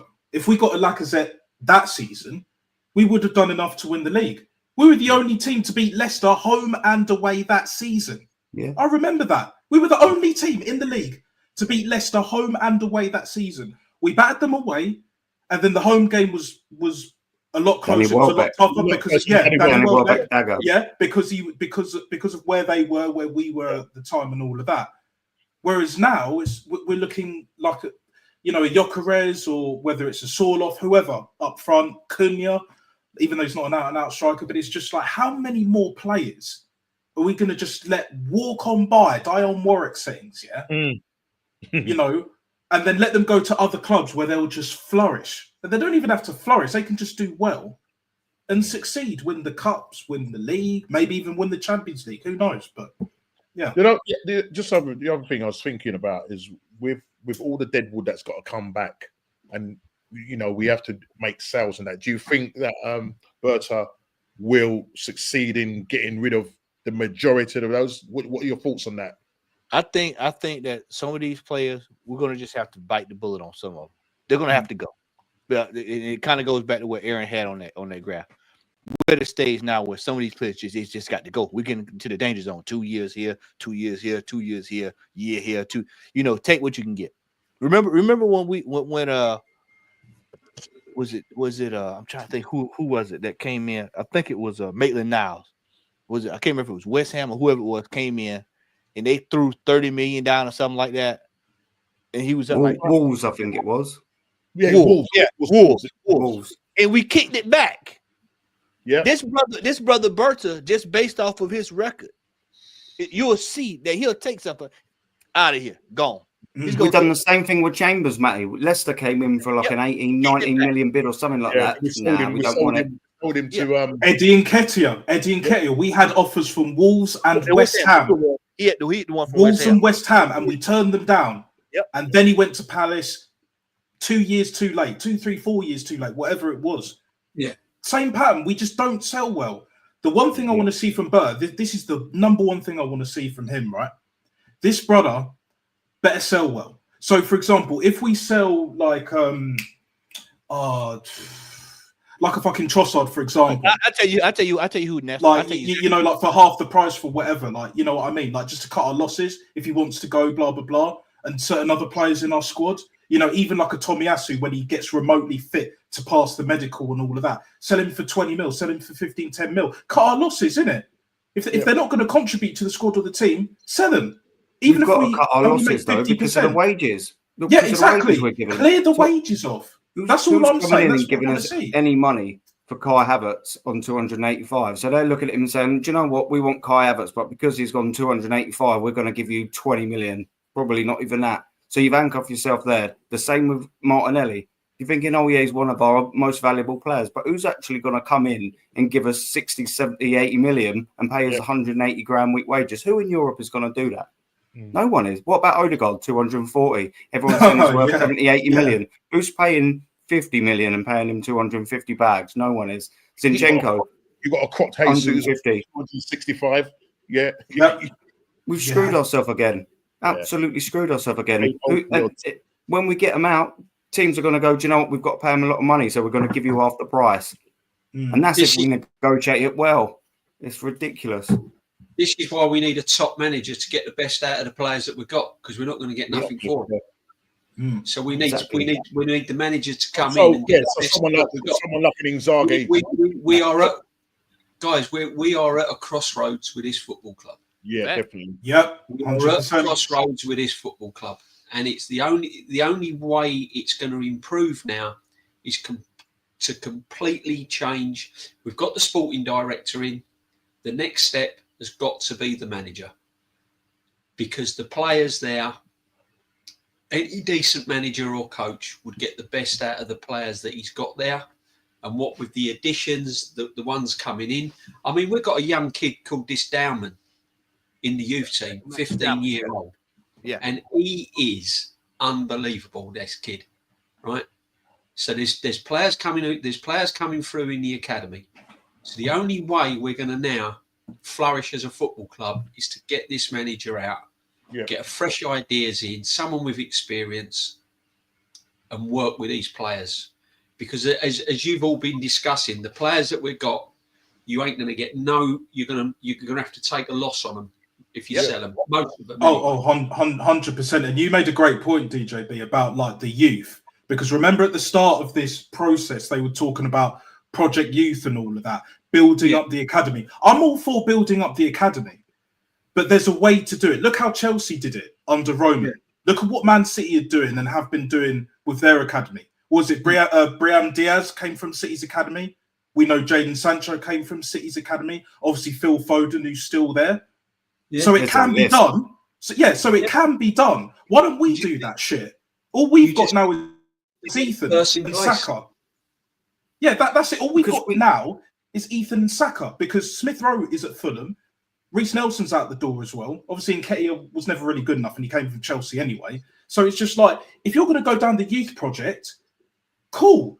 But make a profit if they ain't going to play regular games. And I want to hear what you guys have to say, especially you, Matty. Like, I have a feeling this is why Josh Kroenke in particular wanted to get this Berta guy in. You know, to clear out the like sort out the wages because they're way too high for all levels of players, but also to recoup that money and make more profit and revenue, etc. In regards to the youth. He's seeing what City's doing. He's seen what Chelsea have done and still kind of are doing with their youth academies, making the money. And then they, however their careers go is how their careers go, but they're still like pocketing however many millions. But we don't do that shit. We haven't done that for years. Have we ever really done it? Well, you know, the problem with that is you've got a situation where a lot of our youth players have already left. And then we've got like one or two that's coming up. Like JB said, you got Max coming up. I would assume he's going to be in the team next year. I would hope he's in the team. Yeah. I think what you're going to see, and I'm going to go back to the point I made earlier. I think we're going to see like shockers. And I told Lee this. I don't know if I said it on air or not last night, but I know I said it with you last night. Was that me and Lee? I said I think Kai Havertz is going to be one of the first ones to get on the chopping block. Facts. Odegaard as well. Yeah, Yeah, he's going. I'm here for it. Yeah, because I'm here for it. You're going to have to. We're not going to get the 65 million for him. So if he can find a way to get 28 to 32 million for him all day, you out of here, bro. Peace out. We'll see you later. Saudi. Yeah. I think the good news is though the deserve to win a meter is in, lads. We've got the deserve to win a meter. Yeah, I'm not even taking the piss. The deserve to win a meter. I forgot to tweet him earlier. Let's go, guys. Smash these likes up. Still 2.4 in the building. Ah, dear. So this fella right here, Scott Willis. Look at that haircut. Fucking hell, he's got a bigger My forehead than Lord. me. Like, Jesus Christ. Bro, that forehead's bigger than mine, bruv. It's bigger than mine, and I've got a big fucking ass head. Like, Jesus. Bro, I got a massive forehead, but that's taken. Just shave it off, lad. Just go bald. But You wouldn't want to headbutt off it, would you? Fuck it. Yeah, bro, if I see that walking down the street across the road, I can't lie. Yeah, but anyway, stats guy. So anyway, I don't know what any of this shit means. Playing director of football to run Arsenal's summer business. You know what that looks like, Lee? That looks like, you remember when we were kids? I know you for being stitchy when I say it. You remember we were kids? I know what you're gonna say, but you remember you used to get your Transformers toys. You flip the box around, and they have the strength and the weaknesses of the player. I don't think you was gonna say that. I thought he was gonna. But yeah, I get it. I mean, look at this right here, man. Look at this. Playing director of football to run Arsenal summer business. Open play No, shots. please don't, XP mate. per Please shot. don't. Yeah, please don't play director of football, mate, because you need to stay as far away from our club as possible, you retard. Yeah. Like, real talk, this guy's a weirdo, bruv. But don't worry, guys. This is Declan Rice performance at Manchester United. He had a big game today. No, he didn't. I don't think he did. We can all disagree, agree, whatever. I don't think he was that good. Had a big game, but I'm still not sure that my first choice from the start of these matches is him and Partey. Cool. You're not sure what day it is, Ralph, so don't worry about that. Yeah, not sure there is another more advanced midfielder to choose, so the options are kind of limited, I guess. Well, you played director of football, mate, so who's the alternative? Now, what the fuck is all this shit? Deep touches, guys, deep touches. Declan had 7. Wow. What, I mean, that's surely good, right? What did his foot go into the ball or something? What? I don't know what deep. Do we know the zone 14 touches, Scotty? No, maybe we're being a bit hasty. Maybe we have to go through this. Sounds like a prostate exam.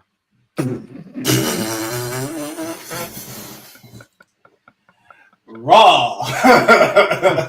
We talking like Matty went there, man. Matty went there. Oh, what is Yes, that? Matty. Matty, Oh, I swear God. I mean, Yes, we man. talking. I'm like, I mean, what's this? This is absolute bullshit, right? This is that dude that's when you have the company meeting. Betty, I'll put it where the ghost can get. I'll make it real easy for you. You remember when we were all in school, all of us. You remember we were all in class, and we would have the projects. And you had that one dude in the class that he was just last minute on everything. Then he gets called up to the class to present his project, and he's just talking bullshit, just saying, "Oh yeah, properly." So he's winging it. Yeah, he's just winging it. You know, he Bit like our manager, Matt. Yeah, ain't read nothing. This is just Our manager went in for the interview, and did a whole 10-hour presentation, with slides and everything on the fucking projector. Yeah, next slide, please. Yeah, we see the guy back. We see on the All for Nothing. The geezer fucked off, didn't he? The geezer he thought the projector. The dude just walked out like. Yeah, he's just like, see you later. Big up Maurice. It looks like a period pad. It does. Yep. This is mad. You lot are fucking hilarious. This is too funny. Man said that's me in the meetings. You know, the mad thing is, like, they're probably teaching this shit at some universities. This is how far this shit has fallen. They're teaching this shit. Never mind students presenting this shit. They're probably teaching this shit. Yeah. Fuck me. Like, what are we doing here? This is what our young fan base is all bought up on, all this fucking shit. Yeah. You got kids sitting there with fucking sofa score up going, fucking hell, Martin Odegaard, they didn't watch the game because that's go to bed. Or they're out robbing mobile phones or fucking smoking weed on the corner. Do you think I was looking at this when I used to watch Arsenal back in the fucking late 70s, early 80s and all that? No, but you're a nostalgia merchant. You're a nostalgia merchant. You're a dinosaur, mate. That's what we get told. You're I don't deserve to support. We're aesthetic merchants. We're aesthetic merchants. It's all about the fake tech. fan. You're a fake fan. Yeah. You can fuck off It's down not the lane, real DJ. facts what you see, is it? Yeah. I'll tell you what, right? When I used to play football, we used to play on this particular pitch, and it used to be like that. Yeah. And I thought, that's where they get field tilt from. With the divots and the holes in it. I mean, look at this progressive carries. Progressive carries. Like, what? You fuck off, mate. You mean he took the ball over halfway? But, do you know what I mean? Anyway, that's Declan Rice. Apparently, he had a monster game. Okay. Defensive actions. So he had 1, 2, 3, 4, 5, 6, 7, 8 defensive actions. What a game, mate. 1 tackle, successful. Ball recovery, 7. 0 clearances. 1 blocked pass interceptions. But no fouls. Don't forget that, Lee. No fouls. He had no fouls. He didn't concede a foul. Fucking legend. What a player, bro. Passes received. Progressive passes received. Deep touches. Progressive carries 10. Brackets. Progressive distance. Oh my lord. What are we doing here? So he went 162.3 what? Inches, millimeters, centimeters? Why is he doing this? Tell me the reason. I'll tell you why he's doing it. Because he's hoping that a fucking major sports fucking team, will fucking buy his fucking thing. Like Stat DNA. Do you remember we were buying players off of Stat DNA? Arsenal owned Stat DNA. Yeah, they own it. I don't know if it's still a thing, but they owned it at the time. He's hoping that one of these football clubs goes, fucking hell, oh yeah, we need to get this. Yeah, then they'll get get him as a technical analyst or fucking analyst. Get out of here, bruv. He's hoping to sell. You don't need to be a top manager to fucking have all this crap. You see with you in game. No, but you do these days. You actually have to these days. We've seen the All for Nothing. It's fucking sitting down with Ben White. This is what you could have shown them. Just fuck off. Yeah. Do you know that Netflix thing that they done on Arsenal? Do you think that won a lot of these mutants over? 100%. Oh yeah. No, listen, guys. This is the rabbit. Do you see a rabbit or the duck, guys? Yeah. Do you see a rabbit or a duck? Well, I saw both. Why? Because my brain thinks different. Remember when he was shouting at like Nuno Tavares, innit? Do you want to play the Champions League? Do you want to play the Champions League? He's just shouting at Nuno Tavares. Remember that shit, yeah? And look at him now, bro. Look at him now, bitch. Comment settings, bro. Oh, you couldn't write this, man. Or no, actually, you can. Do you remember when he fucking against Nottingham Forest? Yeah, We threw the fucking the wash Yeah, basket. I don't It's accept the not fucking acceptable. standards, guy. Yeah, it's not the acceptable. standards. It's not acceptable, guys. This The is fucking standards- shit, guys. Shit, and walked out. They're looking at him thinking, this guy is the fakest bad man on the planet. Yeah, Like, get out of here. He's a midget psycho. I swear, he's a tiny little man. Little like, man he's a syndrome, psycho. bro. Yeah, 100%. Napoleon complex, bruv. I've been saying it. I've been saying it. I've said it on. I think I might have said it on Aaron's stream, Rachid's before. Like, this guy is literally. He's basically got the mindset of Napoleon, but like the CV of fucking win. Yeah, yeah. Win. Like, even Sam Allardyce has a better... Allardyce, bruv, has a better CV. Come on. What are we doing here, people? Come on. Mate, wake it's the up. United... Go on, mate. God. When you see all this shit you putting up here, man. What is this? When you see all that right there, I mean... like, what the fuck are we doing here? When Manchester you- United defensive actions heat map. Manchester United versus Arsenal.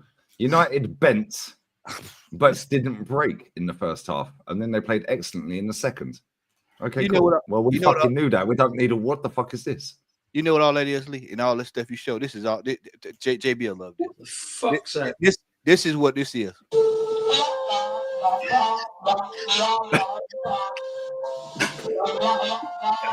Hold on, Lee. I can't see that. I can't see that properly. I'm just gonna put on some glasses. Yeah.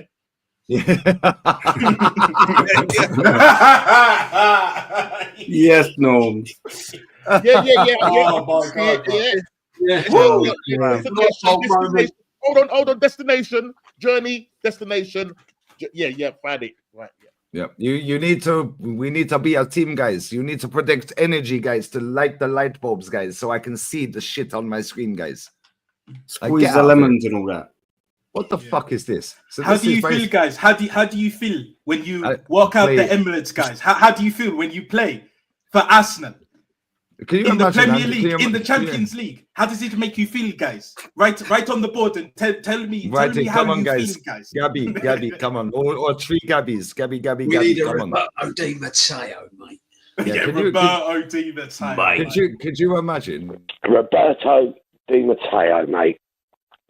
Could you imagine? And in a dressing room and saying, "Yo, Tony Cruz, Luka Modric, Thibaut Courtois, come on, Sergio Ramos, come on, guys, you need to write on the board." Guys, I've got an idea. On the Bernabeu, guys. They'd go, fuck off, mate. You're tapped. Hey, Lee, here you go. I've got an idea, guys. Hang on. Oh, shut your mouth! Don't say nothing. I'll tell him, man. We gotta do. Lee, we gotta get this Twitch channel up and running, man, so we can sit down and read. Yeah, we can dissect some fucking. There you are. Right, look at this here. I actually have a Switch channel. I actually have I actually have one. United bent but didn't break in the first half. Then they played excellent in the second half. So this is the defensive actions heat map. So what does this? Oh, so that was danger right there. Danger. So deep danger. So is that deep touches in danger? Why is my? This is going to sound zesty. Bear with me. Hi, Tiny. Look at the average line of engagement. Average Fucking line of engagement. Look at this. What the fuck's that? He put one out yesterday. I'll show you. I quoted it here. What is this? Arsenal goal probability added by half. What does that even mean? So you've added half onto the goal probability. So the goal probability, but then you've added 50% on. To please Well, everyone. he's accurate with this one, though. Odegaard had a really strong first half and dropped off in the second. Yeah. Martinelli had the most dangerous moments in the second half, but was still rusty. Lee, Okay. Can I ask a question about this? Yeah, is this a Dulux paint swab? Yeah, you know when you get the color chart. Yeah, you go to you go to the fucking you get the color chart of babes. What do you reckon to Magnolia? Yeah, like what about this one? This one's called the Calafiore. Fuck off. No, This all one's this called the, bullshit. yeah. This colours the Martinelli. He's a bit rusty. It's rusty. Yeah, it's a bit of a bit bronze rusty color. Yeah, this one's Wild the horse this red. This is the Odegaard. Yeah, it's a little bit of a blush, like strawberry blonde. Yeah, Right. but we can't find that tin of paint. He's got missing. He's got Yeah, let me go and check out on the right in the fucking stock room. Fuck off, man. I swear down. What is this shit? Hello, John. Have we got that Odegaard paint? No, sorry, we can't find it. Missing again. Arsenal progressive passing numbers. Progressive passes, deep completions. I had some of them the other night, bro. You know what I mean? Yeah, passes into the box. Final third attempts. Final third usage percentage. What does that even mean, bro? Final third usage percentage. Key passes, whatever one of them is. Odegaard got a world record for that against Gibraltar. Yeah, he didn't get a goal and he didn't get an assist. Shots assisted, XG. What does that mean? Goal probability added passing. Like, bro, you have to have a fucking, like, you have to, like, real talk. What is this shit? You know what it is? You know what it is? These guys aren't real football fans. We know this. But the reason why they do this shit, I'm convinced, yeah, these are Apple tech merchants. These are failed Apple tech merchants, yeah? Like, they couldn't get in to Silicon Valley, yeah, doing all the numbers, the data analysis and all of that shit, yeah? So it's like, oh, you know what? Like, there's a massive audience here on Twitter, aka X, you know, with they love these numbers, they love the statistics, the ribs, dibs, pibs, and bibs, and that. Yeah, I'll just do that shit. I might sell a book, I might sell a course, make a bit of Wonga. Happy fucking days, boys and girls. I'm not even joking. This fucker charges for this. There you go. Yeah, I'm not even taking the piss. Watch. I knew it. Yeah, go to Canon Stats. He's got over 7,000 weirdos apparently that have signed up on their email. Yeah, where is it? Fucking hell, why can't I find it? Sports, fitness, and recreation. Jesus yeah, somebody put it in my chat fucking ages ago. Yeah, and to get all of these stats, you have to pay £1, £1, $1, whatever it is. All right, let's go. If you can't beat this Manchester United team, you're not serious title contenders for the title. That's a journalist. Arsenal played like a side who knew the gig was up some time ago. I get the need to find an angle is tough, but Liverpool also drew to United. What's that got to do with anything? Yeah. Does that also mean that they aren't serious title contenders? The gap to Liverpool tells you more. Let me read that again. The gap to Liverpool tells you that more than not beating United.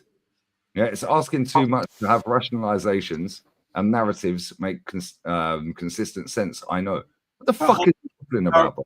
Makes sense. That whole fucking paragraph doesn't. The title race has been over basically since Saka got hurt. If a tree falls in the forest and no one is around to hear it, did it make a sound? If Arsenal are your only competition, is it ever a title race? That comment's fucking hilarious.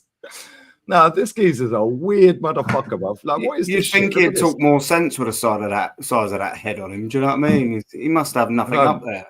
He's an empty vessel, mate. There's nothing going on. Airhead. Yeah. That's what we call him. The team that has led the Premier League in penalties has won the league 6 times.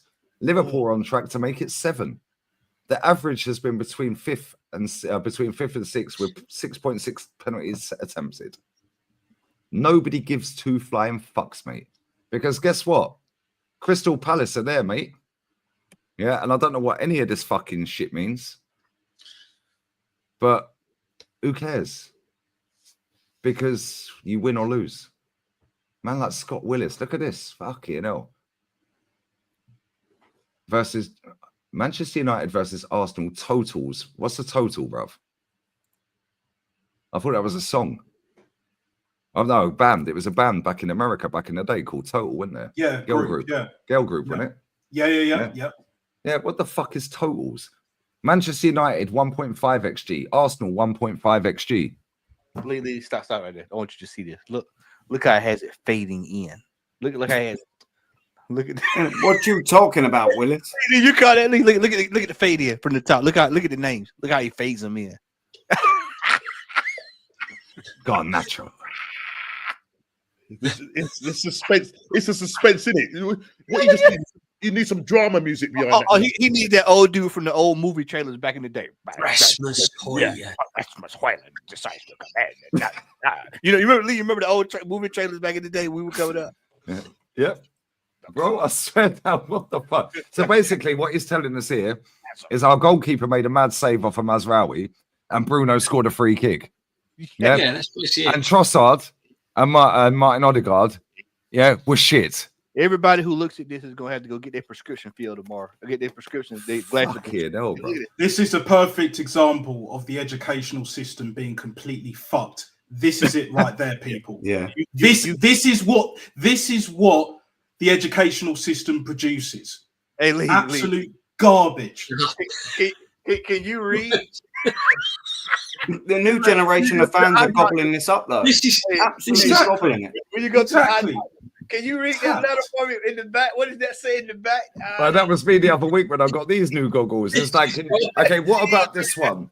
What about now when they put the slide across? What about now? Yeah. No, I feel drunk. What about now? Oh, that's crystal clear. Hey, they come on, they blow the light, they get the light, then they go. Do you know what's funny about this shit? Yeah? Do you know what's mad about this? Yeah, right. We don't need any of it, bro. Why the fuck's he put Arsenal in yellow? We played in fucking blue or purple or whatever. Don't need it. Turquoise. Don't fucking need it. All I know is whether we win or fucking lose, and at the moment we're just fucking losing all the time. Manchester United 1.3 total XG assisted. Arsenal 1.3 total XG assisted. Nobody cares, bruv. Literally 3 people have liked it. Nobody gives a fuck. Here we go. Manchester United 15 progressive passes. Arsenal 37. Here we go. Look at this. So Bruno was one of their best players and Garnacho. Well, we knew that anyway. At the end of the day, right, the score was 1-1. Bruno Fernandes scored and Declan Rice scored. That's all you need to know. Yeah, facts. Yeah, we're 15 points behind the top. Cool. And who was man of the match? That's it. Yeah. You don't need any of this. What is GPA? I think I'd happily pay this geezer a tenner a month to just stop. This is ridiculous, isn't it? What is GPA?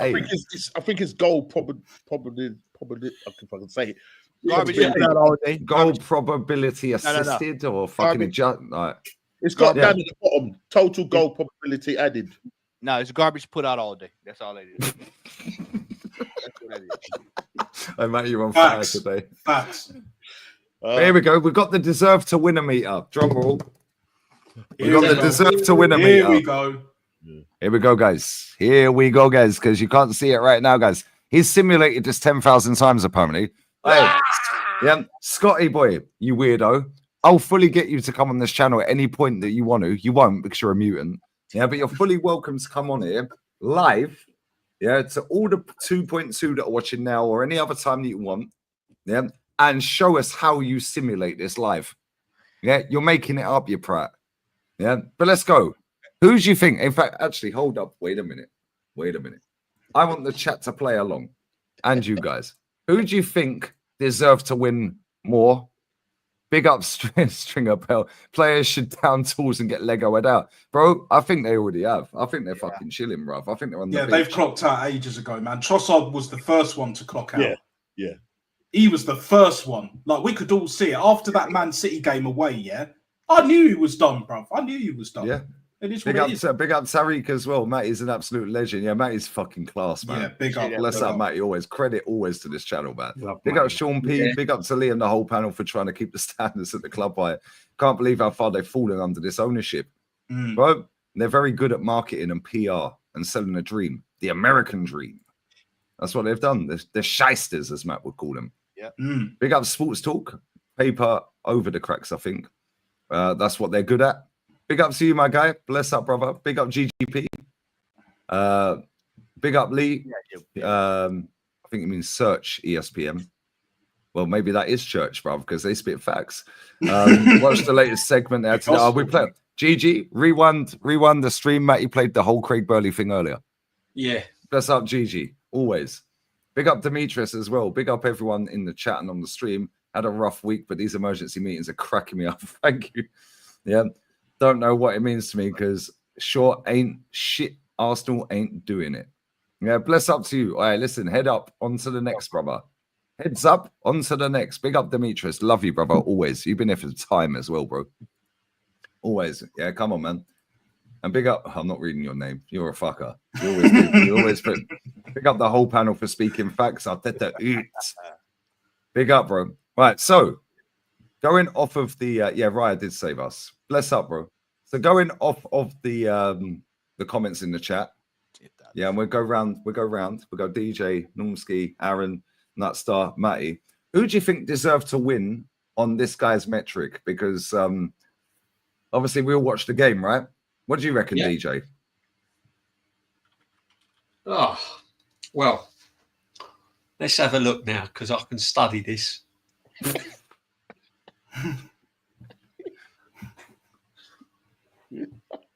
According to that, I don't know. Fuck knows. I don't know, mate, to be honest. Well, the one in the bottom right looks like his fucking micro penis when he's trying to get out. You know what? That had a draw. Ignoring that, I knew today was going to be a draw. I called it 1-1. I knew it was going to be a draw today. And on the clear-cut chances at the end, I would say Man United. Yeah, what about you, Norms? What do you reckon? Same thing. I thought Man United, on the balance of play, deserved to win based on the chances that they had. What about you, Aaron? Mate, I was losing brain cells having a look at them graphs, so I just go on my own metrics. And I predicted a little cheeky 1-1 before the game. I think that's about right. You're right, yeah. I think it was about right. Even though, to be fair, they had a good few chances at the end. That Raya save been a different game, but 1-1. Two what shit about you, teams. Nat? What about you? Who deserves to win, mate? Yeah, I mean, I'm looking at this and my brain is like fried right now because, like you, I predicted a 3-1 Arsenal win, but from what I'm seeing, for some reason, he thinks that Arsenal deserved to win. The way I see it, I think Man United edged it in the end, and they should have won the game. Let's be real, like that second half, totally chalk and cheese, mate. Chalk and cheese, like it's fucking crazy. But look, I'm crazy for watching the game, mate. Like apparently you can't watch a game of football on whatever channel, whatever highlights on YouTube or whatever. You can't do it anymore. You have to look at this shit. If you know football, you have to look at this shit. You have to dissect it like it's fucking algebra. Because all I see is maths. I'm in a maths lesson right now. This is a fucking joke. What about you, Matt? Who do you think deserved to win, mate? You know, I'm gonna say so crazy. when I see this right here, I see these numbers, I look at everything, and the only thing I can think of is the 236 space explosive modulator. That's all I can think of, bro. Marvin the Martian. This is Marvin the Martian shit. This is exactly what the fuck is. And this is Jetsons. I'm talking, this is like out of this world shit right here, man. Right. Well, listen, real talk. Man, sorry, mate. Go on. Sorry. Sorry. This is just absolute. This looks like? This looks like a advert for Ronald McDonald. We'll see the Hamburglar coming in a minute. Yeah, activate his account. Look at all this. Hogan. This is Hogan shit right here. Look at all this yellow and red here. Yeah. So according to a man like Scotty Micro Willis, a draw was pretty fair. The second half was not a performance that would have me thinking Arsenal could have gotten anything from this match. Okay, cool. However, get the fuck out the front door. Look at this. There you go. Look at this. Look at this. Hey, hold on, let me go find the audio leak. Let me find my boy. We had it last night. Let me go ahead. I should have. You know what the funniest thing about this is? Yeah, go on. Get the. You know what the funniest thing about it is? Surely it's out of 100%, no? Surely it's out of 100%. Yeah. Right. Well, if you add up 29%, yeah, and add that to 46%, so what he's basically saying is, yeah, right. What he's basically fucking saying is, bruv, we're shit, yeah, because we only deserve to win 46%, yeah. However, how the fuck has he worked that out for 10,000? Scott, I swear, and I know you see my content, yeah, because you're rattled, yeah, like everyone on the internet, yeah, because we spit facts on this channel, and we still got 2.2K watching at 2:30 in the morning, mate. Hold that, yeah. if you're watching this, which you will be, or somebody sends you it, yeah, I'm telling you right now, I want you to come on here and I want you to show us the 10,000 simulations you do and how you do it. Lee, read that at the very bottom there. Look at that. Look at it. There is no this. There is no deserve in sports, only what happens. But if there were, this is a crude, crude. Yeah. That's like being zesty with a bird that don't want it. Yeah, Google the word crude. Attempt to estimate it. This graphic takes the shots XG in brackets and PSXG brackets closed and possession value brackets non-shot XG brackets closed. What the fuck are we talking about, bro? That's the algebra net we're talking about right there. That's it right there. Yeah. What are we doing here? For each team and simulates the match 10,000 times to get the values for how often each team could have won the match with the same events, ignoring how game state and refereeing decisions change. So forget the game. Yeah, forget the game state. Yeah, I'll just make it up. Yeah, and then I'll dress it up in a zesty way. Here you go, Lee. I told you I was gonna break it out. I should have recorded, dropped it last night, but here we go. What your boy said last night? Just shut it down. Just shut it down. Just shut it all the way down. Shut it up. Here it goes.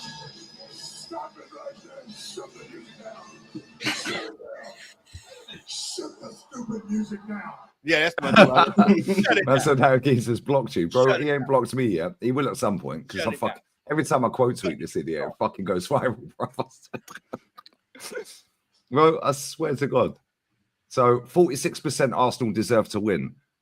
Okay, based on what? Based on your 10,000 simulations. Do you even do the 10,000 simulations? I want you to do it live on show. I want to see how you've worked this out. Yeah, you're lying because you're full of shit. Oh my we don't even agree with his own deserver meter. Here we go. Simulation of goals scored from XG. What does that even mean, bruv? Simulations indicate that Arsenal would have scored 1 goal. Look at the left. Give or take 1 goals, 0 to 2. So the maximum we could have scored was twice. Then is what we said. Look to your left. Go all the way to the left. Right there. Frequency. What is that? Frequency occurrence. What is that? Frequency. Well, his brain is not got any frequency, bruv. It's an empty vessel, bruv. I swear this guy's tapped. He's tapped and he's nicking the stats off of Opta, but because he's putting a little disclaimer in there, they can't do them for him. However, people pay thousands of pounds, to run YouTube channels that pay Opta to use their stats. Yeah. Cool. So the maximum we could have scored was twice. I don't know what any of this shit means. But anyway, let's see the next graph. Simulations of goals scored from XG for Man United. So they could have scored 1 to 3. Okay, simulations indicate that Man United would have scored around 2 goals, give or take 1 goal, 1 to 3. So they could have scored 3. But if you just go back a second, 0 to 2 for Arsenal. So how the fuck is the deserve to win meter saying we should win 46% of the time then? And only Man U 29%. The whole thing's a load of bollocks. So if we play that game 10,000 times, they only win it 2,900 off of your metrics, and we win it 4,600 out of 10,000. But then the very next 2 slides say we score 0 to 2 based off of the same simulations, dickhead. Yeah, but they'll score 1 to 3. So by your next 2 slides on your fucking presentation, you dickhead, it's mudded this. What are we doing here, bruv? Simulation of goals scored from XG, 1 to 3. There's his micro thing. Maybe that's him laying on his back, bruv, and that's his. I don't know. Maybe it's just like. What is this? Manchester United Arsenal running win probability. What is that? Where does he get the time? Win, draw, loss probability. What is a running win probability?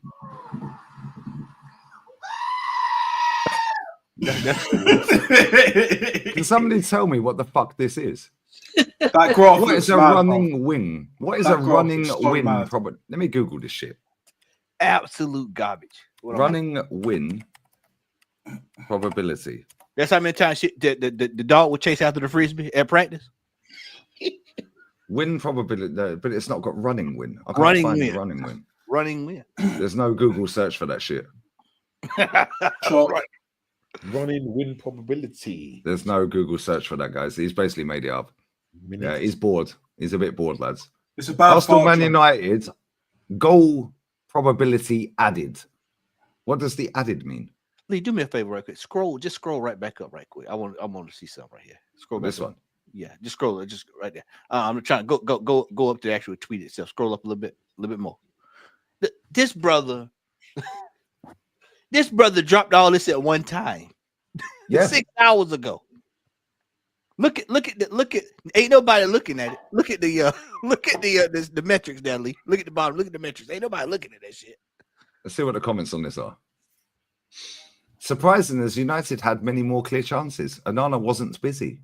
Raya was everywhere.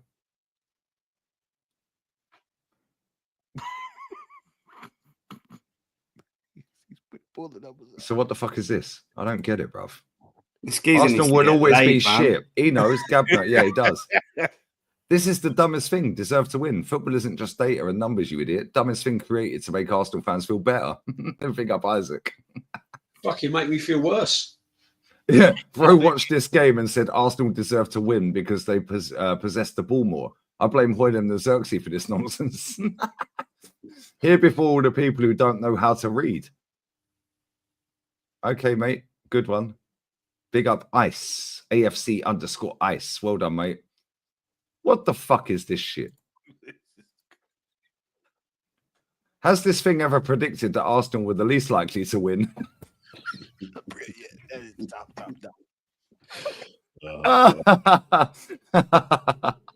Getting absolutely hammered. It just scales the XG based on when it happened. There's no conspiracy with this one person's metric. But has it ever? Probably. How's the head? What do you mean? To be fair to Harry, what? Bong, this guy. I think there's very few games this season Arsenal have deserved to lose. In the same sense of saying PSG, Liverpool.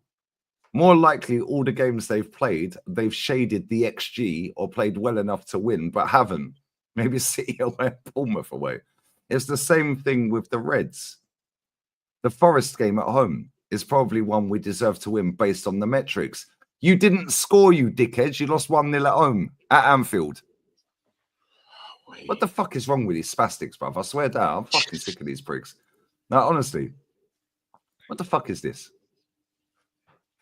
Goal probability added by action. What does that even mean? Bro, this guy just basically made up a load of bollocks and zesty fuckers to go with it. By action. What is that? What we doing here? Shooting. It's fucking ridiculous. Turnovers, dribbles, carries, set play passes, receiving. Yeah, I bet you love to receive, bruv. Like, do you know what I mean? Like, what are we doing here, brother? Now, this is fucking tapped. The more people that see this, the better, by the way, because look, 11 people. What's this here? Hey. There's some scribbles. Oh, here we go. Look at this shit. It's a scribble. Wow. I reckon my daughter, when she was in nursery, could have done better than that. It still makes sense to these idiots.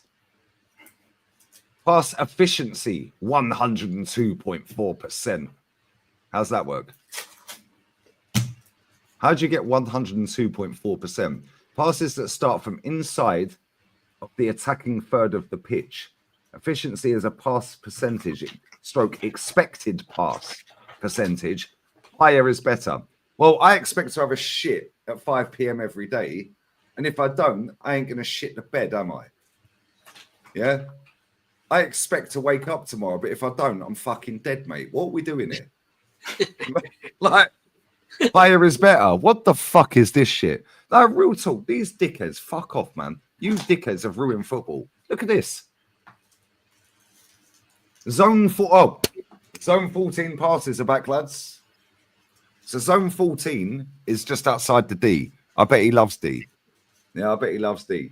Zone 14. So that's the zone 14 passes. They're from the D to the wing. Is that what he's saying? Or is it in the D? Like, just that, like, what are we doing? This is fucking crazy. Honestly. DJ, this is where football's gone, mate. Yeah, and this prat, yeah, this fucking dickhead is looking to sell this fucking thing to a fucking sports franchise somewhere around the world. Yeah, and some fucking club will buy it. Probably Arsenal. Yeah, we bought Stat DNA. Yeah, we signed fucking loads of shit off of Stat DNA, bruv. How many people pay for this league on this thing? Can you see? About 60. Madness. 59. That's even worse. Sorry, it's ridiculous. Football gone mad, mate. What is Absolute XG? bonkers. What is XG assisted? How'd you get over 100%? That's impossible. Computer says no. Bless up, my sweetie Marie. Babes, you've been here all day. I love you, darling. Text me. I love you. I ain't spoke to you for a minute. What is this shit? So zone 14 passes is where? Is that this red zone here? So this zone here is zone 14, guys. DJ, have you got your Oyster card? Aaron, you got your Oyster card? Nat Start, you got your Oyster card? Numski, anyone got their Oyster cards? Yeah, can you go zone 14? Are you allowed? Is that on the Oyster? Like, Matty? Costs a little bit more. Yeah, do you know what I mean? Yeah, it costs 100.2% instead of 100, so it's 0.2 more. What the fuck is this crap? Well, look at this. Looks like a smiley face. Look. That little smiley face. Look at the fucking state of this. So, this is right half space. Right half space, guys. 112.5. Probably Odegaard spinning around in circles. Yeah. Yeah. Right half space passes attempted 61, completed 54. Yeah, they're all fucking stood right next to each other. Look, they're right next to each other. Look. Where's the longest half space pass that we had? That one. Okay, now. This is shit. Right half space outside of the box efficiency is passed. Yeah, boom, boom, boom. Higher is better. Cool. Crazy, isn't it? It's a load of Only bollocks. 5 completed into the box as well. It looks so disjointed. Like they expected me to look at this shit like it's good. The Blues completing it. Like it looks so disjointed. And even if you watch the game, that's the only thing that matches for me. What I see there and what I saw in the game, most of it being fucking Odegaard, disjointed as fuck. Always out on the right wing, trying to hide. Well, I know you're short, but you ain't that fucking short, and you can't hide anyway. We can see you. The whole world can see you. This is the right half space. This is zone 14 here. Right, as you can see in this next slide, guys. Yeah, this is a PowerPoint presentation right now, guys. This is zone 14. Right, so every ball that we played into the box out of these this slide and the next one there, 1, 2, 3, 4, 1 was completed. Well, we can technically say they weren't played into the box, so they failed anyway. So 2, 50% completion rate into the box. 3, 4, 5, 6, 7, 8, 9, 10, 11. And we completed 1, 2, 3, 4, 5, 6. Oh my God, we're fucking killing it. Look at us, we're on the front foot. Get out of here, man. This is a fucking load of bollocks. Hey, Lee, can you just look at this, by the way. Lee, can you just go back one slide? Yeah, sorry, I got that. Thanks. Taking notes for the Wednesday show, isn't it? Yeah, this is bullshit, man. Right, now look at this. Look at the state of this. So this is the left half space. If you notice, from the right half space, we do most of our bullshit on the right. Yeah. Which we fucking knew anyway. Yeah. Dead. Yeah.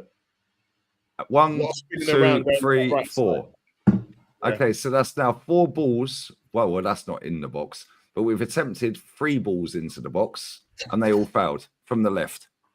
That's all that Calafiorian on the right, 4 out of 6, 4 out of 7, 8, 9. That's Calafiori's cross. Yeah. Look at the state of this. It's fucking bollocks, bruv. What the fuck is this? So but it was 105.7% pass efficiency, guys. Why? Because they all fucking stood next to each other. Yeah, as soon as they do a long ball, it fails every fucking time. Yeah. So either way, it looks shit. Yeah. So they're full of shit, and it looks shit, and it is shit. Final third. Yeah. Look, we're not getting past here. We're not getting up here. Nope. Look at No this. overlap whatsoever Look, at all, is there? Everything's just down here. Yeah, exactly. No overlap. Where's the ball up here to whip it back here? None. This is bullshit, bro. But we don't need these fucking bullshit metrics to see this. But this dickhead thinks he's slick. 2 balls out to the left. Yeah, everything's going out to the right. Well, we know that because we watched the games, mate. We don't need your bullshit metric. 8 people. Yeah. Fuck And off. everything has to go through Odegaard. Why, I don't know. More scribbles than trophies. Oh boy. And this geezer, we got more trophies than he's got brain cells by the seam of it. Bro, this guy is a mega mutant, bro. Like, look at it. What the fuck Look is at that this? right now. Look at that. All right, do you know what that looks like? That looks like, you see when you see the vagina, yeah? Like,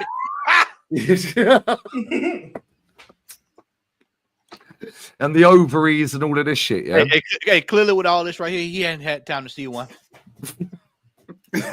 So we went from mathematics to biology. Wow. Wow. Man, We're this is seeing everything, fucking lads. crazy. We're This is seeing how everything. babies are made. Jesus. Right, so this here is the clitoris. Yeah? You haven't seen one. You don't know where that is. Yeah? Fucking, these are the ovaries. Fuck off, man. Yeah? This is the fucking G-spot on the back. This, fuck off, man. Get out of here, bro. The deep touch. The deep touch. Yeah, that right there is the deep touch. That right there, that is the deep touch right there. That one is the sidewall deep touch. If you can get to there, you're winning. If you're here, you've missed the you've missed the clip. Off target. No, what the fuck is this shit, bro? Hey, Lee, I'm gonna get ready to scoot out of here, man. It's been a Nah, mate, shout your thing up, bro. I swear. Southern Gooner. I'll be back tomorrow with you and Jez and Kenny tomorrow. Yeah, take it easy, Matty. Big up, Big up, Matty. Big up, man. Goated stream. This is one of the goated streams here, man. Put this in the annals of history. Bro, this right is fucking, nah, I swear down. This is a load of bollocks, mate. I love you, man. I appreciate you, man. Always. Cheers, brothers. Now, you have a nice evening, Matt. Take it Make easy, sure you Matty. sub to Matty, Yeah. people. Make sure you Well, sub there you to go. Matty. Big up. Yeah, the gas graph and that. Imagine joining just now. Lee, we got 2,000 students watching this live. Yeah, listen, guys. Listen, guys. This is a PowerPoint presentation, guys. Absolute respect to the chat, man. 2,000 Nomsky, people. Nomsky, my friend. Yes. Can you get the light bulbs, please? They need to be educated, my friend. Get them light bulbs, Norski. Thank you very much, Nomsky. Whilst we wait for Nomsky, guys, you need to smash the like button. Then we go to the next slide, guys, because we're educating you. Sexual education, guys. Okay, guys. Destination. Okay. Destination, guys. So you see this here. This is a light bulb. Nomsky is demonstrating the light bulb, guys. On the right, on the left, as you look at it, guys. Yeah, you'll be looking at the right, but it's his left, guys. I know it's confusing, guys, but bear with us, guys. So now he has 2 light bulbs, guys. If you conduct enough electricity, guys, yeah, you can fucking work out what the fuck this vagina is doing, guys. Yes, this vagina here, guys. This is the clitoris, guys. Most people don't know where it is, guys. This is a deep touch, guys. If you hit the deep touch, she will squirt everywhere, guys. What the fuck is this shit? Oh, Real talk, bro. And this is you trying to creep to the vagina, guys. Pick up Nick from the football club. You've joined it in the exact right time, my friend. Yeah, because this guy's getting put in a spliff. Mate, with that little one inch pecker he had, he's not even hitting Thomas Partey there, is he? Let's face it, let alone No, I Mikel mean, Merino if at the anyone's back. just joined now, guys, we're talking about this, guys, the micro penis, guys. Yes, the micro, pecker, but they guys. deserve to win a meter, guys. Arsenal deserve to win 4,600 times out of 10,000 simulations, guys. Yeah, this dickhead, bruv. I swear down, fuck off. Yeah, but this is sex education right here, guys. I don't know what any of this shit means, but I'm going to wing it, guys. It's a PowerPoint presentation, guys. David Raya cannot get into the vagina, guys. He cannot get in. No, guys. William Saliba. Maybe she was on the menstruation at this time, guys. I don't know. Yeah, and Gabriel Magalhaes. I don't know. He's looking at Saliba saying, maybe we should form Bonnie Blue, guys. Now, what the fuck is this shit? Honestly, Declan Rice is deep touching, guys. He's had a result, guys. So is Trossard. Ricardo Calafiori. Yes, he's way off left, but we knew this anyway. Mikel Merino. He looks like a model. He acts like a model, and he's gone back, guys. Plays football like a model. Even Wanyeri, guys. Yes, he's not quite found the spot, guys. But if you hit the deep touch in the background, guys, where Mikel Merino, congratulations to you. Happy wifey, happy lifey, guys. What the Why fuck is is this why shit? why is he smaller than Ethan? The circle is a bit I don't know, guys. Maybe we need to get them tape measure out, guys. Oh man. Yeah, William Salim. Listen, it's not true what they say about black guys. Expected Guys. inches. I wouldn't go that far. That's all I'm going to say. What's on the Marino's matter. expected I'll leave inches? it at that. Listen, all I'm seeing here, guys, is the black guys are bigger than the white guys, guys. This guy don't know shit either way. That's all I'm saying. This guy don't know shit. This stream is fucking hilarious. Bruv. What the fuck is this, guys? This is Victor Lindelof trying to conquer the vagina, guys. Yeah, this is Matthias de Ligt trying to conquer the vagina, guys. Andre Arnauto. Joshua Xerxes is way ahead, guys. He's like, you know, when you come in the wifey, guys. When she This is conquered Mikel the wifey. Arteta's. This is Joshua Xerxes. He is the sperm that won, guys. Lee, Yes, this is you have Mikel to beat the Arteta's winner, blueprint. guys. This is blueprint to conquer his wife, isn't it? This is exactly This is what it is. You Mikel have to be. Arteta's. You have to be the guys. You have to be the Joshua Xerxes, guys. He is the sperm that won, guys. Yeah, his sperm has won, guys. He is conquering the vagina like Mikel Merino, guys. Fuck off. What the fuck is this shit, bruv? Like, real talk. Get out of here, bruv. This deep completions, Martin Odegaard. Well, why the fuck? Why the fuck, guys? Why the fuck is Martin Odegaard deep completions only here, guys? He didn't deep complete like Mikel Merino, guys. Piss off, man. This is a lot of fucking bollocks. XG chain. What does that even mean? How is he coming up with all of these slides so quickly? Because he's got nothing else to do, DJ. He's bored. He's obviously got some fucking AI fucking bullshit. He's trying to flog it, bruv. Yeah, I'm gonna keep fucking ruining this prick every day. He's a dickhead. So first half, guys, if you look here, guys, Mikel Merino, he made the girl squirt, guys. Yeah, you hit the back wall, guys. Oh my god, it's like Niagara Falls, guys. I swear, it just keeps raining and raining, guys. You can't even umbrella don't work, guys. Gabriel Martinelli, he tried, guys, but he went around the outside and missed. He tried to take a shortcut. He tried to go around the back and failed. He went to the backside, guys.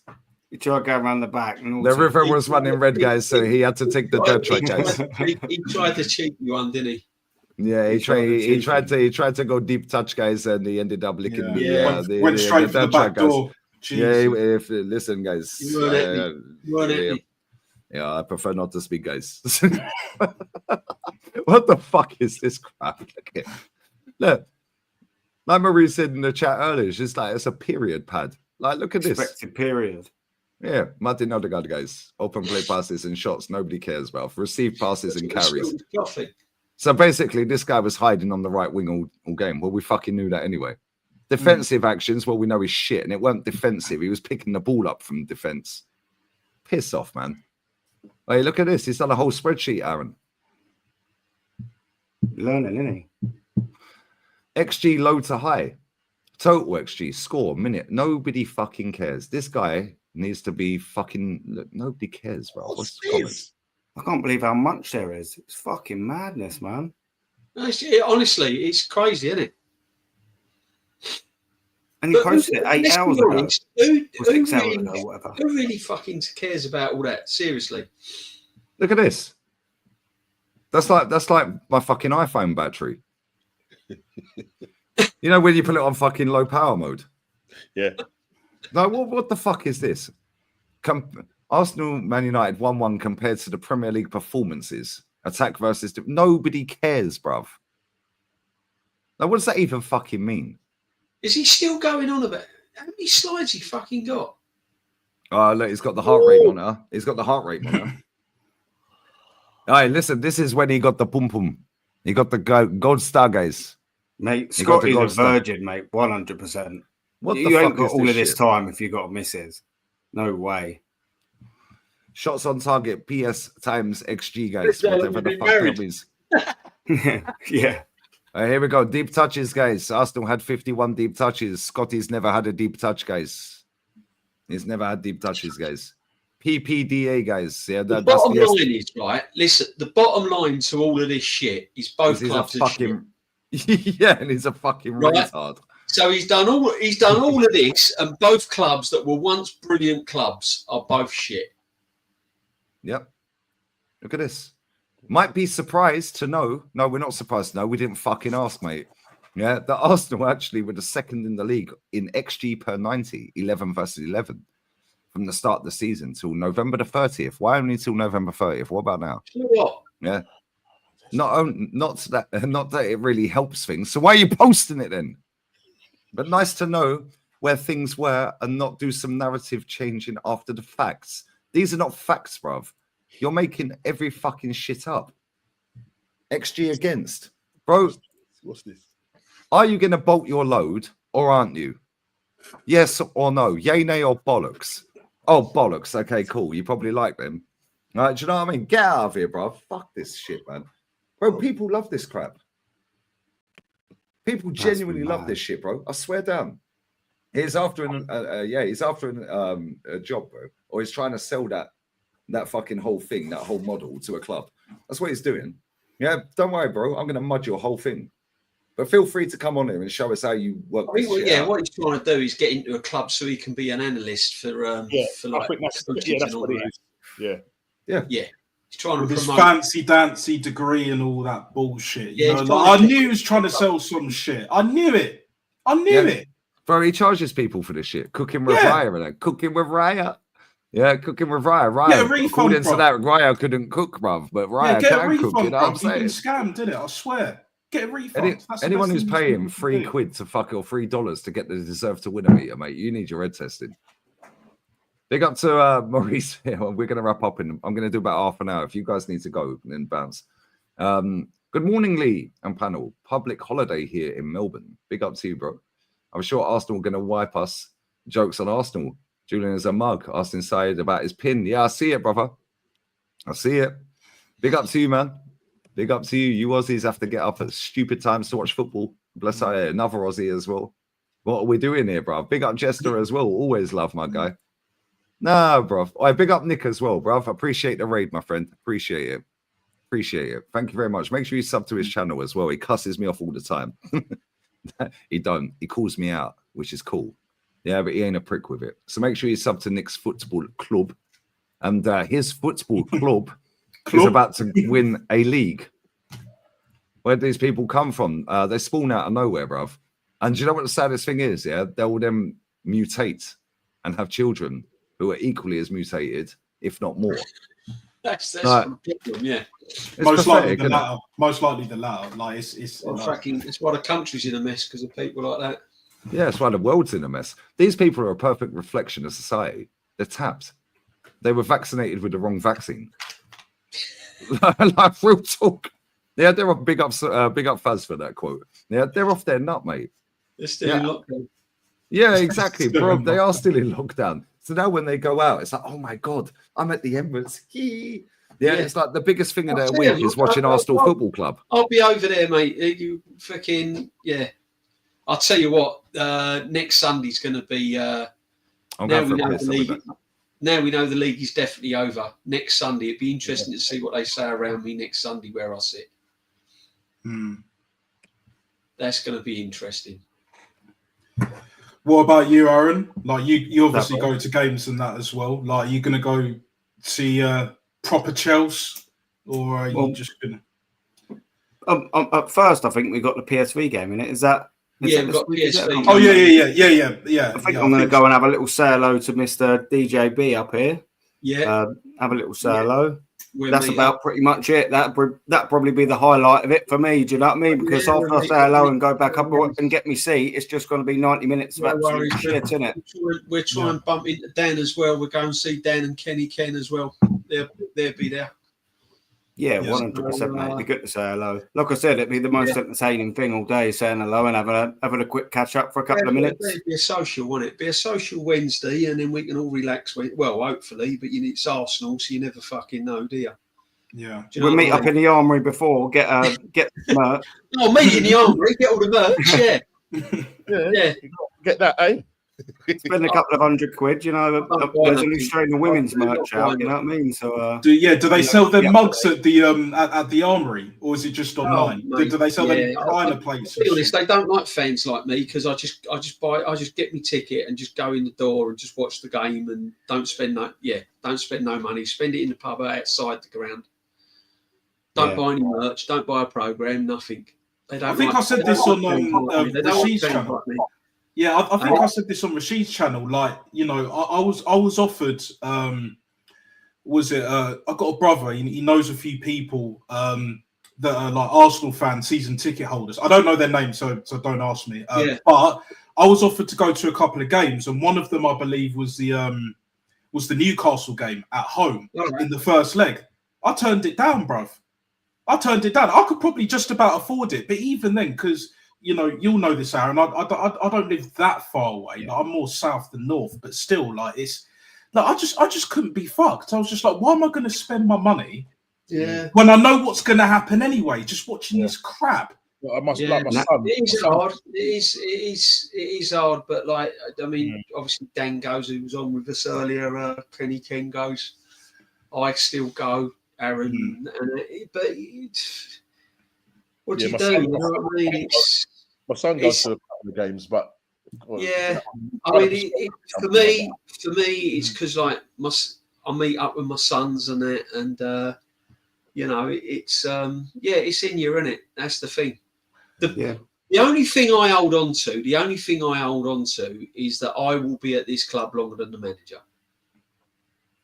That's it. That manager. I bloody hope so. Oh yeah. You definitely will, DJB. Like Aaron, you definitely will, but even you, DJB, you'll be here longer than the manager for sure. Yeah, he'll be gone, and the next 100%. Manager will come in, and this is it. He'll still be here in 50 minutes with the. You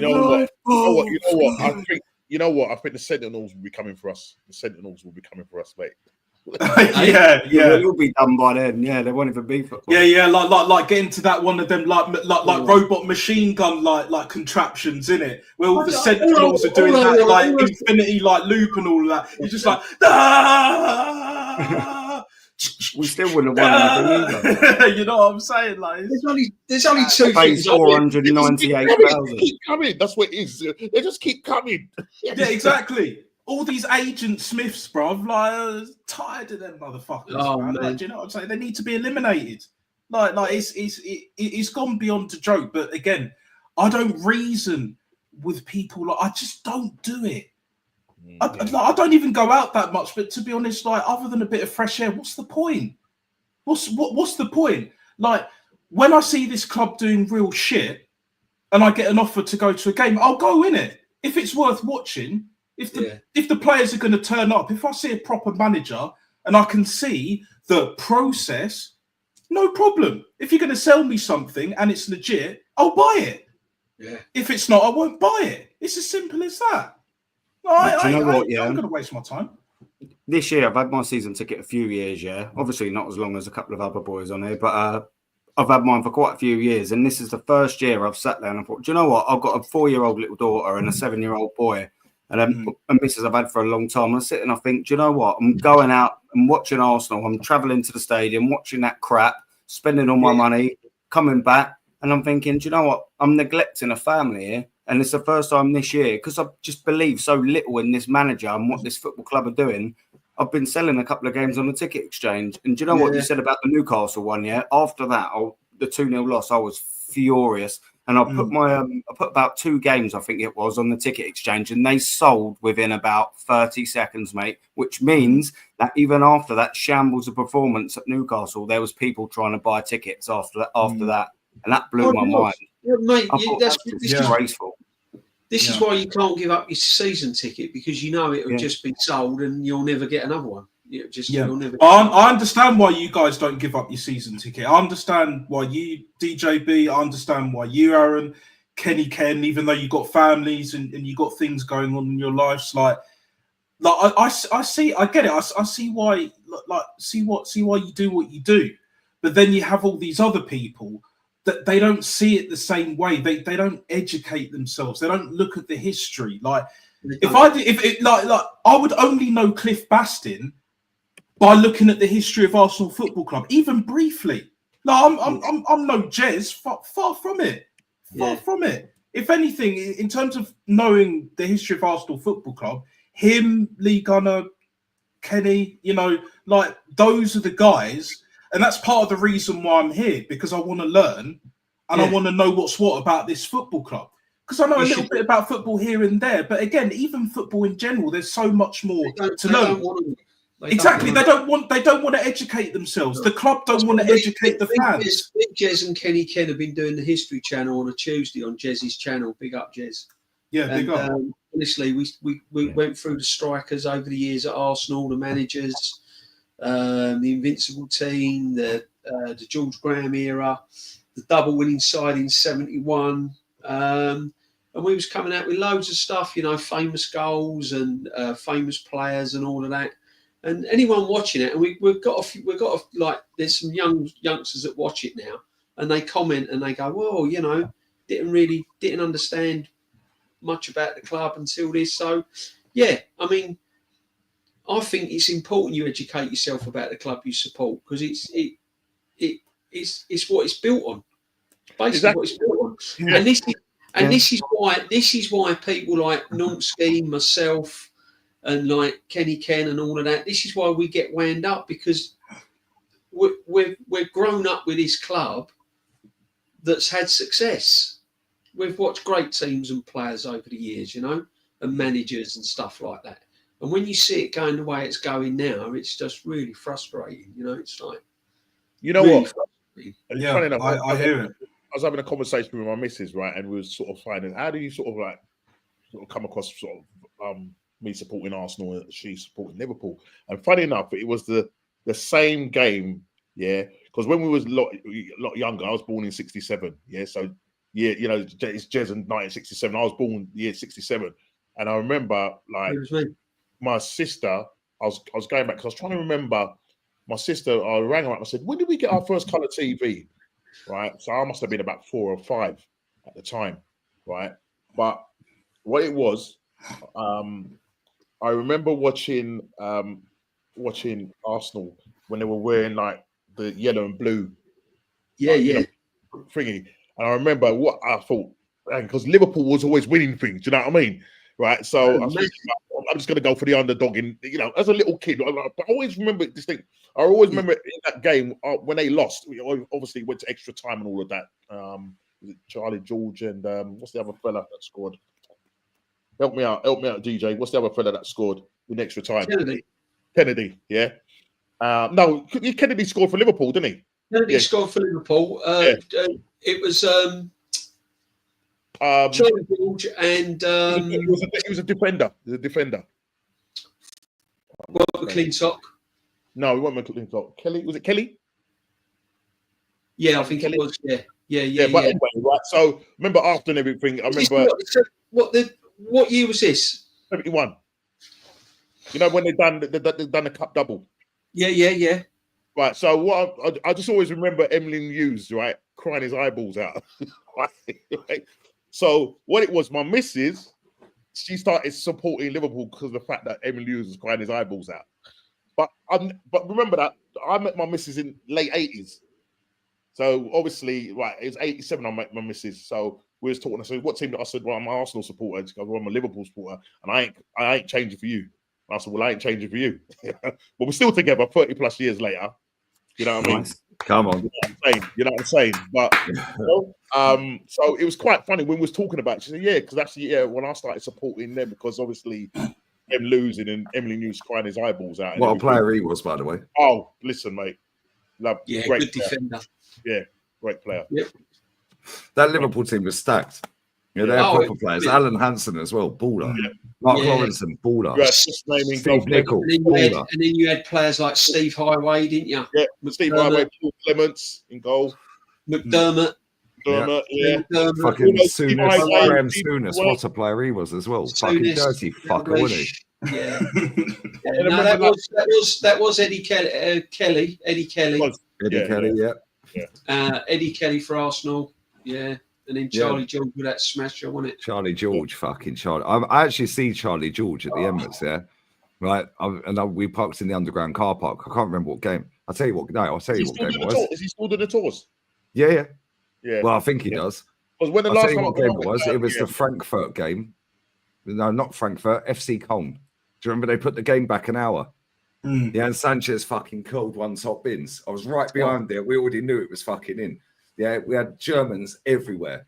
Was that when loads of them came in and raided the Emirates? They raided the Emirates. They put the game back I an remember hour. that. Yeah. We parked in the underground car park. Right, we've gone to press the lift to go up to the concourse. Yeah, Charlie George is coming out of the lift. I couldn't get my fucking words out. By the time I got the words out, it had gone. Yeah, the lift was shut. I was like, yeah. Yeah, we only went because we didn't offer him like the contract, did we? Like it was over money really and stuff. We went to Derby, didn't he? And do you know what's crazy as well? That game was fucking hilarious, right? Because they took over the whole stadium. Yeah, them Germans, they took over the whole stadium. And me and a certain person who can't be named, yeah, we went to our fucking seats. Yeah, and there was fucking 2 or 3 Germans there. It was like, no, not today, lads. They were like, no, we don't want no trouble. We're just here for the atmosphere. Yeah, and I swear to God, when Sanchez pinged that goal in, oh my fucking days, because we were North Bank Lower, yeah, block 10. When he fucking pinged that goal in, I knew it was in anyway. Same with Aubameyang against Tottenham. Yeah, in the 4-2. Yeah. You just know, didn't you? You know when players hit the Aubameyang ball, you hit just it, know, and didn't you? I was just off to the left of the goalpost. Yeah. He hit it. Ramsey fucking got a slight little touch in it, and he just slapped it, and you could see the curl of the ball. Yeah, and Lloris was like, I think he was drunk. Lloris was probably pissed. Just know it's in. That Alexis one against FC Köln, though, that was crazy. And I'll be real, yeah, they had that so organised, them Germans. They fucking stormed our stadium through a disabled entrance. Yeah, and we were in the ground. Right, that's the day I met. I see Charlie George. Right? We've gone upstairs, and we're like, open the fucking turnstiles, yeah. And we're walking around, got a cup of tea, I had a beer, blah, blah, blah, boom, boom, boom. Yeah, we're like, what the fuck's going on? Stewards are coming up to us, yeah, not the ones in block 10. Block 10, bless up to them. I don't know if they're still there. They were fucking class. Right? How the fuck did you two get in? We parked underground, mate. So we came up a lift. Oh, okay, cool. We're like, why haven't they opened the turnstiles? Oh, it's all kicking off outside. Yeah, they're trying to fucking storm the cell. We're like, what? We didn't know. Fucking Genuinely nuts. did not fucking know. Yes, we're going on Twitter and fucking Google and all this shit. We're seeing fucking carnage outside the stadium. Yeah. And there's fucking Germans in the executive boxes, club level, megaphones, walkie-talkies, bro. That was so organised. That's the thing where I sit on Champions League. Where I sit is that they have all the execs and club members. Oh, he's in the posh seats, lads. He's in the posh seats. The opposition. I'll get him. Yeah. I'll get him. And they're all at the front. They're all at the front where we sit and everything. And when we played PSG, it was going fucking mental. It was. I'm thinking this is going to kick off in a minute. The French fans are crazy, and the Germans. And then, do you know what I like about the foreign fans? Yeah, when we played Ostersund, Graham Potter schooled us off the park with Ostersund at home.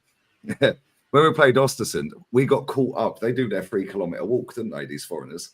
Yeah. Right? Yeah, they do the 3 kilometers. Yeah, so fucking. I think the Ostersund fans had come from Covent Garden or somewhere. Fucking. They were fucking marching. With thousands of them. Yeah, and when you hear a chant in a foreign language that we don't understand, it sounds more intimidating, doesn't it? Yeah. Well, now we're in the fucking crowd doing the march with them for the right up to the stadium, bro. They were sound. Them Ostersund fans were crazy. Yeah, Well, but the they were so PSG nice. fans, right? I don't know if you was there, Aaron, but the PSG fans, they have. I'm pretty sure that these clubs hire Pick up Oliver, bro. Bless up or Oliver. employ people to get the crowd going, because they had 3 blokes at the front, and they didn't look at the whole game. They didn't look at the whole game. All they were doing was just looking at their fans and just getting the fans going and everything. And the fans were just singing the whole fucking game, rocking up and down, singing the whole game. And these Yeah. people at the front was conducting it. They didn't even. Yeah, they fucking don't look even at watch the game. Yeah, They didn't even look at the game. they're They had their whole part of the back ultras. to the They're part of the game. They were ultras. just going, "Da, da, da, da," and that group going, "Da, da, da," singing in Yeah, there. they have the fucking megaphone. Yeah, when you And see them in their home games, they're hanging off a fucking pole. Yeah, they're hanging off a fucking pole in like. Yeah, like they're just like literally all Marie's in game. the shout. She's PSG, yeah, right. They're holding off a fucking pole, shirt off, patted up to fucking nines. Yeah. Right, either ripped or fucking big beer That's brilliant bellies. to see. Yeah, it's class, isn't brilliant it? to see, honestly. And they're like, yeah, that's it. oh, it's sick, man. It's so sick. Do you know one ground I've never been to that I'd love to go to is Dortmund. I'd love to go there. Yeah, that's love to go to Dortmund, man. Yeah. What's the old yellow wall, isn't it? Yeah, I'd love to go there, man. That stadium is fucking lit. Yeah, Yeah. that is sick. I'd love to go there. Yeah, that's the ultras. Like they start all the chants and all that, and they have the drums. Yeah, and when the Östersund, I didn't even know Östersund had a fucking fan base, bro. When we landed in Östersund, we landed in about 15 foot of snow. Yeah, it was crazy, and the airport was tiny. Yeah, and they swept the runway, obviously. Snow was piled up everywhere, and they had Arsenal or Östersund versus Arsenal on the fucking doors for the airport. They had the badges. Yeah, they were so nice. Östersund was fucking freezing. I'm never going back to Sweden again, bro. I'm too skinny for cold weather. Yeah, I can't do Arctic weather, bruv. Like, no. Anything like even like 0, -5, Yeah. anything Bro, minus it's 4 that. degrees here right now, and I'm fucking freezing. I will take 40 degrees over -5, -10 any day. Any day, 100%. Any 40-degree climate, I'll be there. I don't care. It gets to about 40 out here in August. Oh yeah, but Mediterranean weather, bruv. Like it is fucking bliss, mate. You Like, must get a breeze though, innit? Because you're quite near the coast. Yeah, right. Yeah, but it's still fucking roasting, bro. It's like, especially Sevilla. Sevilla touches 50. Is it like that where you can't breathe, like that muggy sort of? Yes. No. Yeah, To be fair, I couldn't do To that. be- I like the heat, but I couldn't do that. to be fair, anything over 40, not for me. Yeah, I went to Sevilla. My boy Joe lives in Sevilla. He hates Arteta more than us. Yeah, he said if he sees him, he's going to roundhouse kick him in his forehead. Love that. And his old man Spurs as well, which is crazy. Yeah, but yeah, it's funny, yeah, because I went to see him in Sevilla, right, about 2 years ago. No, it was probably longer than that, 3 years ago, and we got there and it was 49 degrees. Ooh. Yeah, you got the aircon on, it's fucking cold in the car. You get out the car, and I swear it just fucking hits you, yeah. And it's like even in the shade. Nah. It's like a sauna, isn't it? It's like a sauna when you get out. Yeah. Like, oh mate. Horrible. Yeah, so when it's touching 45 plus, like 40, I'm all right with. Below 40, like mid 30s to 40, I'm sweet, and it gets that like that here. You go further inland, Sevilla's the hottest city in Europe, mate. It's horrible. Yeah, but it also goes the opposite way. Yeah, so like here, like it's raining. It's been raining for about 2-3 days straight, thunder and lightning. Yeah, when it rains out here, it's crazy, especially when I look out the patio. Yeah, like because when you see the fucking lightning hit the sea, bruv. Yeah, because it's electricity, it just goes. The whole fucking sky lights up. Crazy. Yeah. Sometimes when I'm sat here, I've got the shutters down. Yeah. When I have the shutters up, yeah, and you can see the light, it comes through the fucking curtains because it hits the sea, and it just goes bang. Yeah, it's not like a thunderstorm in England. They're fucking poncy. Yeah, fucking dead. But it's also the extreme. Like, it don't rain here very often. Like we've got another 4 or 5 days of rain apparently. Yeah, but then after that, it's going to be pure sunshine all the way through to November. Yeah, maybe a bit overcast every now and again, but even when it's overcast, it's shorts and t-shirt, and you get a better tan. Yeah, when it's overcast and when it's 33 degrees, fucking pure sunshine. Yeah, I did that in Cape Verde. I went Cape Verde, and it was mad overcast. Yeah, that was the best tan I've ever had.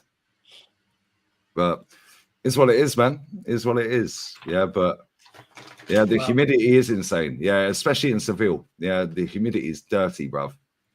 Yeah, it's horrible. Yeah, Julian fucking right. He walks to work. Yeah, he goes in the summer. I just get an Uber.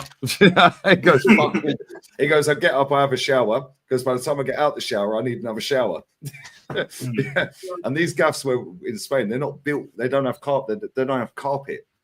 There's all tiles or whatever, marbles and whatever in the apartments and that. Yeah, right. So it's not like you got carpet. So in the winter, it's fucking cold. Yeah, even if it's 15 degrees, it's still cold. Yeah, in the summer, bro, I swear this gaff here, when it hit, I think it was 37 degrees. Yeah, it felt like about 57 in it, even with the aircon on. Like, it just can't Didn't it breathe. break last year and all your aircon? Yeah, it's I'm still sure there was fucked now. issues. They fixed it about 4 times. It's still fucked. Fuck that. No, I'd need aircon, man. Welcome to Spain. Yeah, Yeah, it depends on the climate. Mañana. Yeah, it depends on the climate. Like if you have like 40 degrees, like here over this side of the fence, where I think it happened like 2-3 years ago, like it was like 22 or some shit like that, when like that mad heat wave in like late July and all of that. You know, the UK ain't built for fucking 35, 40 degrees. It just ain't, bro. People to stay indoors.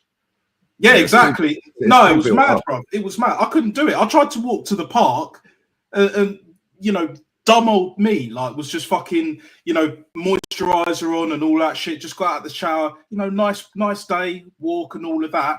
I had to walk back as soon as I got to the park. I had to walk back, and I was shade hopping, bro. Literally, I was shade hopping because it was that fucking hot, bro. I was just like. But even in the shade though, you still get a tan, because you see when you see on the weather apps on the iPhones or whatever, Yeah. right, that is shade temperature. Exactly. When you see the daytime temperature, that's shade temperature. So add another 3 or 4 on that. Yeah, so it's basically maybe like 5. 45 degrees, I think. Yeah. Like 40, So- 40, yeah. It'll tell me on my app, like, so summertime it'll say it's going to be 33 or whatever, yeah? I'll just add 4 on. Where is it? It's going to, look at this, yeah? Right, look at this. We're going to get rain until Friday. Rain until Friday, right? They're daytime temperatures. Yeah, the one on the left's like, the one on the left is, so it says 10 degrees tonight it's going to be. It's going to be 16 in the day, yeah? 16 in the day is 20. Yeah, next Wednesday, not this Wednesday, the following Wednesday, it says 19. Yeah, so that's 23. Bro, I swear, it's shorts and t-shirt all day. Bro, I own literally jogging bottoms, hoodies, yeah, and the rest of it is shorts and t-shirt. I've got 1 coat, 1 jacket, yeah, and I literally have 2 pairs of trousers and a pair of jeans. That's it. Nice. Yeah, the rest is shorts and t-shirt. And then obviously when I'm sitting here, like, this is like more evening wear. If I go out, if I went out now and it weren't raining, yeah, let's say this was like last March, I'll give you the best example. Last March was, I think, one of the hottest in Spain. Didn't rain at all the entire March. And normally March is more rain than April. Yeah, it did not rain. It was one of the hottest. It was like 30 degrees in March last year. Yeah, bro, like even in the evening, the problem with where I live, yeah, compared to Madrid or other places, yeah, and Sevilla especially, yeah, Sevilla, it'd go from 49 in the day to 29 at night, right? So it's dropped 20, right? So you think, oh, fucking hell, but it's still fucking hot, yeah, at night. Still can't breathe. That's Yeah? too hot. But it's dropped 20. Where I live, it'll be like 32 in the day, and it'll drop to 26 at night. So it's like, fucking, it's just like, bro, crazy, it's man. jarring. Yeah, it's nice. I love it. Listen, I love living here, man. I love living here. But yeah, if you want to go Sevilla, don't go in August. do what Daryl's going to do and go in May. Yeah. Yeah, it's crazy. But listen, we're going to wrap this up. Yeah, we're going to wrap. Well, we've been how long we going? 5:16. 5:16. Yeah, stamina. I told you, man. I was up until 10:30 the other day. You know what I mean?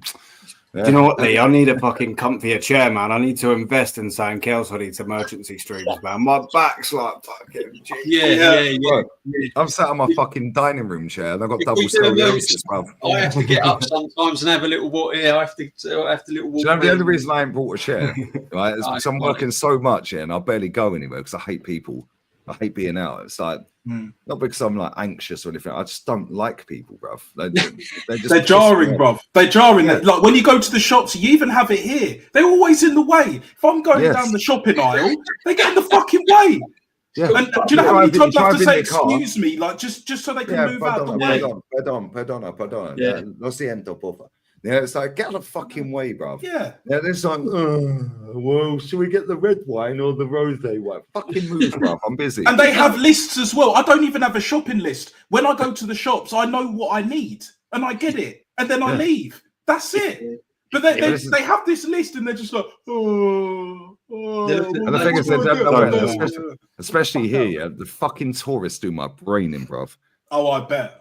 This is why I want a villa with my own swimming pool, yeah? All right, bro, I swear down there. In the summer, this is full of Dutch bless up the Dutch. They're so nice. I love the Dutch people. The Dutch are sound. They're amazing, bro. Yeah, but then the rest of the fuckers that turn up here, they do my head in. Yeah, they do my head in. It's like you go down to the pool, yeah, and they fucking nick my spot. Yeah, and I'm like, and then it's like, oh, then I end up with a broken bed. It's like, fuck all this. And then they're loud and they're fucking, there's an Irish fucking family. They own a gaff right at the very bottom of this block, yeah. Right, they're sound as fuck, yeah. But I swear, they don't sleep for 4 days. They come out here 3 times a year, right? And they're just fucking, you think I can drink on camera and all that, yeah? These men are drinking. Yeah, the wives and girlfriends and the daughters and the sisters, they're all out partying. These men are just fucking, and they got the fucking speakers. You know, you get them big fuck off speakers. You can attach your phone to it on Bluetooth and that. Yeah. Bro, they're going at 6 a.m., right? So I'm like that. My old man, when he was here, he was like, they were still fucking going. Because my old man's like sleepy. Yeah? He's like, they're still going at 6 a.m. Yeah, he goes, and then the wives and girlfriends all turned up from the club at 8. And the club shut at like 7, 8 a.m. out here. Right? In the summer. Right? Yep. We then go to the pool at midday, and the same geezers that hadn't slept all fucking day were at the pool. Yeah, on the fucking drink. Oh, bro, I swear, they're crazy. Nice guys, nice geezers, yeah. Bro, they come out here for 3-4 nights, maybe 3-4 times a year. They don't sleep for 4 days, bro. Yeah, they're just on it. Yeah, but do you know what I like about this block? Yeah, I'm blessed where I live. Bro, I'm loud. It's now, what, 3:30? Neighbour next door, he looks like Mavropanos. His bird's buff. Fucking buff, bro. Arteta's first signing. Arteta's first signing, Mavropanos. Mary. Yeah, Pablo Mary. It was Mavropanos according to everyone else. Yeah, from now on it's Mavropanos. Yeah, if you say it, I mean, right? But she is fucking fit, bro. Yeah, she is buff, right? And I swear down at 7 a.m. Yeah, I'll hear him lock his front door and go to work. 7 a.m. Not once has that geezer ever knocked on my door. Right, and to be fair, it's kind of over there. Go out the front and go left. So all of his shit's over there. Yeah, and I've got the patios here, yeah? Right? So, but he can still hear me. It's echoey. It's an apartment, bro. Yeah? He's over there. His bedroom's probably right at the far back, but he can still fucking hear me. It's 3:30 and I've got these on, so I don't know how loud I'm talking. Yeah, do you know what I mean? Not once he knocked on my door. The woman downstairs, Spanish bird with a kid, yeah, single parent, works a job and all that. Yeah. Not once has she knocked on my door. Colombian woman with Swiss fella in the corner. Yeah. Sound never once knocked on my door. The Germans, yeah, if they knock on my door, they can Germinate it off. No, I'm joking. I'm joking.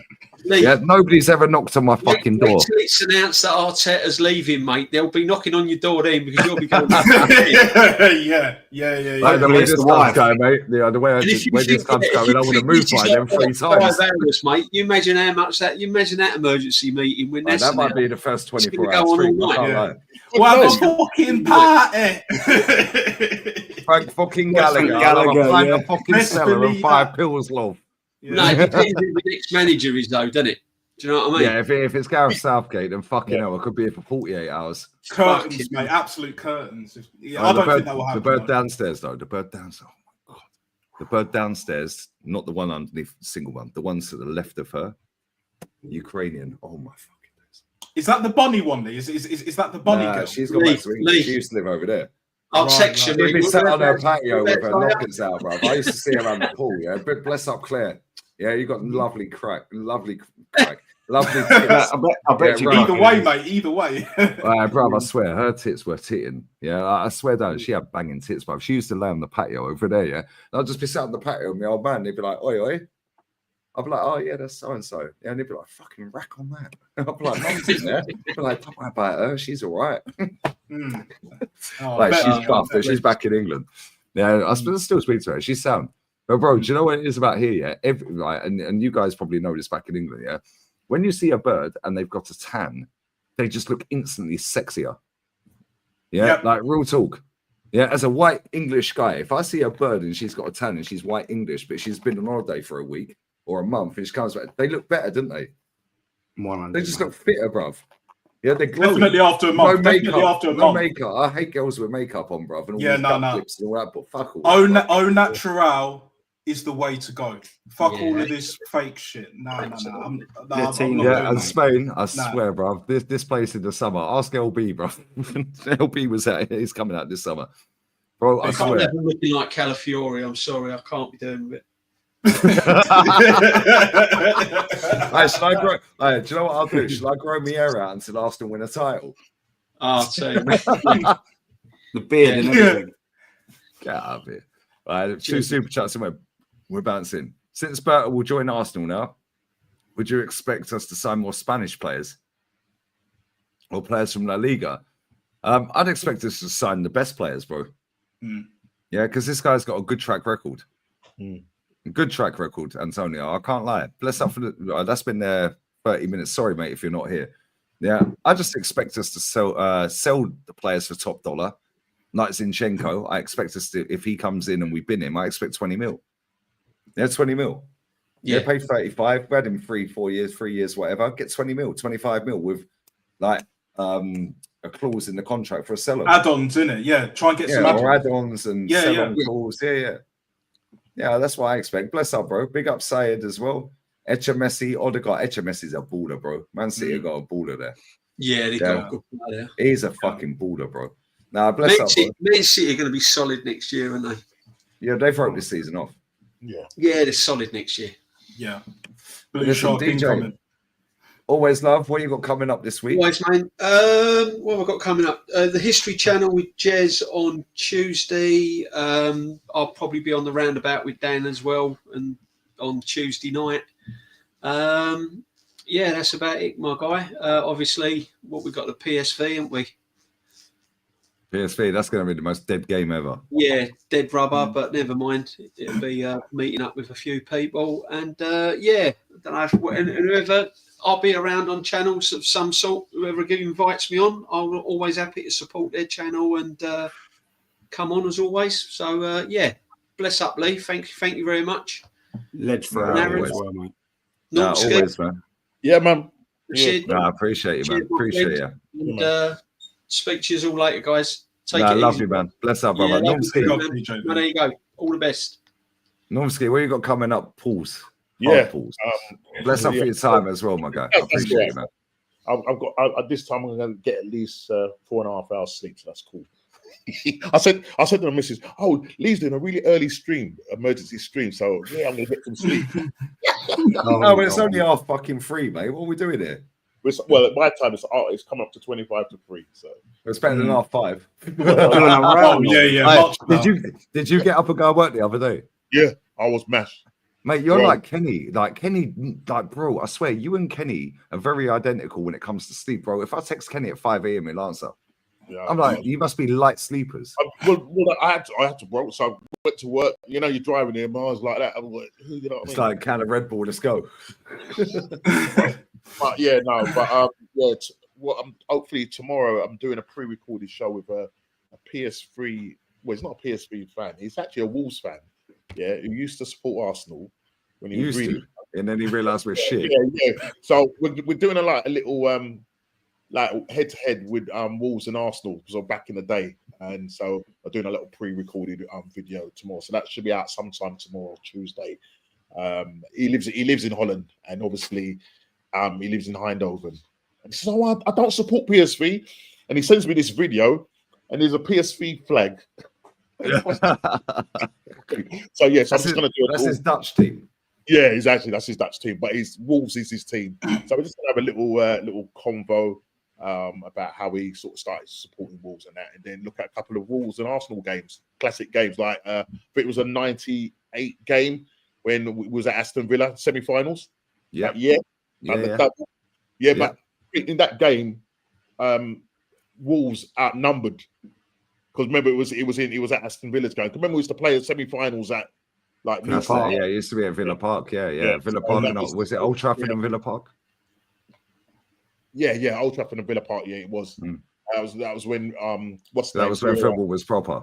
Yeah. Proper Vieira cutting through the midfield, laying off the ball to what's his name, Christopher Rare, 1-0 to the Arsenal.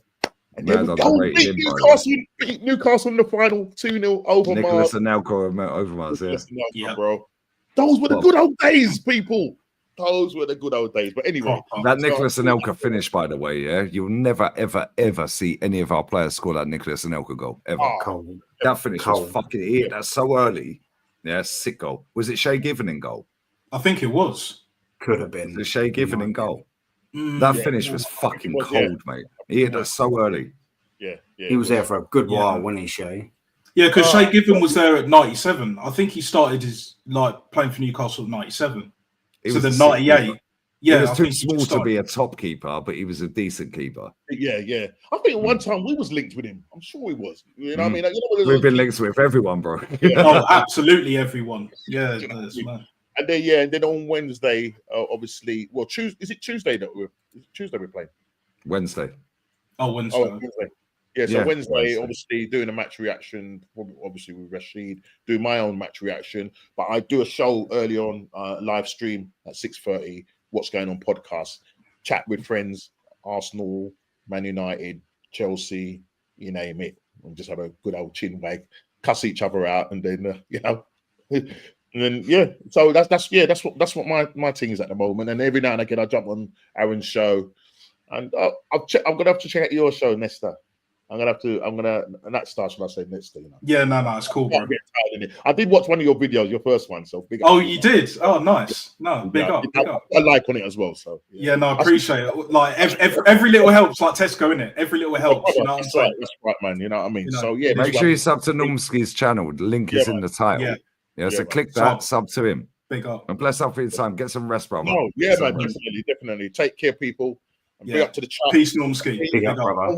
120k next, mate. So let's go for it, bro. Well, that might be done by if we lose to Chelsea. Yeah, it fucking might happen. Fucking hell, bro. Not that I want us to, but fucking hell. And then we'll pray for Madrid and that. Good one. Oh, bro, that's gonna be. Bro, I great. can't wait for the season to end. Yeah, I'm worn out, bro. That's what I want now. I just want the season to end. Watching the game today, I'm just thinking dead rubber game. I just want it to end now. Do you know what I mean? Yeah. And let's just hear what this Arsenal manager's got to say at the end of the season. And I want to hear what Mr. Big Bert has got to say. The mafia man. I want to hear what he's got to say. Because I want to see changes. I want to see changes. I want to see changes, bro. You know what I mean? Yeah, but big up to you. Now get some rest, man. Yes, big up to Appreciate you. it. Big up Normski, yeah. Smash that button. I don't know how many people's watching. I don't know if it's 1.9. Still 1,600. Wow, look at that. That's very good. Yeah, that's class. Here in the bless village. up, brother. Here in the Big village. up, Right, Yeah, God, I love my guy. Appreciate you, man. Get Well, some much rest. love. Yo, Aaron, shout your channel out, bro. Link in the title. Yeah, man, yeah. One of, before you do that, one of the mods get Natstar's channel, please. Shout your I'll channel do out it. quickly, Natstar. Okay, Natster. Aaron, do it. All I was going to say was Natster official. It's the same as my Insta as well. So you want to follow my Insta? It's there. Sub to the channel. It's there as well. So all the same name, no confusion. Bosh. There you go. Sorted. Go on, Aaron. Bless Yeah, you. man. Yeah, I'm Aaron Talks Arsenal. Jump over. I think me and Rachid will be doing a cheeky little video tomorrow. Friday, I got my call-ins, usually 7 o'clock. Join in for them. If I recognise any names in the chat, I know I ain't a double knobhead. Jump on. Other than that, yeah, I'll probably do something in the middle of the week. Do you know what I mean? Something after the football. But seriously, Lee, bless up, man. Always having me on. What a geezer. Chat, like and sub to the man. Always free content every single day. Talking facts, man. Facts. There you go. Natstar, love, brother. It's been Hey, a minute much as well, bro. love. Yeah, exactly. Much love to you guns as always. Thanks for having me on. Always appreciated. Never for granted. Never a chore as well. Best believe that. You know, like I said, Natster official. I'll be doing a video later on today because technically it's Monday. So I'll be doing a video about our new sporting director, Big Berta and all of that. See if he's about his business, which I'm sure he is. And then I would say Tuesday. So technically tomorrow, I'll do like a Arsenal PSV preview. And I'll probably do a live stream at some point later on in the week, maybe at the end of this week or start next week. But I'll be making regular videos in it. That's kind of the format I'm going at the moment, as you can see. But there will be a live stream at some point, and then I'll start doing that regularly as well. So yeah, consistency is king. I say positivity is the key to longevity. Real positivity. You know, not like these tip-topsy gooners, man. You know, they don't know what a real bad man is. Do you know what I'm saying? Not saying that I am, but no. Berta's the bad man. Wait till Bert is a real bad man. Yeah, turns up. Shout out You know what Ninja I mean? Man, innit? Like, do you know what I'm saying? Like, you know, word to Ninja Man and all of that. Yeah, but yeah, much love, subscribe, like, and sub, and like Aaron and Lee Gunner, of course. You know, he's been doing this thing for how long? Been watching since Gunner days. And if you didn't know, Guns gave me my debut on debut on this channel. I think it was like after one of the Premier League games, isn't it? Years ago. I think Talent it was ID levels, mate. Talent ID level 1000, mate. Yeah, even Rachid's been bigging me up as well. Aaron's been showing much love to my channel, you know, Of course, mate. from the very start. And, you know, I'll say this just very quickly. Like you said, you know, don't forget me like later down the line. I've got elephant brain, innit? I when it comes to faces, especially, pause, I don't forget, innit? Do you know what I'm saying? But I won't forget your name either, mate. Don't worry. Like, you're all good in my book. So, yeah, big up the chat, big up the panel from all the previous guests, including Kyle, Matty, DJB, Dan as well, special guest and all of that. He's doing great shit. I watch his stuff as well. And yeah, much love to the people, man. Thanks again for having me on, Lee and Aaron. We'll sort something out this week as well. So, yeah, I've been looking at what's coming up. So, yeah, big up and up bad man Berta, innit? Arteta out and everyone else out. Period. Everyone can fuck Arteta off. out. I would hopefully be back on Midday Live tomorrow. If I'm not, then I'm not. Sorry, Saeed. Hopefully I am. Because we need to cook LB again.